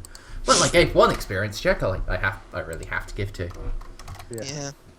Yeah. You're pointing at someone, Rob. I feel like that guy should not be in the mortal plane anymore. Okay, so you turn the second barrel on him. Why waste a shot? I could just throw him down the mine shaft. You could do that, yes. I could just put a bullet in his brain too. There are lots of things you can do to this Yeah. man. What do you do to this man? If you want to just push him down the mine shaft, that's fine. Yes, let's send a dead body down below to where Joan and Abernathy are at. Speaking of which, we might want to tell them that they need to hurry up and get up here, like yesterday. We can't. You have the controls to the elevator. Might as well send the elevator back down. Yeah. Shot down the mine shaft. Yeah. Coast is now clear. Okay. So he is being thrown down the pit. Look out below. Before I delete his token, are you going to loot him first?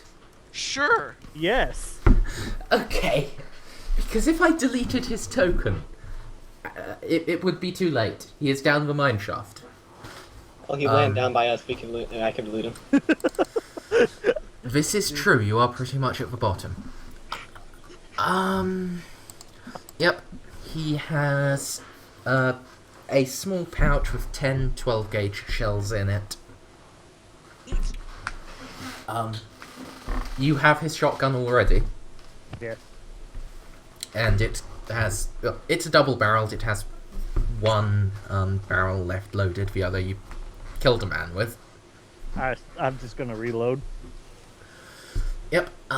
He has a long pocket knife. Can I search the giblets for anything good? You can, but give me a second. Yes. Oh, I'm pocketing the pocket knife. Or the large knife.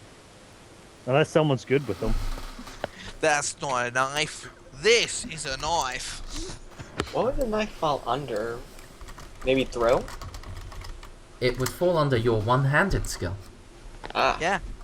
okay. At least if you used it for melee combat. If you used it for ranged combat, yes, probably throw. Let's see what I have. Okay, they're both the same. Okay. And, also a small wallet. Clarence, roll your luck. Oh boy. Yep. I'm gonna use a macro. Nope. Stray.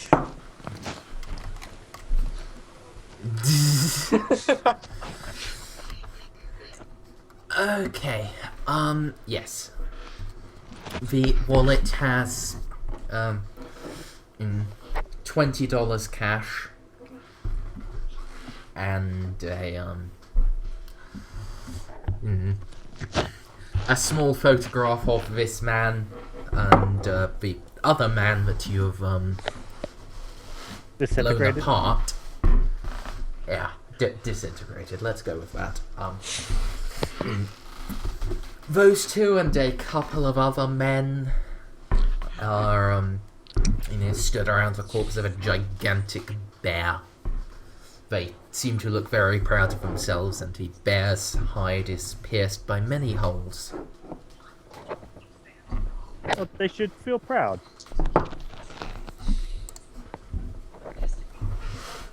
Unless that bear does not look like a bear. It looks like a bear, Uh-huh. although questionably a bear. Does it have tentacles? It doesn't have tentacles. It's just about the size of Clarence's.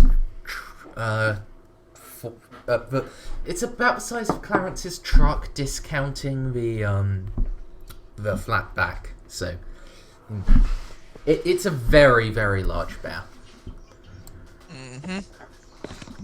Possibly distressingly large. Roll a code.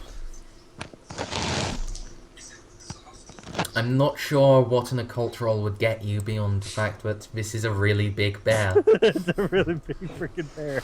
I read something about really big bears in a cult book. Yes, if you've read something about really big bears, then that will be something. Yeah, Anyway, that's that corpse. The other corpse, Ethan, please roll luck. Luck.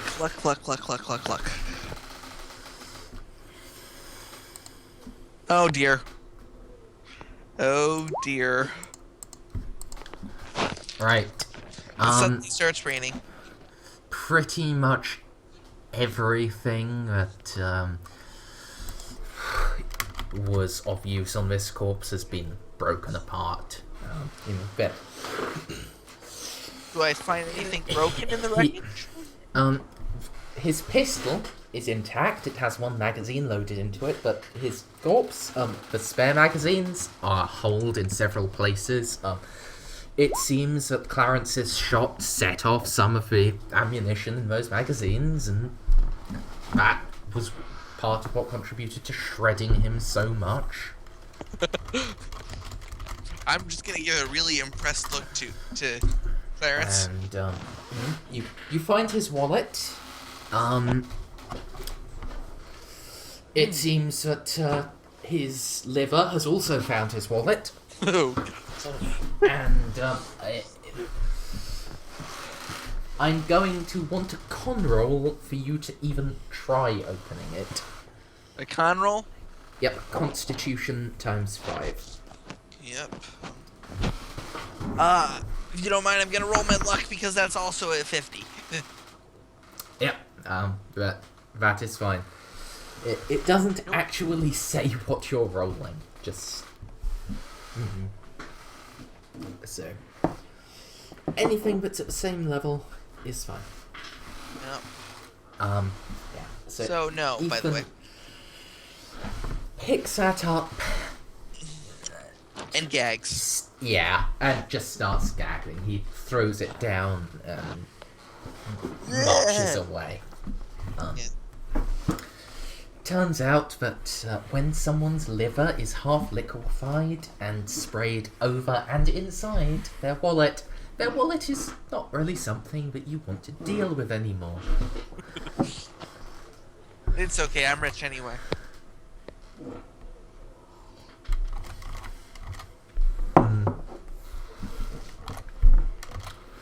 Yeah. Although,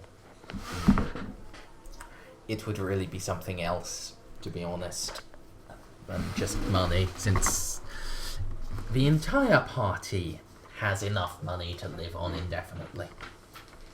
Unless we're looking for some form of ID. In which case, is there ID on the other guy? No.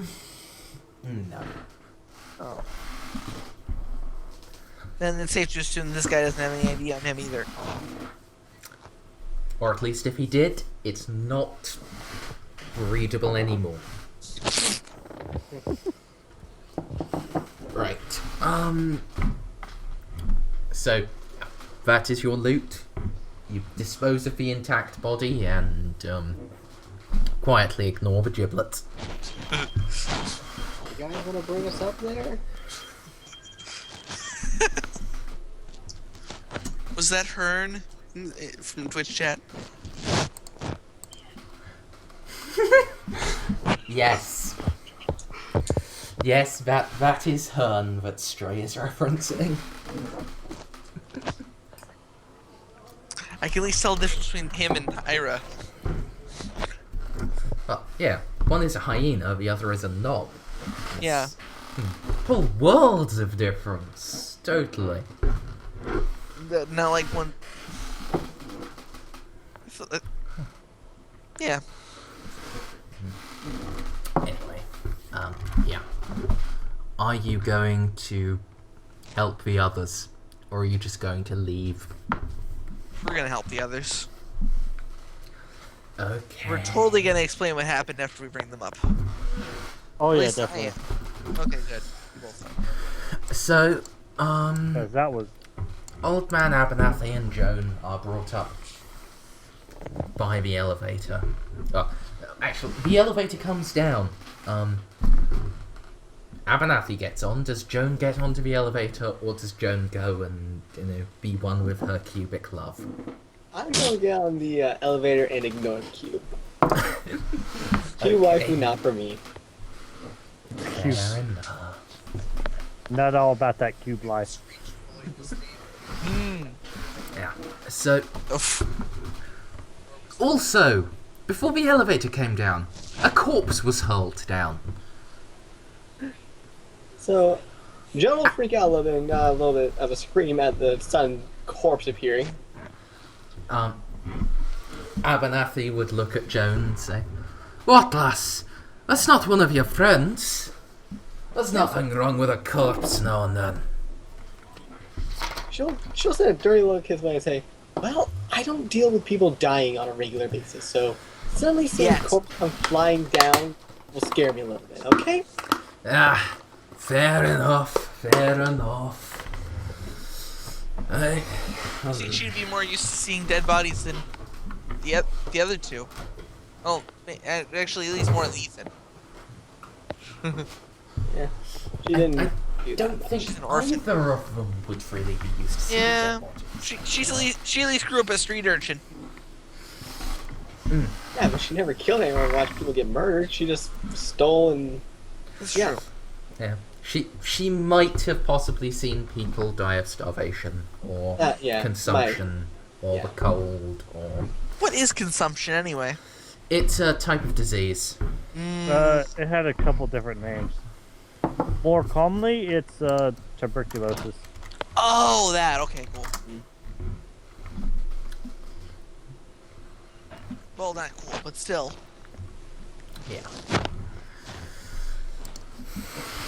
But she did not have experience with seeing dead bodies come flying down. So, To be fair, there was some warning with all the gunshots and Yes. There were some gunshots, but it's a whole different kettle of fish going from gunshots to we're hurling a corpse down. look out below. Well, Yeah. 4. So yeah, that's happened. Joan has freaked out a bit.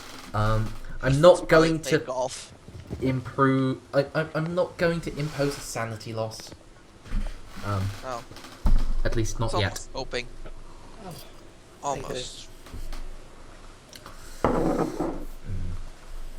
And yeah, Abernathy and Joan can head up the elevator. so you two want to tell me why in God's green name there's suddenly a corpse flying down at me? It is absurd, I know, but they threatened us. We killed them. self-defense. No, I'm not worried about you killing people right now, although we'll get to that here in a minute. I'm worried about you suddenly throwing a corpse down at me. He wasn't dead yet. They did give fair warning, lass. It wasn't like there was any serious chance of it landing on you. We didn't want to waste ammo We didn't want to waste ammo killing him, so we dumped him down an elevator shaft while he was still unconscious. So you Mine bring- shaft. Abernathy would walk over to a wall and hold up a pickaxe and just gesture with it at Ethan.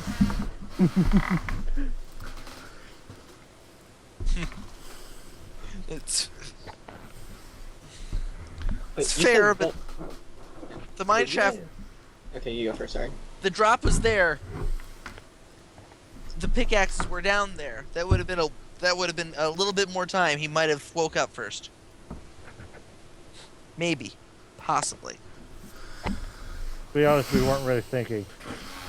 No, this is on the fly decision making. Alright, you said there's two of them. Where's the other corpse?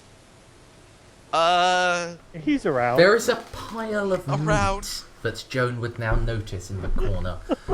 It looks roughly in volume to be about a human body, and indeed, from the waist down, it's a human body. Dear Lord, what did you do From to that one? the torso and the arms are just giblets and fragments of bone. The head, disturbingly, is somewhat intact. Shotgun. Her mouth will be just gaping a little bit and say, "What did you... How did you manage that with A shotgun. His clips exploded. His extra Okay. clips exploded. Well, It was a really good shot. yeah. Well, let's figure out a way to let's get out of here before anyone sees us with dead bodies and makes assumptions. Although their assumptions would be correct for you two, so let's just get out of here. How about that? Yeah. Okay, let's go. I don't disagree, but that was good.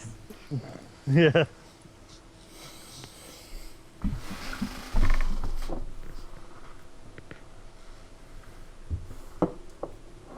Right. So you are heading out. Straight in the comments right now. Yeah.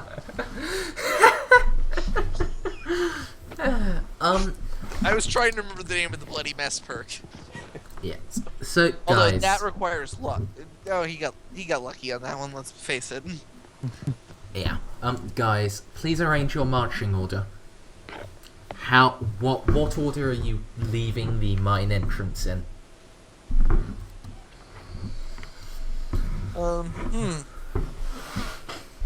Who's leading? Yeah. Please assume that southmost is in front.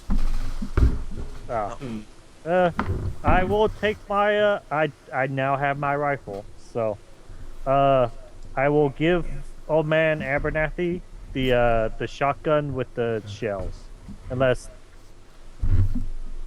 No. Yeah, I give Old Man Abernathy the now double barrel fully loaded shotgun because I have my rifle, which admittedly not great at close range, but it's readied and should be quite nasty to deal with. Yeah. I'm also going to set Abernathy to be controlled by all players, so you should be able to move him. That's good.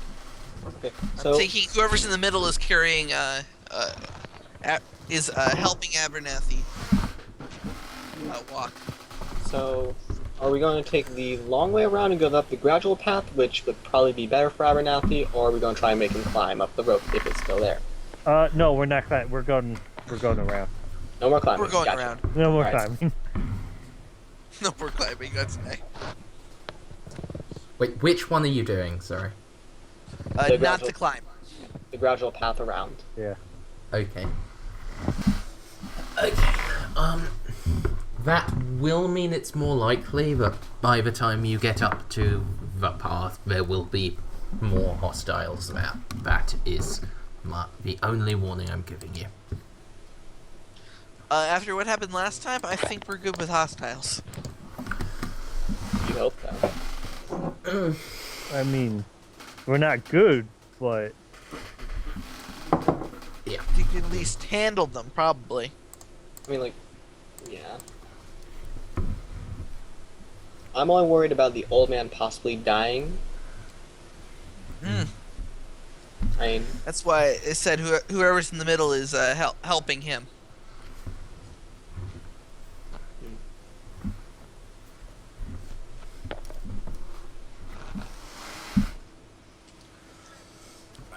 And I assume he's not walking very well at the moment. not very well, but not too badly either. It seems that the wait while Clarence and Ethan were heading up the elevator has helped clear his head a bit, so he's able to move, even if he isn't at his fittest.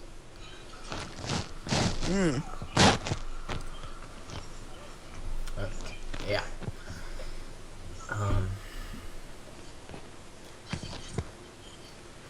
So, like I said, southmost is going first, so it's that Clarence, Joan, and then Ethan and Abernathy at the back. Alright, we did. Yeah. I would like to see your marching order here, if you don't mind. That's, Especially with you going the long way, it's important. Slam. Yeah. Let's have a Abernathy between you and me. Yeah, sounds good.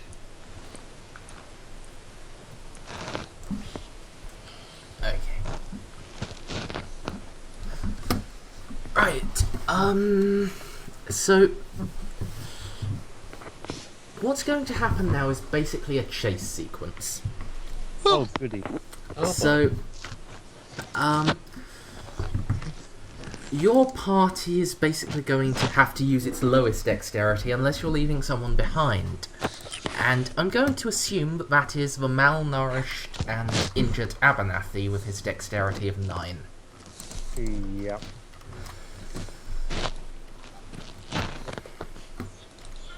Right. That's not good, but not unexpected.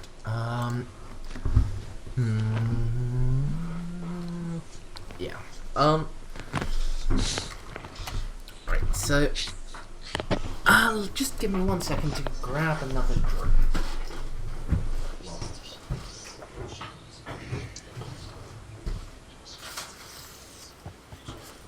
Okay, so basically this is going to be 3 stages of chase.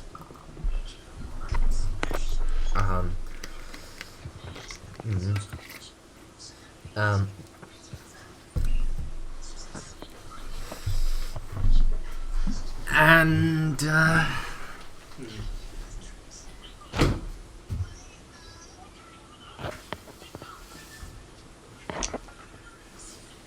yeah.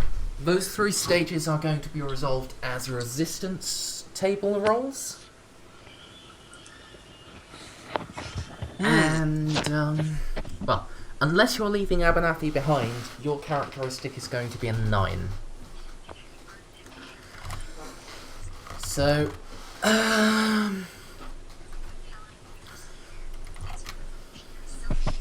right.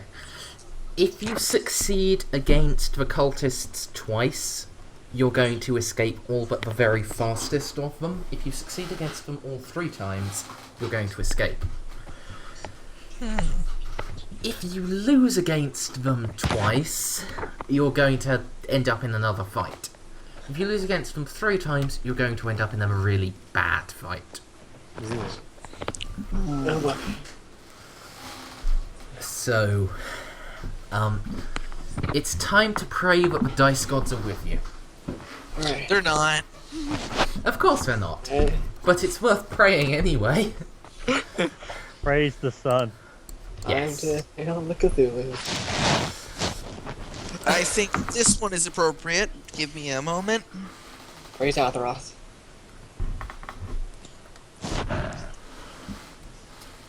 Yes. There we go. Yes, make all of the contacts. Right. So, at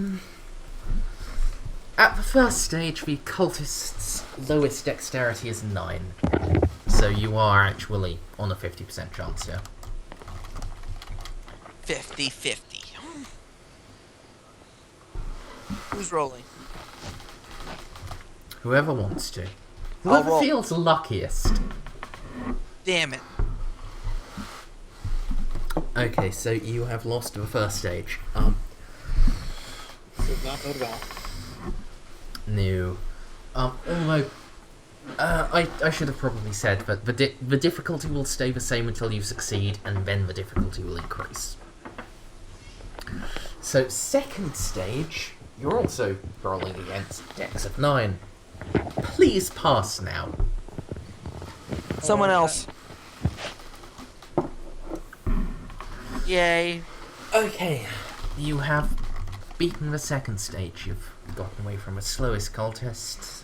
Now the medium cultists, they have dexterity of 12, so unless you have something with which you intend to hurry Abernathy along with, I'm afraid you're down to a 35% chance.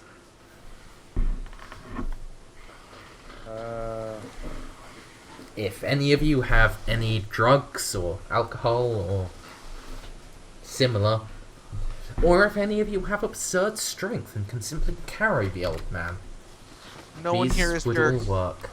12 does not count as absurd, does it? No. 17 and 18 count as absurd. No. Like my int or your education. Although 12, yeah. Abernathy in his current state is size 11, so you could try to carry him. But... I have a feeling that would slow me down rather than help me out. It would slow you down, but it may speed him up. That's... It's What if two not- of us it's carry hard him? to say. It seems like they kind of cancel each other out if that happened.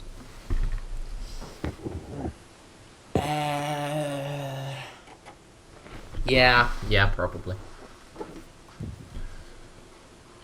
What if two of us carry him? If two of you help him along, then yeah, you will probably be able to go faster than if one of you did. Why don't we do that?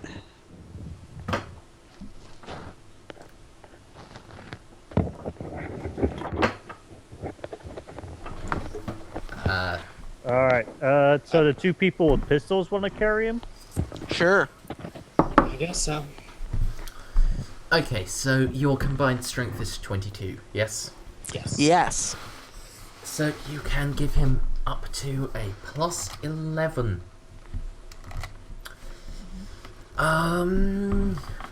Okay, so Abernathy now has an effective dexterity of up to 20. Who now has the lowest dex? That is probably me at 11. Okay, Yeah. so you're rolling 11 against 12. 45% chance. You've improved your chances by 10%. That's something. Amxal, would Yeah. you like to roll? Since Pets and Rob have both rolled for the earlier two stages. Sure. What is the rolling I need to go lower than? You need to roll 45 or less. There's a deal. Woo!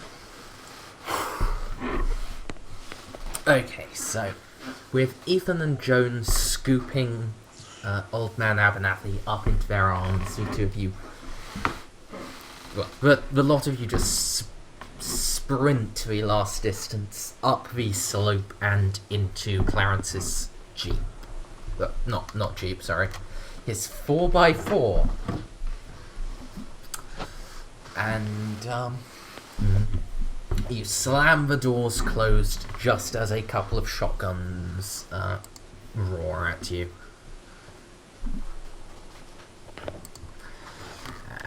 And fortunately, you've gotten far enough ahead that the shells cause minimal damage. You do, unfortunately,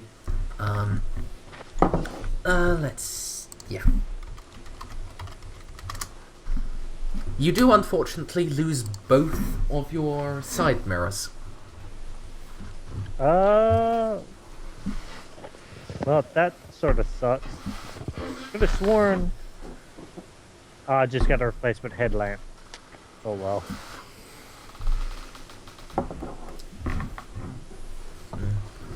So now seeing behind you is going to be very difficult. Fortunately, most driving tasks don't actually require that. Yes.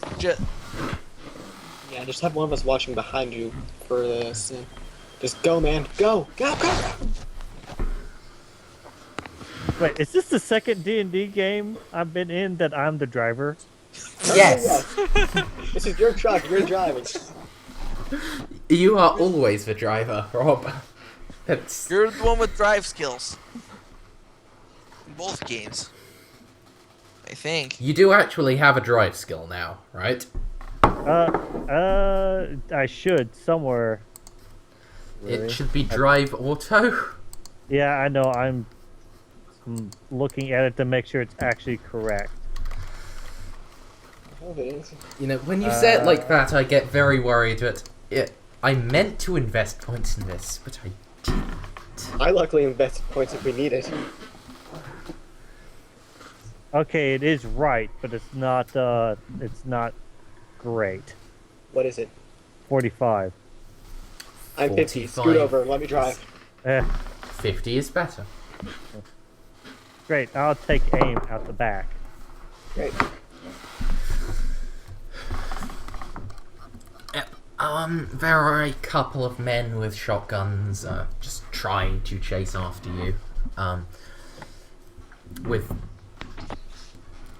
really anyone at the wheel, let alone someone who actually knows how to drive, such as Joan or yourself.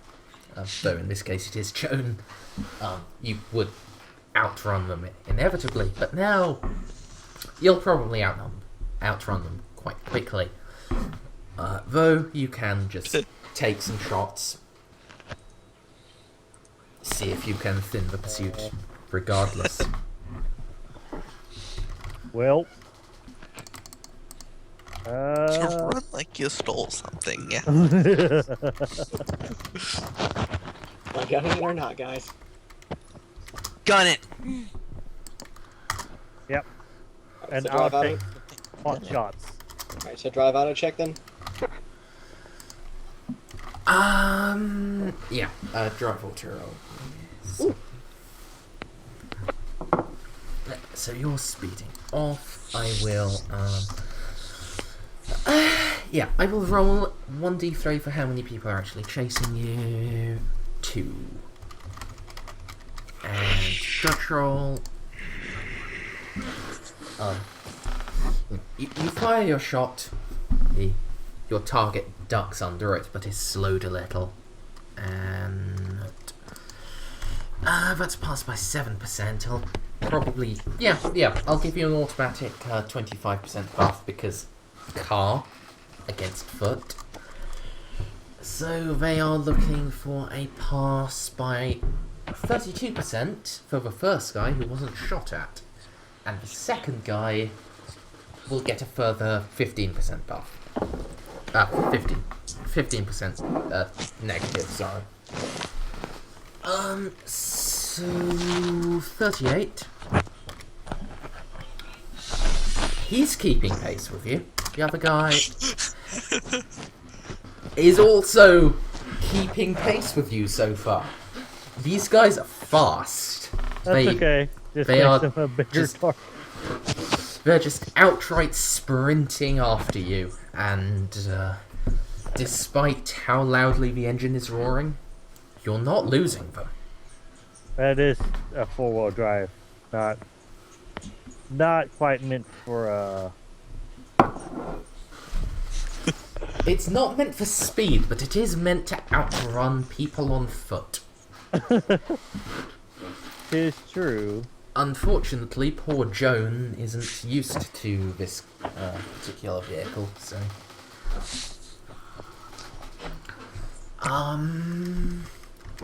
Well, for now they're sprinting, so they can't shoot. So, Rob, would you like to shoot them again? And would anyone else like to lean out and fire some shots? Sure. Hey, wait. What? Wasn't there a... what is that second skill? That second number on rate of fire? I mean... If you have 65% or more, then that is the number of shots you get. Oh. It's, Well, So, what gun are you looking at? What? Oh. Whoa. the Springfield, 1903. Okay, so... I just fired my pistol out the window. Oh Yep, shit. so first dodge... and are you firing at the same guy or at a different guy? There are only 2 guys, so... I'll fire at the other guy, I guess. Okay. He's dead. He's not necessarily dead. I'll generate a hit location, actually. He's hit in the chest. That's critical success, you deal double damage. Oh, that is 2d10. He's probably dead.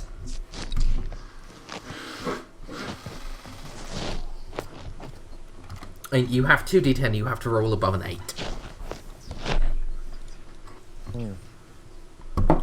I do not.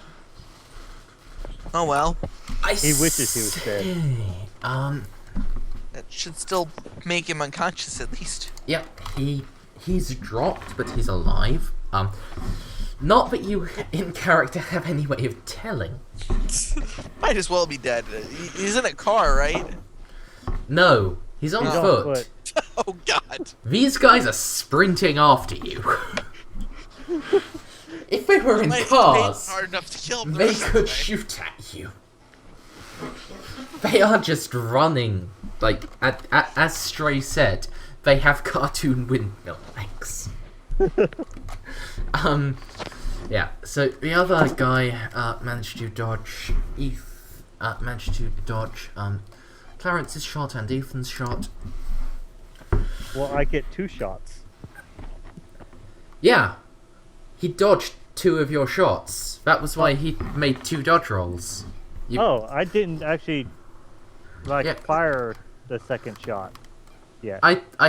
No, you rolled, like, Oh, never mind. before Amxal rolled Joan's drive roll, you rolled an attack, and then Oh, okay. you rolled another attack after it turned out that there were actually 2 people managing to keep pace with you. Oh, did I?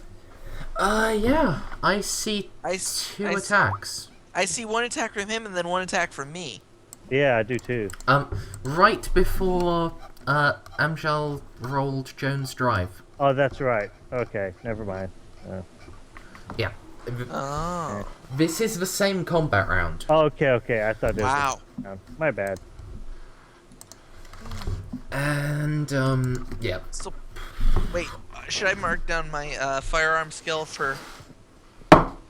An experience check? Yeah. Yes, you should. The other guy, seeing his friend has Well, I dropped, think is Rob going... gets one for headbutt, doesn't he? Or was that not a... crit? No, that was just a special success, wasn't it? It was a special. Well, yeah. I will give Clarence an experience check in that because it was pretty awesome at a very opportune moment. Oh, same with the shotgun, honestly. And The I'll track was the same way. I'll see if One of the 2 then. I think I already gave a track check. Yeah, you already gave it to me for the. Yeah. If you can take out the other guy, I will give you a long arms experience check as well. But I am waiting on that. The other guy is going to stop. He's going to get ready to take aim and see if you can shoot out one of the tires of your car. Unfortunately, poor fellow, he's decided to do that at the end of his turn. So next turn, you drive away. You can shoot him now. You each get 1 shot on him, then he will shoot, and then you can get another shot on him each, or possibly just 1. I'm not wholly sure as to who's shooting, although Ethan is using a handgun, yeah? Yep. He's out of your first range increment. Oh, actually, I could He's- fire. I still take 2 shots per round. Sorry, what? I could take another shot per round. Okay, yeah. If you have another shot that you haven't made, then yes, shoot him. Well, you've, you've taken out that one guy. You can try to take out the other guy. He's Well, down to shit. a 15% dodge. So that's a crit. Yes, it is. That's a dodge. You get your experience check again. So that's a +2 in the skill, and Wow. he has combat roll to the side. It's a good shot, but an even better dodge. It was a better shot, but and I do not use the table that compares the quality of attacks and dodges because That's fine. Jesus Christ, that table is so much effort. Mm-hmm. Anyway, I think it's next- designed to be. Yeah, but screw that, frankly. Yeah. like I said, I think it's designed to be too much effort. Yeah. Yep. So shoot him. Mm. I assume you're going to shoot him, and Yep. you're not. And I you're- miss. Oh, that's a shame. My turn. Yep. Though you are in halved skill, so Nope, you failed. You missed. yeah. Outside of the range increment. Oh well. Miss him. I already made 2 successes. Let's have a look. I mean, those 2 crits. I mean, I've already had those 2 crits. I mean, sorry. Yep. He I can't really ask for more at this has point. 45% in his skill.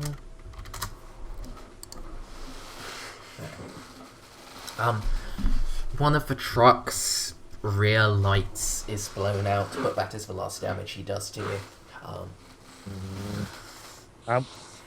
Unless you order Joan to stop so you can take your vengeance on this man who has so damaged your beloved vehicle, you will Yes. escape. Nope. If you try that, I would judge and say, no, we're going. I'm gonna I'm take driving, watch out we're anyway. going. I will just be 1 sec with a bio break, okay? Okay. Okay. The dice god's answer to my near death. The 2 crits there. Yes. Beyond Azeroth. Hmm.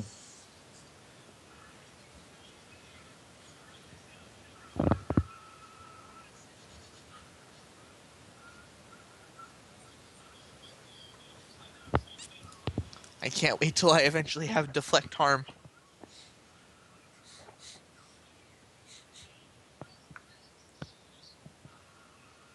Cause that's crazy.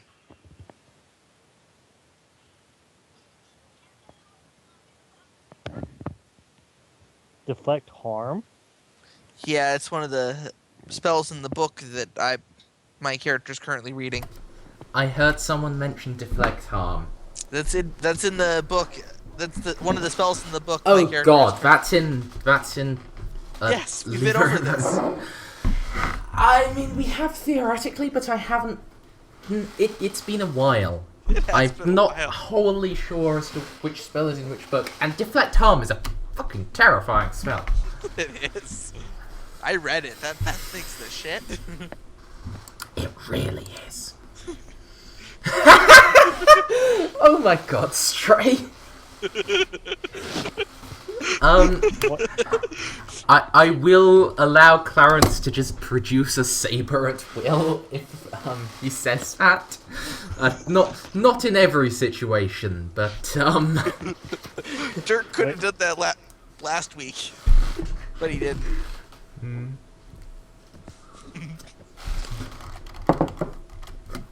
right. I now have to post this. Give me a sec. Is that from a thing? It's a reference to Warhammer 40k. That's right. Right then, guys. You have Abernathy in your car. You have escaped the Dunwich folk that are trying to chase you. Unless you want to stop and kill this specific guy, which you could do. I am really tempted to kill him. Because that is many hours. But if Joan doesn't want to, if I'm she not just, pulling over. as my constant shouts of, stop, I want him dead! I will drive this car faster and get us back home, you bastard, if you keep that kind of attitude. Just sulks. Just like, you ruined my car. If you don't shut up, I will not turn this car around. You hear me?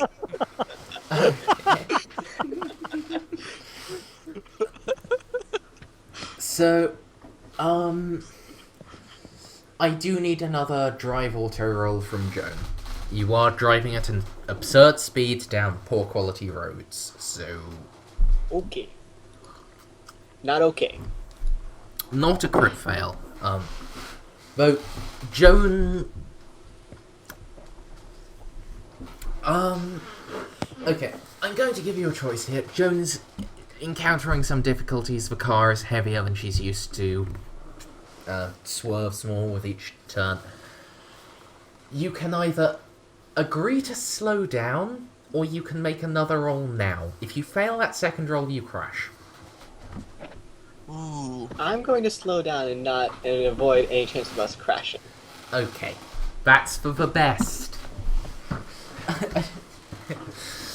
Yeah, the whole party just dying in a car crash is not exactly the way I envisioned this campaign ending.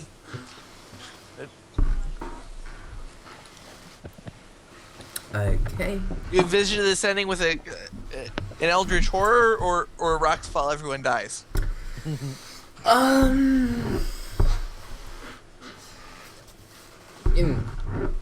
I envision people slowly dying to eldritch horrors or firefights, but all at once to just a car crash is a bit abrupt, especially at the end of the first adventure. Yeah. Yeah. So, yes, you slow down to sane speed, although still probably above the limit, and you reach the town that Abernathy lives in, and do you stop or do you keep going? By this point, the sun is halfway to set. I will ask Abernathy while I'm driving still. Do you want to go back to your house where you could possibly be kidnapped again, or do you want to come with us to somewhere else where you can hide out for a while? Well, that's a difficult choice, you see. At my house, I have an arsenal to outlast a Bolshevik siege. And you still got kidnapped. Well, yes, I wasn't at my house, was I? I decided I was going to take a look out, see if I could intercept those moths or Bastards. whatever. Whatever those fucks were that were making them lights. And, well, someone whacked me over the head, threw me down, and next thing I knew I was in a cage being fed on ducking porridge. No man can live on porridge alone, lass. No, it Yes, needs in good which stout we whiskey. shouldn't. In which case, we shouldn't even give the chance for them not to happen again. Look, I understand you want to stay at your home and everything like that, and I get it. Having a home is a nice thing, but your house, your home isn't safe right now. Not with these people around. Not with what we've seen so far. I'm sure if you come with us, Claude or your nephew or whatever, he can set you up with something, and he can eventually get the stuff out of your house, or make sure it's like safe enough for you to be back home. But we just went through so much to get you out of what you're in and everything like that. I can't live. I wouldn't be able to live my consciousness if I just let you go back to that. Do you have persuade or fast talk or anything like that? Oh, I have persuade for very well.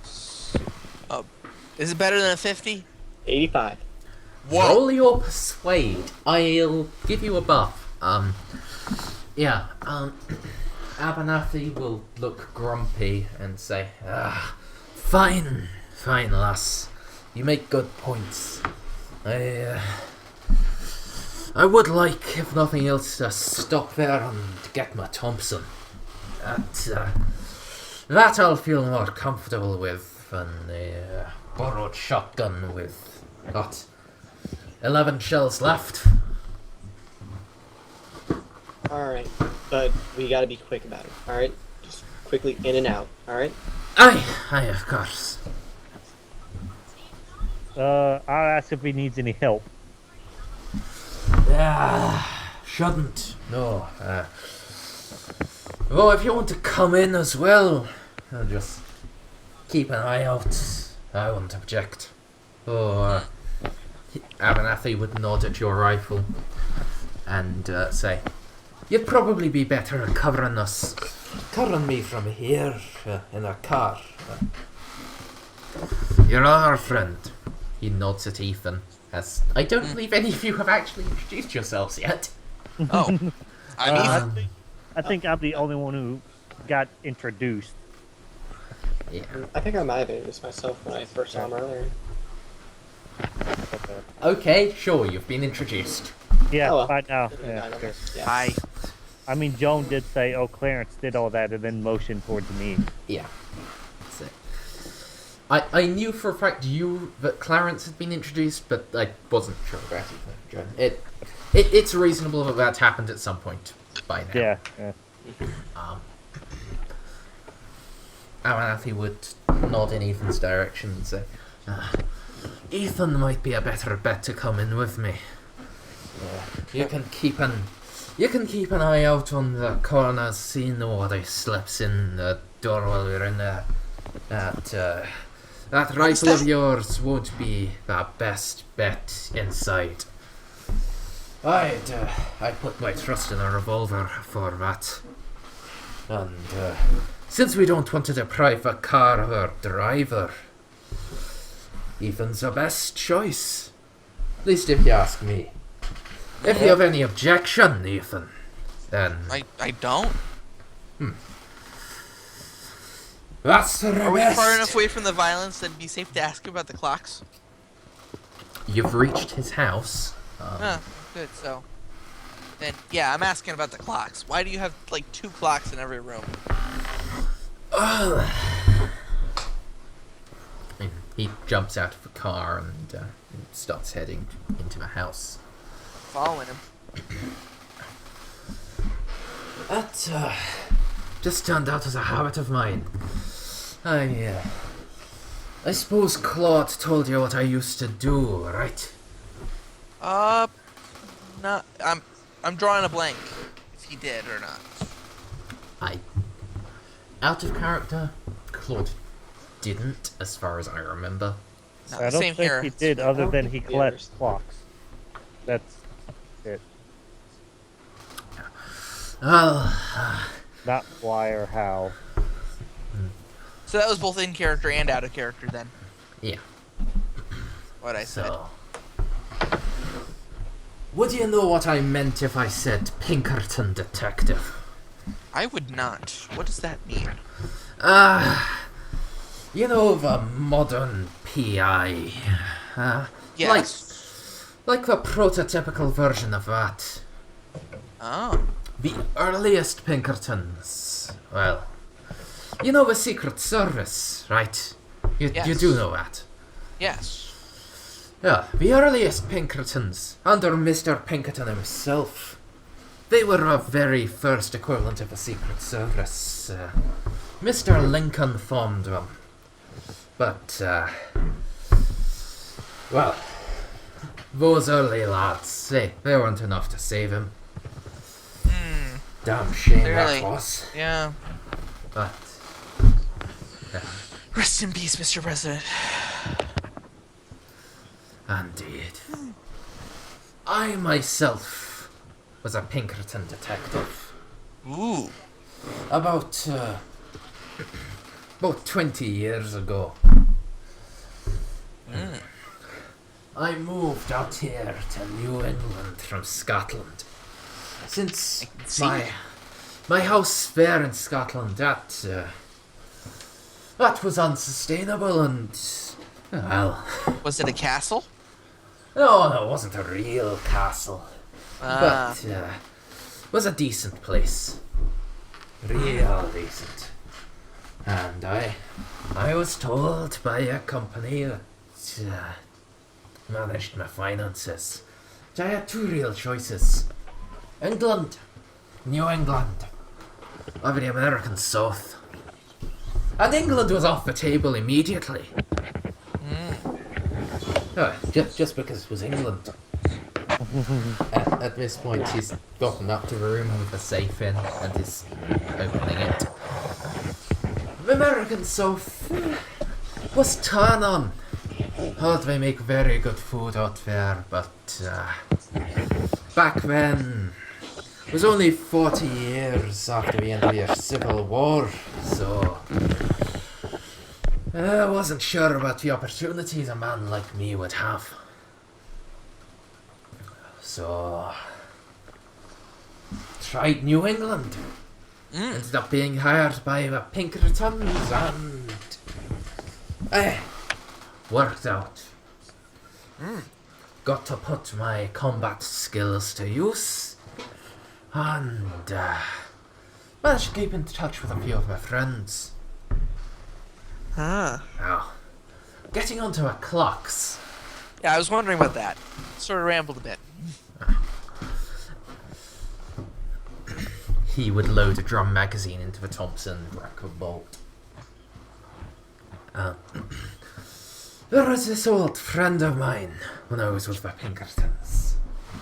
Isaiah Drew. I assume from where you found me that you checked my basement. Yeah. Well, good old Mr. Drew. He's that fellow that's in those pictures. The one with the weird eyes. Oh, right. He the never blue could. ones, even though those pictures did not have color at all. Aye. Yeah. Earliest picture of those dates back to 1901. He's never been able to explain it. And I haven't either. I spoke to a scientist friend of mine, Mr. Stanford. And Him. Yeah, I heard about him from a waitress. Now, Good. Abernathy is just loading spare drum magazines into his pockets and is just... Now, Jen temporarily puts the Thompson down to put on a heavy overcoat and load more drum magazines into that. I like this guy. He's funny. And, well, Mr. Stanford didn't have a real explanation for it. Best he came up with was that good old Isaiah was possessed by some eldritch spirit. I think that was a joke. Since Carl was pretty damn drunk when he said it.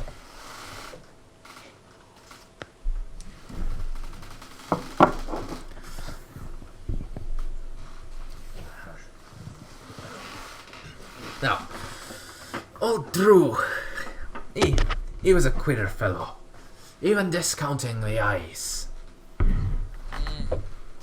Those photos don't give him justice. You met Drew's gaze, and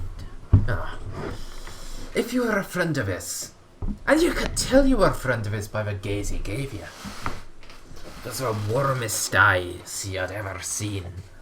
They just suck you in, make you feel like you'd just taken a cup of coffee and settled down by a fire for 8 hours. Slept right and proper. But,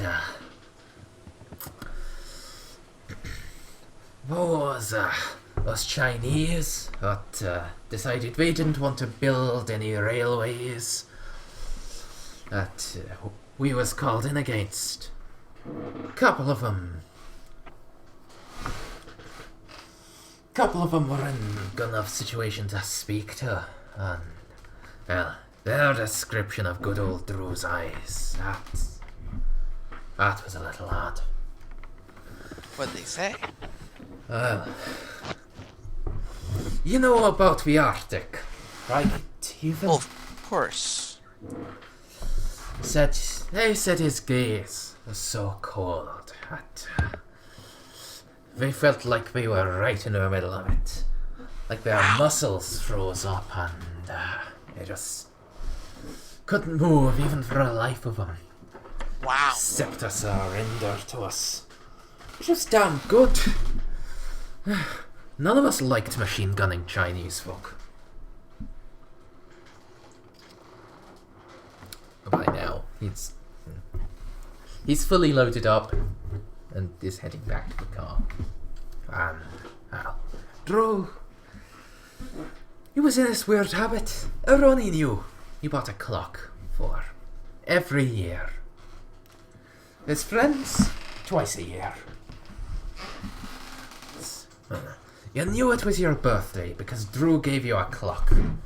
As soon as you woke up. Not quite as soon as, but as soon as he saw you, gave you a clock.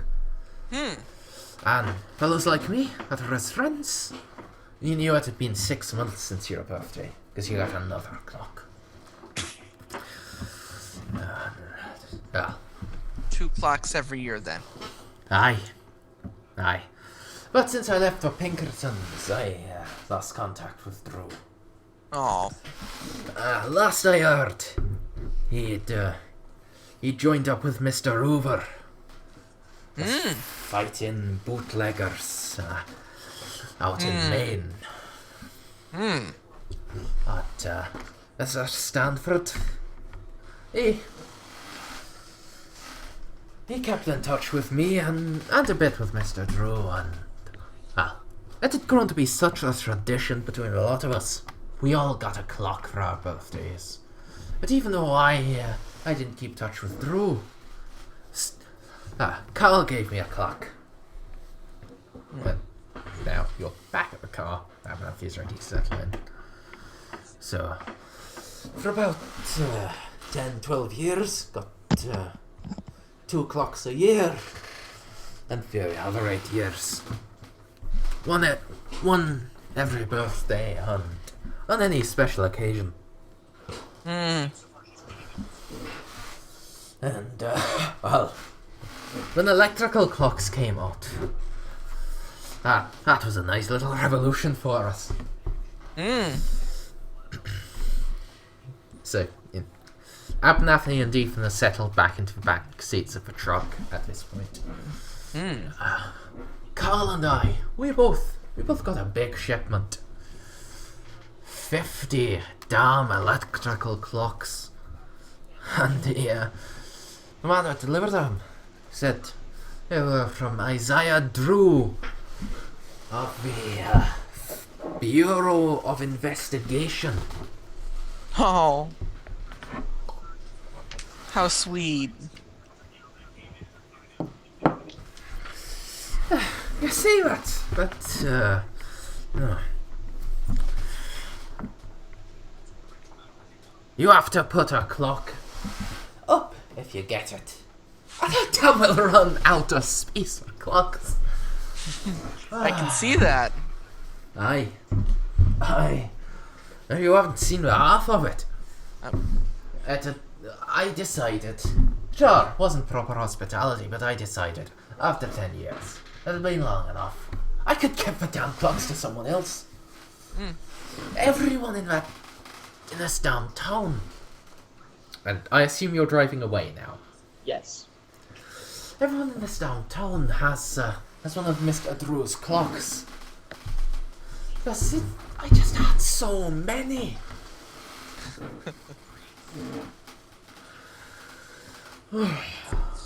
May I take a clock after we head out? Mind if I don't mind at all. Might have to leave it a bit for while it's all settled down before you grab one. But wouldn't mind if you decided you wanted one.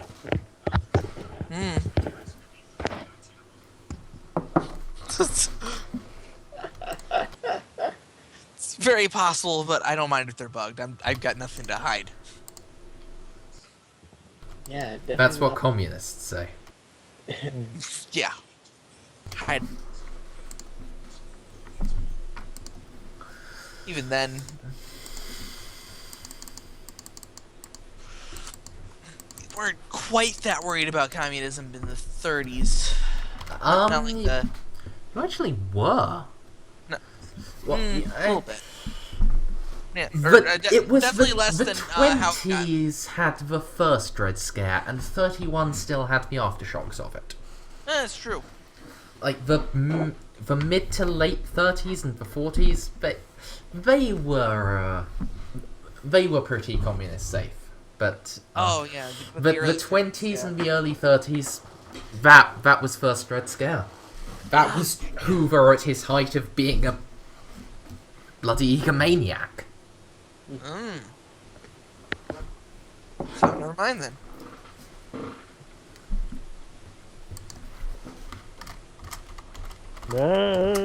Yeah, although he pretty much stayed being a maniac. Just no one knew to notice. Plenty of people noticed. They just, They couldn't do nothing about it at that point. yeah.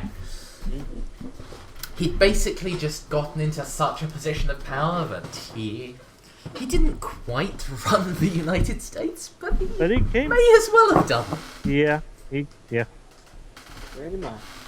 Excuse me for a minute. I'm gonna go grab a glass of water. Okay.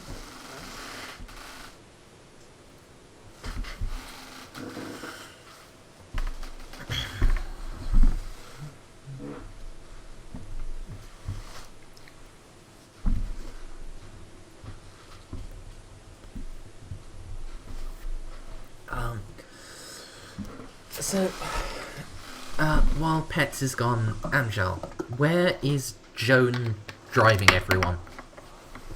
I imagine back to where our journey began at Clarence's house? Was it? Or was it Ethan's? So, back to Arkham. yeah. Okay. By the time you arrive, it will most certainly be very late night. Hmm. So, Oh, So that being said, hey Clarence, you got any guest rooms at your house? I believe I do. Cool. I'm gonna crash there tonight since you dragged us into all this. Okay? Okay. Hmm. 5.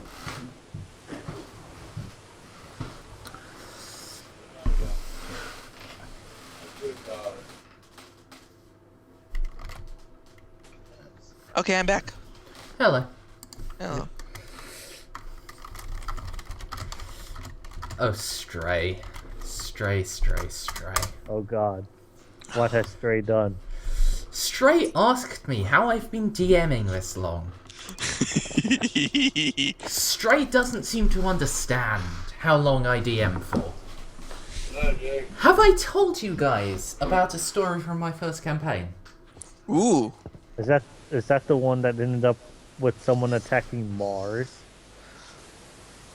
Not that one. Okay. I'm not sure what... I don't entirely recall that one. This one is the Battle of Innsmouth. Oh God. This is the one where I was GMing for 48 hours. Straight. Jesus. With people dropping in and out. I'm not going to tell you the full story now, because it would take a while just to set up the context of it. But, yeah.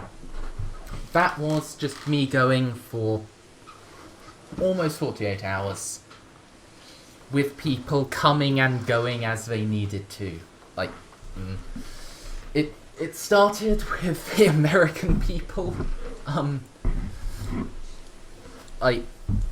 before they went to work, I was awake, and we started with some stuff, and then they went for a bit, and then the British people came on, and we went for some stuff with the British people's characters, and it went on and on and on, and eventually ended up with some really remarkable things happening.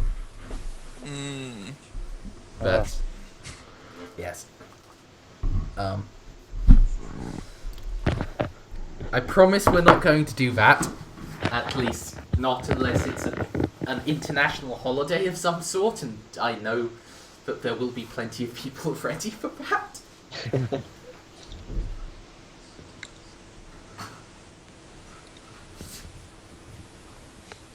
Yeah. That's sort of just Mr. Bones' wild ride. I will want to give you some warning for.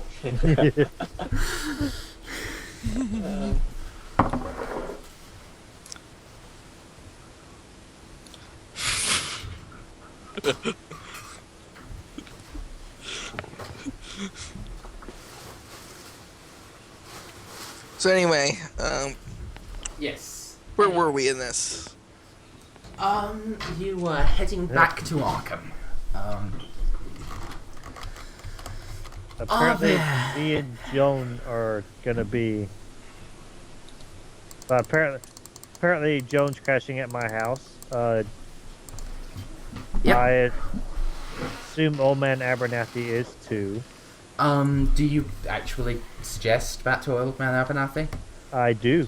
I can also suggest my house, which is probably bigger than his. I don't need to sleep at either of yours.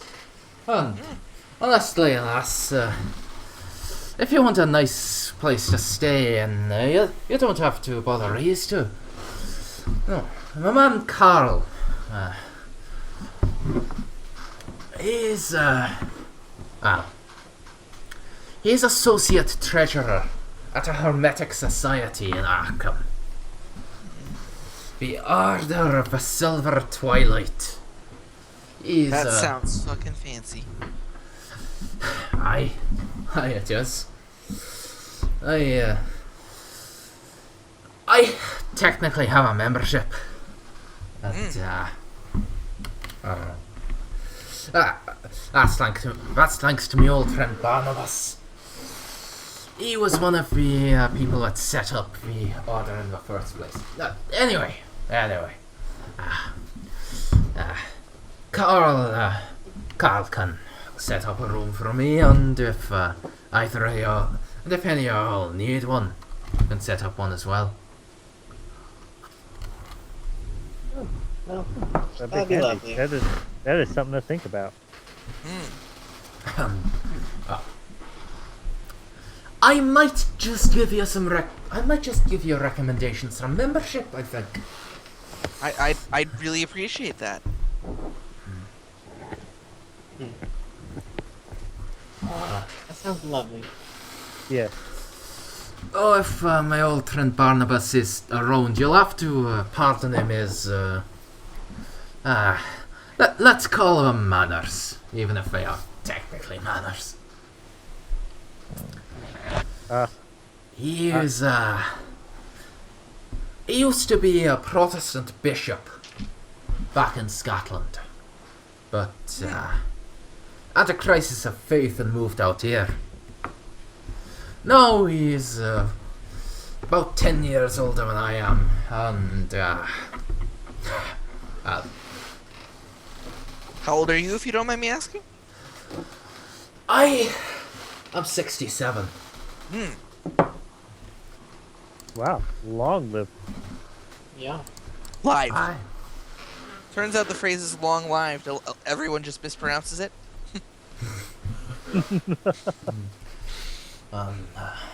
dear old Barnabas, from his bishopric, and from him living older than anyone else any of us know, he's a bit eccentric and thinks everyone should be properly worshipful. Which, it's fine if you're a Scots Protestant or an Episcopalian or whatever, but if any of y'all follow the Roman Church, you might have to deal with a few jibes from him, but don't mind him. He's old. He's more or less past his time as a churchman, and has just putting his life in with charitable endeavours.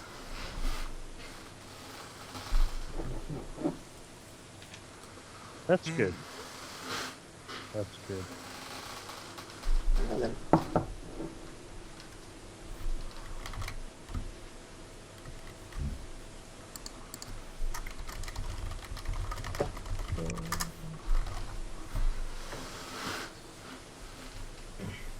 Say, do any of you have a smoke? Made that stuff a long time ago. I have them just in case of social gatherings, so here you go. Thank you. Yeah. I don't normally smoke myself. Do y'all mind if I do? No problems. Sort No of been problems here. trapped in a cave for almost a week. No, it's fine. Just don't blow towards me, please. just thinking of the... Abernathy winds a window down and proceeds to smoke his way through the entirety of Ethan's pack. Mm. Well, I'm still slightly lamenting all the bullet holes that are now in my car. Mm. We'll get your car fixed up sometime soon, Clarence. Cool. I'll pay for it.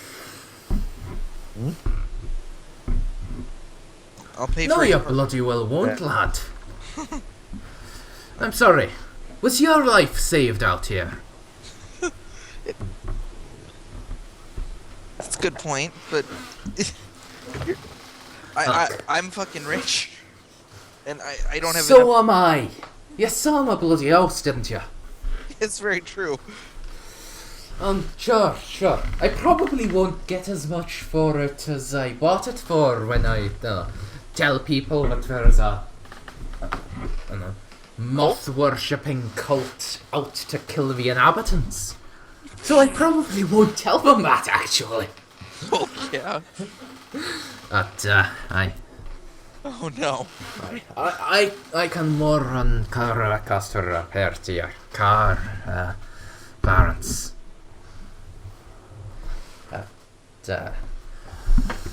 And if you need a favour, you can probably call it in. Anyhow, I'm not going to necessarily do this sort of crazy shit because I'm old. Y'all folks are young. If you take a bullet, you'll probably recover. If I took one, then Yeah, it occurs to me we never asked who those guys were. But yeah, moth worshippers? Like the little tiny things that flow around lights? like those, but about the size of people. Oh, I assume here Mothman. that it was some sort of manic cult and they had their leaders dress in costume. If not, then, there are moth aliens living amongst us. So, costume is much more reasonable, don't you think, fellas? Yes. it seems so. Yeah, you see Clarence just the look of just terror, or just that. You know when someone suggests something that you just don't want to believe? Oh, what's this link going to be? Batman villain. Fair enough. Right. He's giant flying anything. So he's not afraid of like planes, but large flying animals. Like a flying fox would bother Clarence to some extent. Aww. Or Flying foxes are adorable. yeah, but they're also like what are they, like 3 feet across? I'm trying to think of how far. I know they're the largest bat. They're like huge.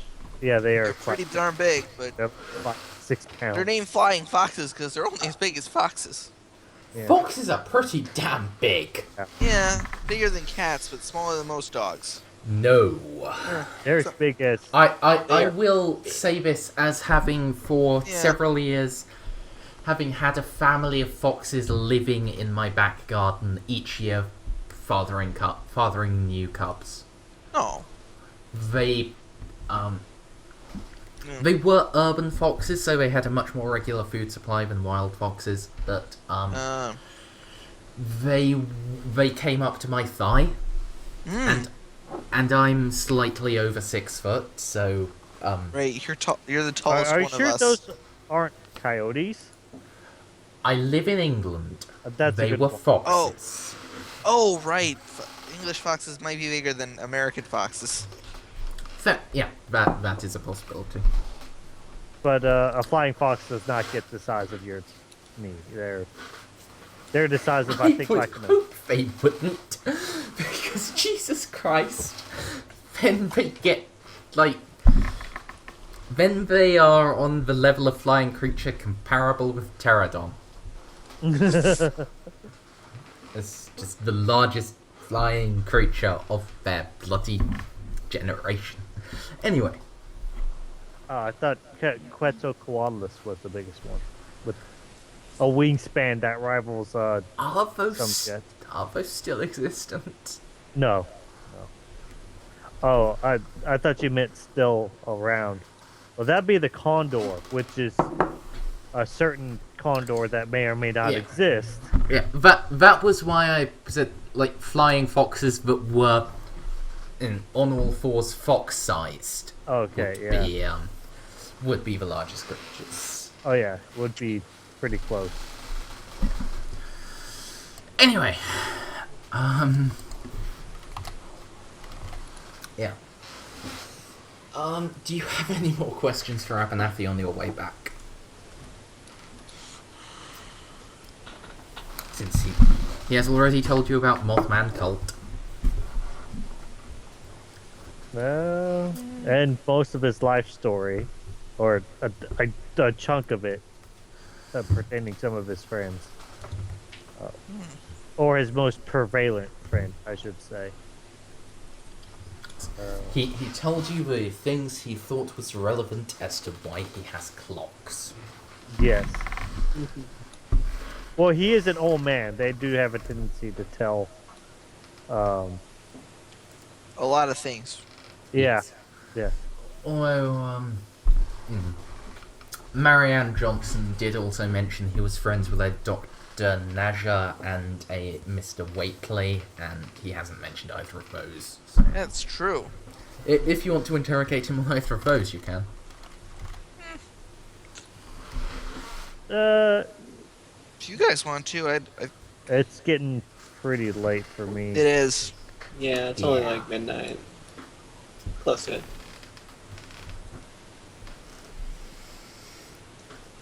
Okay. So, if you want to just skip stuff like that, we can just cut ahead to when you're on Arkham. Yes, that Yep. might be. I think at this point we might as well. Yeah. So... We can not and say we did for the purposes of story. But we can Alright. inquire later. Oh yeah, that'd be more along what I was thinking. At some point across the next couple of days, you guys can just grab me and ask me these questions. And I Okay. will answer them as appropriate for Abernathy. But yeah. You get to Arkham. So, as you start driving in, Abernathy would finish up the story that you've been prompted to be telling and would say, So, what are we doing about those folks out there? Are we leaving them or are we calling the police or something on them? Well, let's see here. 2 of us killed a few of them, possibly. So, I don't know about you, but I don't think I want to call the police about that.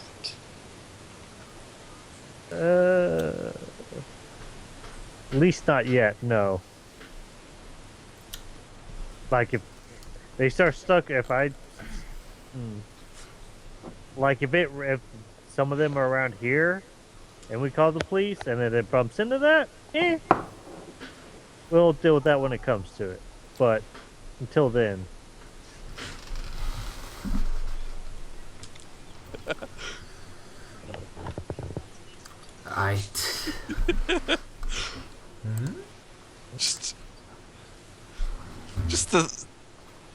Just the URL itself.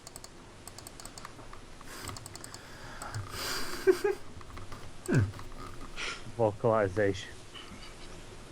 For foxes.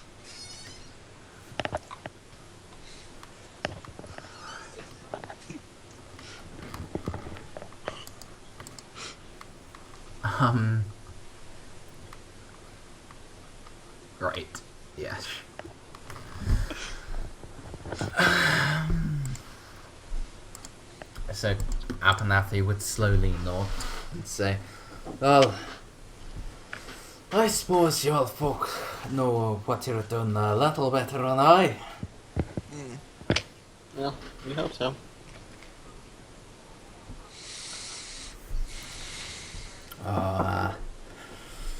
Give it a week or so. I might make a couple of calls myself.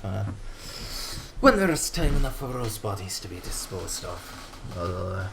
You might want to get in contact with that Drew person you mentioned earlier. He might be able to do something with this. Aye. I wasn't really thinking of just going myself to the normal PD. Right.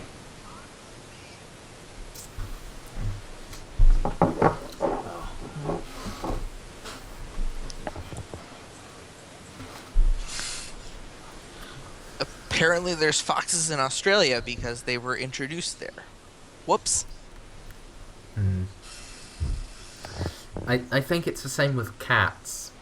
And rabbits, Pigs. especially rabbits. They tried to make it more like home, and things just got out of hand from there. Yeah. Yeah. Apparently in America, it just somehow everything in America eats everything else. So there's a lot of them now, but a lot of the old ones, like rabbits, we already had them. Pigs, we already had them. Horses were not. But by the time the British got here, we had horses. Aye. And then everything native to Australia can kill you. If it wanted to. Yeah. Turns out most things don't. Top of the Let's food chain, try baby. to actually bring Yeah, this to a bit of let's an do end. I'm sorry. I just It- get on a research kick. It's fine. I personally wouldn't mind going on for hours and hours longer, but I think the rest of you need to sleep at some point. Yeah, I do have work in 8 hours. Yeah, By let's that I try mean to. I gotta be at work in 8 hours. Let's Now's bring probably this time as to cut- quickly as possible. Now let's finish It's this not- up first. Now it's I time only probably need to end 4 the hours. session. Yeah. Well, still. I would like to give you your sanity rewards and so on first, if you don't mind. Right, you did rescue Old Man Abernathy, and that was your primary objective as far as you knew. That is 1d8 sanity points. Furthermore, you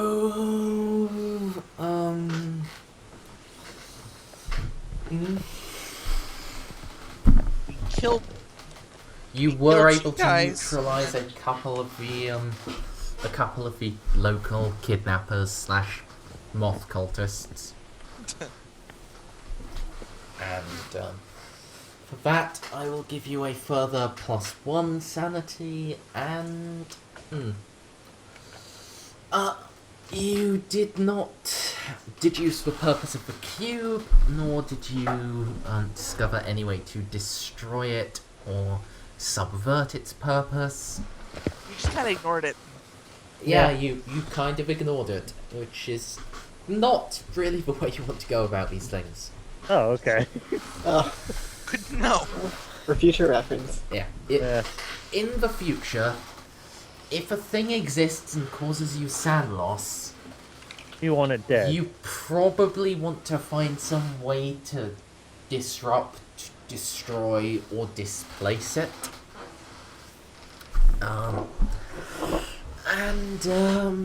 You did not find any information on what the actual moth beasts were that the cultists worshipped, nor did you stop them.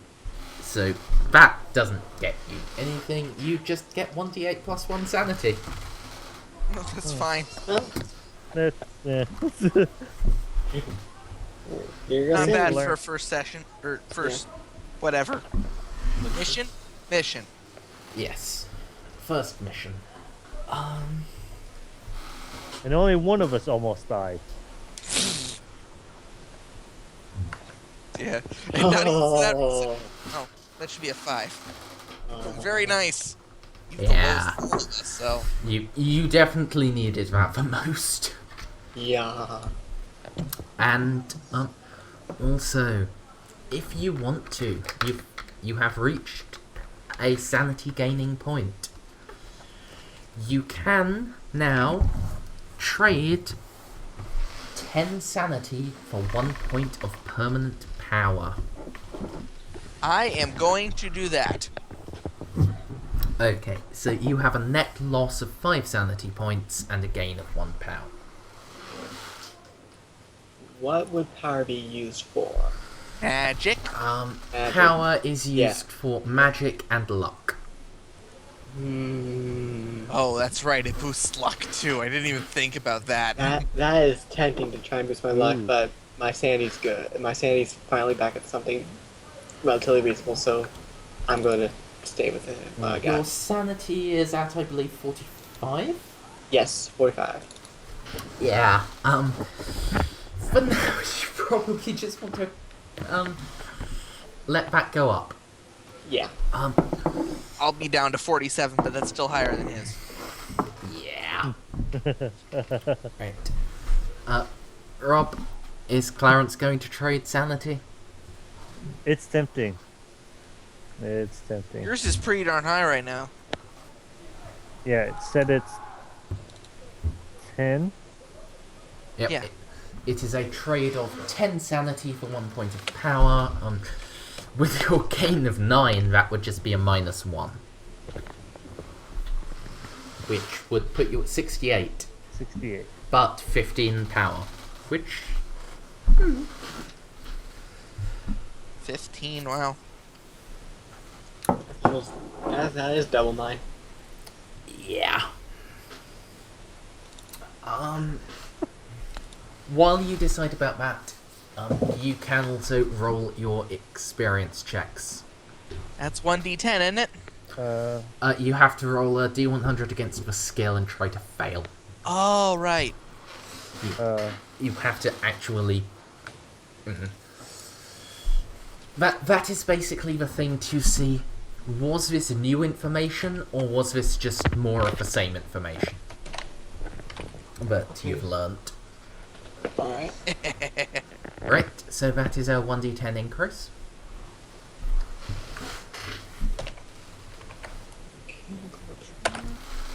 Oh, Woo! That's 9 to jump. Putting me at 34. alright, and And if it... then... Short firearms. No. Darn. So 1d10 if we manage to get higher than the skill level, right? Oh wait, I got 2 skill checks for that. That's right. Yes, that one's a pass. Or rather, a fail for. Yeah, it allows an increase. Yes, it does.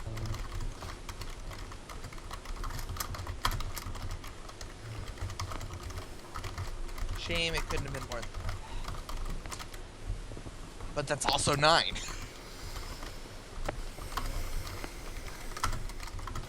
So it's a 1d10 increase if we manage to get higher than the skill level, right? Correct. I got 2 or 3 critical successes. Each of those Or- critical successes is an experience check. Special. S- So that's a +3 to your. Wait, which skill was that again? Oh, me? Mechanical repair. Oh.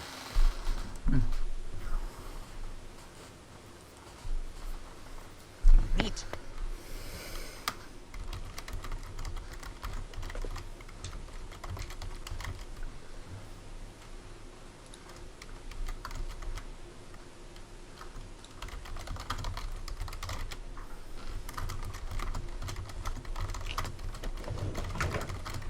I can't believe I got 2 crit successes in a row in the same skill. Yeah. And if you have not already received an experience check in a skill, but you think your roles and accomplishments deserve one, you can petition me for an experience check. Since Rob, I think, has the tightest schedule and he needs to go to sleep, Rob, you can go first if you have anything.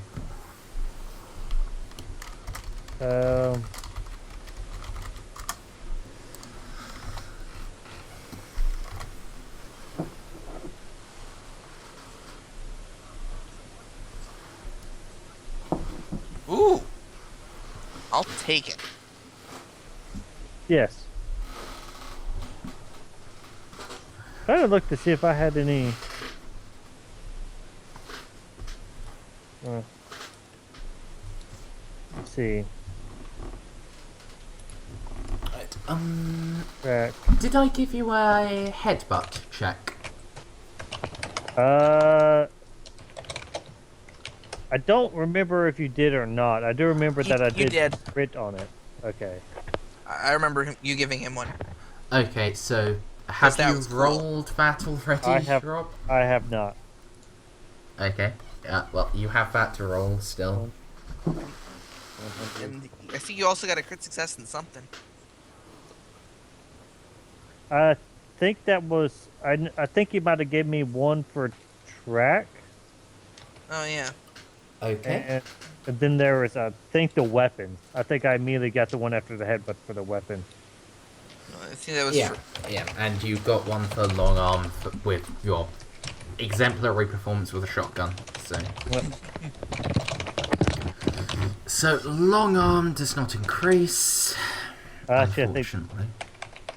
okay, yeah, that was the long arm. I think my headbutt's 60. Okay.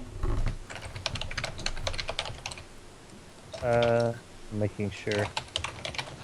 You can just roll the skill. Yeah.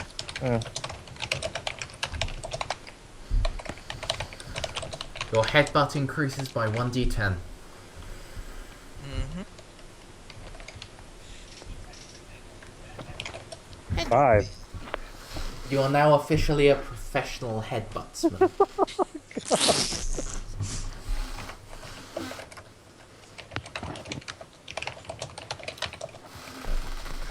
And that would mean your last one is your track. And field. Yeah. I've been wanting to say that the whole session. Ah, Oh, so close. That is a shame. Yes. The one that needed it the most. Well, aside from all the other things that. Yeah. You had a 50-50 shot.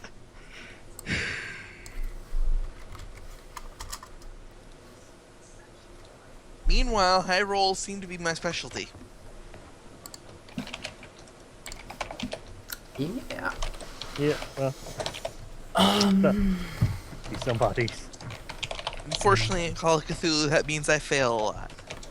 Yeah. That is a bit of a shame. So, Amxal, Pets, if either of you think that anything you did deserves an experience check, please do pitch that to me. Rob, I got think nothing. I think it is good night. Yeah. Good night. Good night. Okay.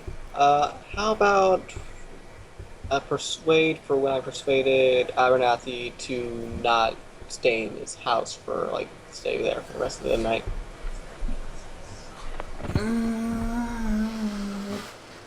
You know what? Yeah, I will give you a check in that for plot relevancy.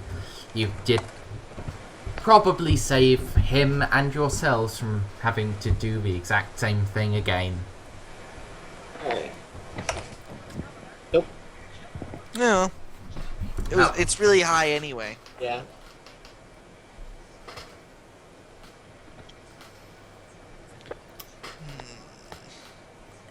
Anything else you can think of? I have got nothing. I Through the don't skills. The gem saved my life, but that's because I already got a crit success in it, so doesn't matter. It didn't necessarily save your life. I mean, Ethan has 11 hit points, right? Oh, yeah. Yeah. That would, on average, knock him unconscious for a while. It wouldn't. It wouldn't kill him, on average. On average. It's a possibility, though. Yeah, if it was at all above average and Clarence didn't pass his first aid, Ethan would have died there. Which would have kind of sucked, to be honest. Yeah. Yeah.